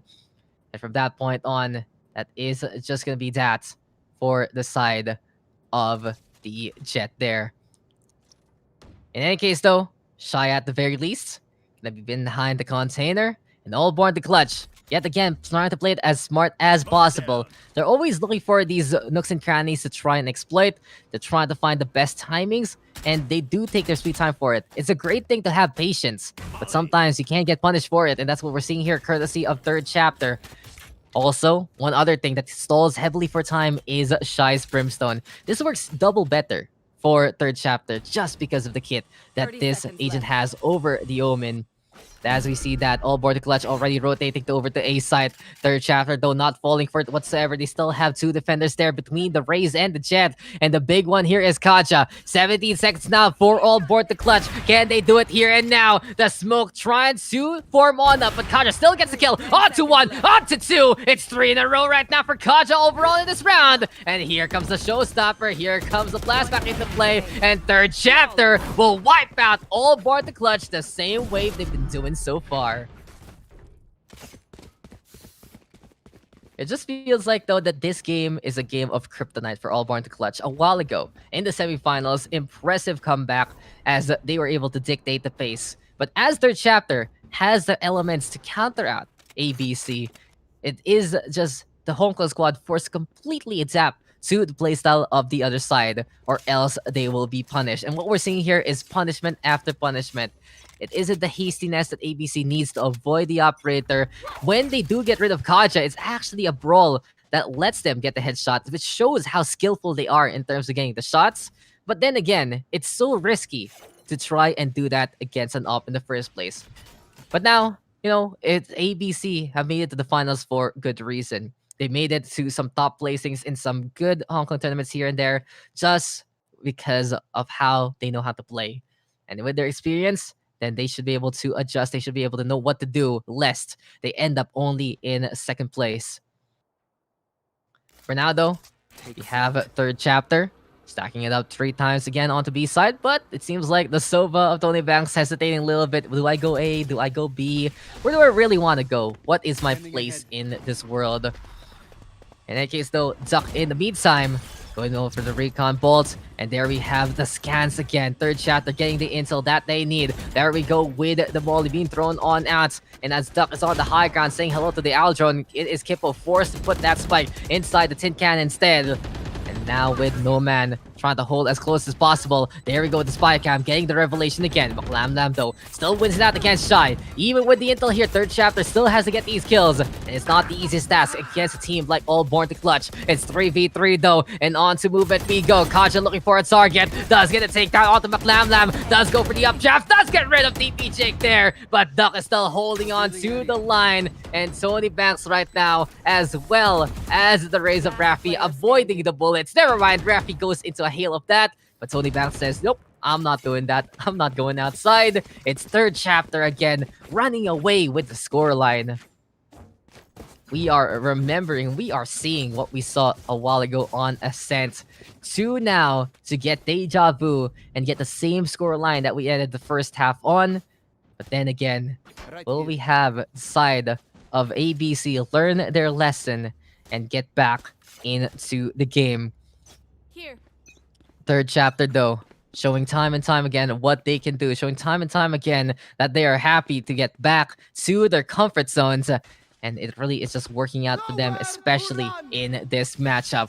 Hunter's Fury though gonna be into play here from the attacking side. Seems like the lightning strikes are a go, but it's not really hitting anyone so far except the Raze at least once.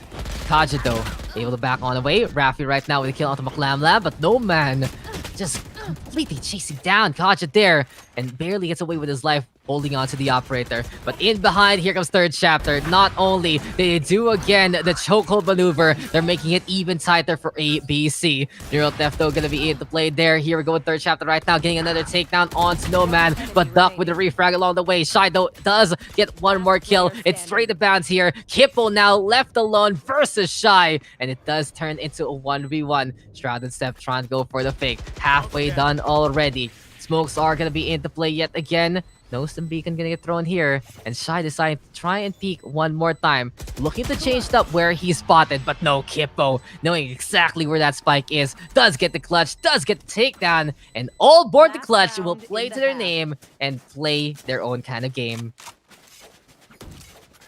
Solid hold there from ABC. even though that they have been manhandled by third chapter in their attempted takes, when third chapter brings out the ultra aggression again, all born to clutch is able to defend themselves, able to hold on, and even though it's absolutely bloody, it still is a win for them. Another one for Kippo, and it's a good confidence boost for him to actually get these clutch maneuvers on. Getting no kills in the first map really hurts that psyche, but in this case, he is someone reliable here for the attacking side. Now then, third chapter, deciding, okay, get some space back, and let's do the same thing that has been working so far. Even though it's fun to go Rambo and to go into your opponent, it's just very, very dangerous to say the least. Now with Kaja on the high ground, he has the purge that he will like yet again. A minute and 13 right now for all born to clutch, and they are deciding to have people stationed here by A. But also, okay, he sees that one, the Omen trying to go for the fake, but it is just not gonna work whatsoever. In any case though, over to B side, we are going to be seeing some congregation for all born to clutch. Them sticking on around, trying to play onto the hookah so far, and using that high ground, clustering on as much as possible to, at the very least, get information, get us in position, and to drop on down when need be. Third chapter though, not exposing themselves as of yet. Elbow hold right now for Shy there. As Maklamlam wants to throw down this Goombot. Here comes the party, here comes the showstopper, and here comes Kaja catching out No Man along the way. Already there's the takedown by TC. Shy also gonna get one. Tony Banks adding one more to the collection, and it does turn into a 4v2 slate. ABC trying to play into the front line with the raise, but Tony Banks is just too hot to handle. And there's the headshot there to get the connection. Shorty right now for Kaja, but this time he gets the short end of that long barrel from DP Jake. The Tony Banks lightning strikes are a go, and that is enough for third chapter to be up by 4 as they go into their attack. Switching sides, and here we are at it again. Third chapter esports keeping up their tempo, keeping up the rhythm, and at the very least, they'll be holding on to the frenzies again. 14 kills for Kaja. He's been absolutely on fire, especially on this map. And he is one of the biggest reasons why third chapter is winning this fight. Not only because of his skill, but basically because his tendencies to play the operator just answers back all born to clutch time and time again.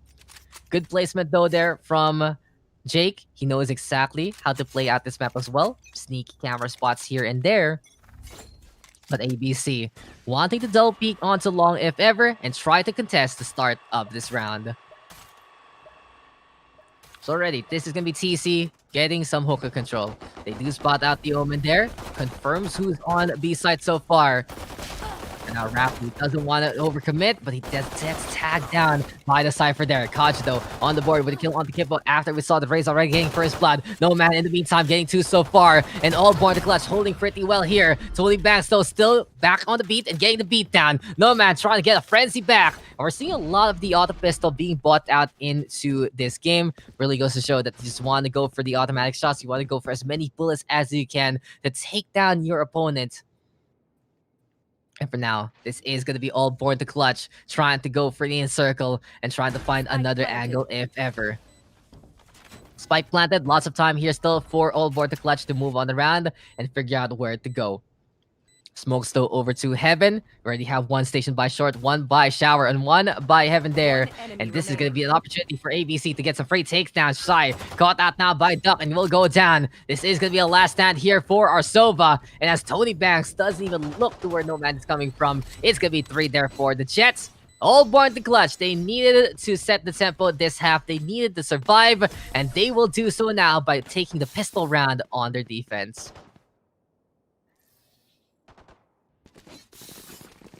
Exactly what what ABC rather needed there, and they will be able to stop the bleeding so far. Thing is though, that you can see the tempo and the patterns of this matchup. It hasn't been the biggest streak from third chapter. It's just them able to win out some rounds here, there, and everywhere in a more sporadic fashion. Already improvement being done by all born to clutch, and if they can keep this one up just in this game, they might stand a chance to force out a map number 3. In any case though, Duck is here by the lamps. And yet again, as we mentioned before, ABC stepping up as a team just to fight back against third chapter. Thing is though, Deploying drone. is it gonna be enough? Can we see all Born to Clutch be able to bridge whatever gap that third chapter was able to enable themselves a while ago in? But suddenly there we have the Jet dashing on forward. Scans because of the trip part. Shock darts are gonna be there as well. Duck right now harassing the Jet as much as possible. But there we see ABC forced to retreat. Rapido catching out Nomad. Duck in the meantime with a kill on the 6. And the spike gonna get planted here by the side of the third chapter, taking the opportunity to get the surprise on. But it's apparently Kippo giving Kaja the gift of buckshot. And as Duck catches outside, we have Tony Banks at the very least getting one before he falls. Duck already with 3. Make that 4. And a clutch here from the Sova. Another step up from all aboard the clutch. And every single one of these players apparently born from different mothers, but born to play it clutch time and time again.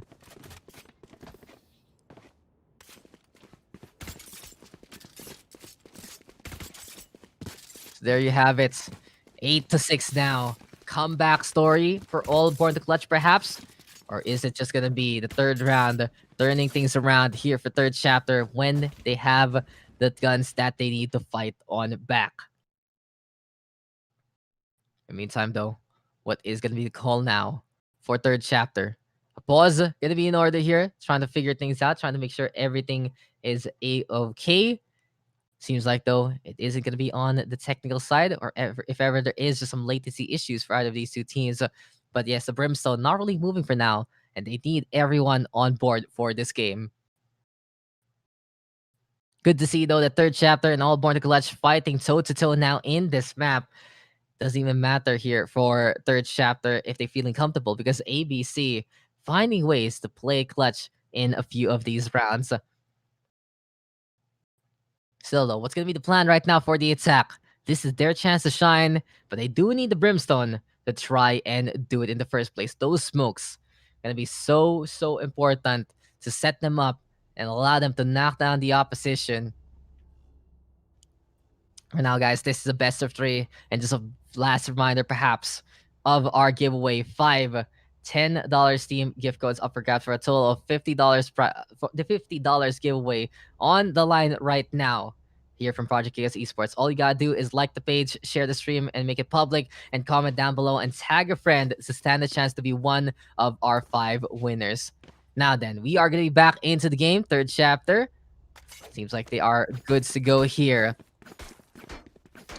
And what is going to be the plan now for the attacking side? They do have some of the guns. Tony Banks is actually playing the Stinger here. So it does feel like that they don't really have the economy that they would like to play it out this time.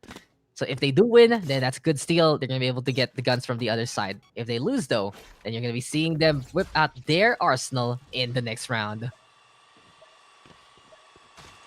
Now then, Judge again here from a Clam Lam. This auto shotgun looking for the surprise. And Kaja will get whittled down, but Rafi does get the answer back. Here comes Nomad Jake, and Nomad yet again. Just a cleanup from these two, wiping out third chapter as soon as they come.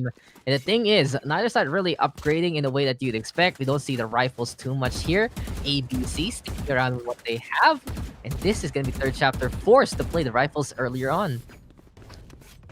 I say earlier on, but it's already the 16th round, or in this case, this is the 4th round of the second half. This is very late for both sides, but in the scheme of things, it does feel like with third chapter being forced to play the rifles here, all Born Clutch is banking on taking those guns away and making it even harder for third chapter to build a bank to sustain themselves.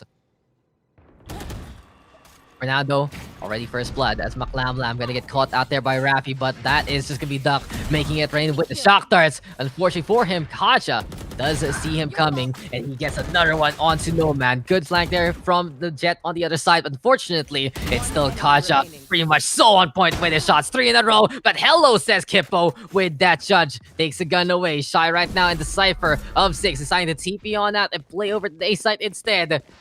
Was a surprise yet again. What a jump scare, honestly, by the Omen. But in this case, third chapter, you just have to be careful. Even with the rifle in hand for the Omen, it's still going to be 2 members here for third chapter, set on up and ready to go. Spike can get planted. There we go with the headshot, and Shy will just be able to shrug off the bullet, get the takedown, and they are going to be up by 2 again. So finally, the bleeding has been stopped for third chapter, and they have figured out how to get back in position and how to get back into the rhythm of things. No man though, operator might be the call for the side of ABC. Very interesting. We haven't really seen them be the ones to initiate with the operator, but apparently in this half, they do want to start things off in this way. Can they punish their opponent accordingly? Can they use this jet and the mobility to go for those nutty shots and back on out safely? Blade Storm though gonna be the call here for Kaja. And the thing is, when you hear that Blade Storm, you're gonna be expecting only the blades and a simple gun. Nowhere to run. Seems like though, Hunter's Fury now from third chapter. The guessing game is strong, the scouting is there, and Kippo gonna get zapped on down to get taken down. Third chapter right now, back onto the high ground. There's a dash on in using the Cloudburst as cover. But as Kacha is hunting for a target, he has to be careful because DP Jake is just right there, and they will be able to get rid of the jet. McLamlam also cashing out to Tony Banks, but there we have Six getting the refrag on. But he's still into the corner. This is gonna be Jake waiting out for someone to come. A minute now remaining. And third chapter trying to get a bit of that altitude to see if someone is in behind this tin can. Also, for now, they use the paint shells there to get rid of any kind of evidence, any kind of person by the double box. But DP Jake playing in a really good spot right now and waiting on for whatever is to come. He does expose his spot though because of that shot. And now this is going to be Rafi getting too suddenly. This is really what third chapter can do. Punish you just because of your ability usage. From that point on, it will just be third chapter right now trying to put the spike down, making it a 2v1. There we have it. All born to clutch. Left alone with their Sova. The Rays and the Brimstone here for TC. Gonna be playing by the Garden and keeping an eye out on that spike as much as possible. But as we do see, all born to clutch moving over to the elbow side. You can't take but try to find the better angle here between these two entities. Thing is though, just have nowhere to see where your opponent is coming from unless you get a really good recon ball just like that. There's the scan already. Rafi though, using that opportunity, using that distraction, and using the numbers to give one more point to third chapter. So 3-round gap now between third chapter and all born to clutch. Suddenly, the tables are turning back in favor of third chapter. It seems like the adjustments are a go here for the red hand side. They're getting the good attack that they need. They're doing all they can and more to get shot after shot after shot. And not only on the defense were they able to just find ways to counteract their opponent, but this time they have found ways to set on up the side properly. So here we go again. Third chapter, 3 away from becoming the champion of this tournament. This is Colorful Kill, and this is from Project Chaos Esports. But Kippo for now gonna be holding close with the judge again, and immediately eviscerates Rafi and Kacha there. Surprise, surprise, this hookah is no fun whatsoever. And third chapter, Gun here. then they pretty much skipped through the notes and they just skipped through the judge memo. Kippo happy to oblige, happy to give them a first-hand lesson, and you can see there that all born to clutch gonna be looking to hold on as safely as possible still. Smoke gonna get thrown? No, it's actually the paranoia forcing the side of the third chapter to go through the teleport instead. But someone is waiting, watching, and looking to find a target, and that is gonna be Shy getting shot up and getting taken down. All born to clutch, also getting a flawless back, and it really feels like they've been needing something this confident, this good to keep them in the fight. We're seeing it here from all born to clutch. They don't want to lose as of yet. Some clutch factors from individual players. We did just see a flawless there. Completely uncharacteristic compared to their ascent map. And this is the ABC that we saw in the semifinals and into the latter parts, into the earlier parts rather, of the brackets. Now with 3 ultimates online, the defense looking to hold a little bit longer. And for now though, Kaja at the very least watching that shock dart bounce on the round. And here we go with TC moving forward. Thing is though, for TC, they just need to win these fights. And they might be able to just steamroll their way to victory. For now though, Kippo gonna get flattened here. Kaja with the Cloudburst yet again, dashing on forward. And the thing is, he does take the high ground point, trying to find out if anyone's here on site. But no one home so far.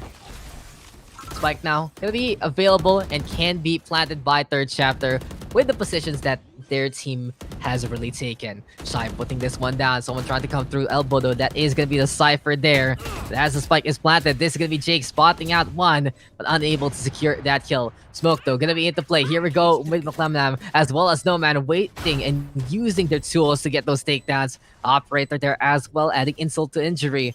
As McLamlam now gonna be still sticking on the round. Here we have it. Shy able to get the other strike before he dies. 6 and Rafi on the board. It's 2 right now for 6. He's 1/3 away there to his own down the name. And the Sova is so very low. Can all board the clutch even survive? No, they can't. The Brits and the impact of the bullet will catch Utuk. And it is now third chapter, 2 away from winning out this series. Third chapter esports. Seems like that is going to be my favorite part of this story. If they could wrap this one up, they have really stepped it up. But both sides really did. Compared to that first map, it does feel like that there have been a bigger team effort from both sides. You can really see that for Kaji, though, is feeling a lot more comfortable on a setup like this. Now then, it is going to be up to third chapter to face off against the operator of Nomad. Question is though, who's gonna be able to get a kill on who? Duck already pelleted by bullets immediately. Third chapter right now, not asking any questions, just wanted to execute, and they are already congregating here on the short side. Still though, seems like for Nomad, he has to be careful because that spy cam gonna be able to get that revelation on. Cheeky jump there from the Cypher just to place that one down. So hard for the Jet to actually get that shot in the first place. But as Kaja catches that duck, it seems like the operator value is going in favor of third chapter first and foremost. Onto the inside. This is just going to be no place for Nomad to be in. And it is now suddenly for V2. Spike though, being considered planted by Kaja. Tony Banks got out by Kippo there. It is just going to be a quick little hiding surprise by Kippo. But Rafi knew that was coming. And now it's 3v1. Make that 3v none. Rafi with one more. And third chapter is now on match point. Match point. This might be the end here, ladies and gentlemen. And if you don't know, then this team called Third Chapter Esports is hungry for a second crown. The same players under a different name. But in the end, they've really shown how evolved they have been over the past few weeks, especially in this tournament. Kaja right now, looking to pop up again with the operator. And this is one story that doesn't need telling. If third chapter can do it again, then you already know how this one is gonna go. All aboard the clutch though. It's time for them to come out the womb, and it's time for them to clutch it out and go on a tear. So there we have it, ladies and gentlemen. It is now time for third chapter to figure out what to do. Nomando inside the teleporter vault things.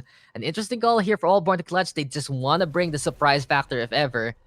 The thing is, third chapter might not have the best bank to actually fight on back if they lose this round. 6 though, spamming it down. Doesn't really get much out of that. 3 there by A side, but 2 will be defending from the side of Allborn the Clutch. In a very standard defense happening here. It's a game of chess, trying to figure out who can get the better move on. But as is gonna be Shy, just knocking down the Queen and knocking out Duck there. Nomando in the meantime with a kill onto Rafi. And as Kacha does get blinded all around by the spy cam dart. Seems like third chapter considering, are we really gonna force it here? Nomando does get killed onto 6, and here we go with Kaja trying to go into the shower. Wants to go for the quick scope, but doesn't get it onto the Cypher. Now shortly into play, and this fight can get planted. Hopping on the round, does get a bit of a tag, and Tony Banks is there to help out Kaja in the first place. In behind though, it's Tony Banks yet again, and this back has interest, and you can really see that it is gonna be $150 the withdrawal price to pay for. McLamlam right now trying to play the blast back if ever. Boombot gonna be there, nudges himself just a little bit to try and find a target. But as third chapter is scattering all around, trying to psych out the opposition, it's the Hunter's Fury to try and warm up the line. Not only that, fire and lightning, very, very frightening from third chapter. This is going to be a rhapsody and a melody to look into. McLamlam though trying to go for the defuse, and Tony Banks will whip out a 3K to wrap it up. Third chapter is your champion here in the colorful kill tournament from Project Chaos Esports. So there you go, ladies and gentlemen. Third chapter doing it again. An incredible fight there from all born to clutch at the last moment in that last map, especially on the latter half. But in the end, it was still all third chapter, figuring out exactly what to do at the right places, at the right times, and helping out each other in those moments. Step up game strong there from Kaja, step up game there from Tony Banks, step up game honestly from every single person. But you'd really see that this team looking very comfortable yet again with one another. They stuck together like glue. They're still together even under the new banner. And even they've had some low points recently. This is going to be the start of something new for them because not only does the game agree with them, but they agree with each other. Great rounds, great gameplay, and great stuff there from third chapter. All aboard the clutch, you gotta respect what they've been trying to do so far, trying to change up the pace, trying to slow it down as much as possible. And when they're comfortable, they look really, really good. It is on the it is on the really slow side, that's for sure. There is a lot of patience involved, but then when it goes down to it and there's too much impatience on the other side, they can also punish it accordingly. Thing is though, third chapter found that balance to punish, found that balance to push, and they just look to be a bit more of the complete package in that set. So there you go, guys, the end of our grand finals. We will have third chapter esports gonna be our Philippine champion here, two-time champion after a run back then as Anbu. And of course, guys, we still have some giveaways to be drawing in just a bit. So I do believe we'll be taking one final break. And when we return, we'll be announcing the winners of our giveaways. So stick around for one last time. This is the Colorful Kill Tournament from Project Chaos Esports.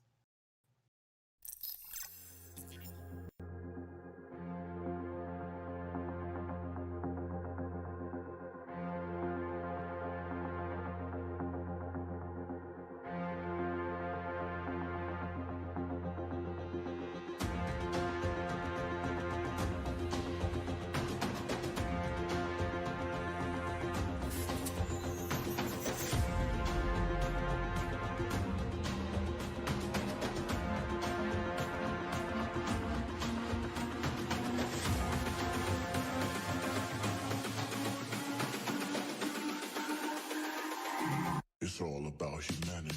Doesn't have all the control anymore, and that's gonna be 3 already for Javelin. He's looking to just become a Javelin sauce here. Sees the TP, but that is gonna be the Shroud Step to get on away. Apparently, Omen will survive, but there's the push, there's the takedown. Dismissed right now to get 4. Hungry for the ace, looking for it, jumps on around, but Jollibee will steal that kill away. Let's see what he can do here. As here we go again. Cloudburst right now from Jollibee. Another push coming on through here for the side of NR Gaming. And the aggression, just the hardcore aggression, is the way to go for them.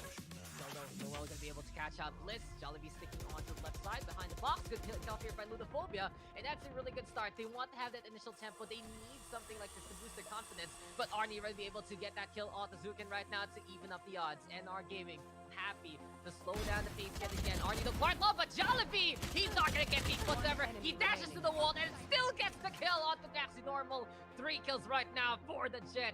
And you can feel like there's a hurricane force waiting to happen. Jollibee on top of the statue as well. 2 HP for him right now. There's the Reina coming closer and closer. The Open gonna be there as well. And what's the plan here? It's a brawl by the vending machine, but Rakito with the judge. And Jollibee says, hey, Japanese, don't die like that. But there comes the operator right now. Shot doesn't connect though. Into the smoke we go. Jollibee decides to go into dark cover. Do have that 7-0 scoreline at the moment. Harakiri tried to go for shot with the operator, but it doesn't connect this time. Yomido already at low HP, gonna get healed up there by the station on the other side. Presence available for both. Javelin though with a kill onto Rakito, and he transfers over to the right side, but no one gonna peek. You know, sometimes you're expecting someone to go for the raid frag, but no, Ludophobia just lets that one go by. Javelin with that one advantage with NR Gaming trying to go for the Empress as well. Here we go, Vision here being thrown on now. Harakiri with the cover does get that takedown. Javelin just bring it down, dismiss and stay invisible, and Harakiri will just show you an honorable death. They just need that confidence to actually decide to go for it. They just need that confidence to go all the way to the site itself, and then they might stand a chance to actually go for the fight. But Bliss with a 1, but Yorichi Kagura does get a refrag there. Boombot also helping that one out. Extra damage, a bit of attention, and now with the Phobia, just stop hesitating for them. They want to go. They should just go. It really just goes to show. Okay. Hello, guys. So, welcome back. And what's a run that was? Third chapter, taking it there, showing off some really good balance between each other. The operator plays, showing off the intel setups, man. That is really one of the biggest things, also. You see the chaos on the sites, and then the ciphers, like, oh, I have trippers there. The dart comes and it just looks so good. You got your brimstone stalling. You got the absolute clutchness of the Raise Rain as well. And third chapter proving to be the superior team today. But ABC, yeah, give it to them. Their tempo, when seen, is very, very heard, and it really just goes to show that.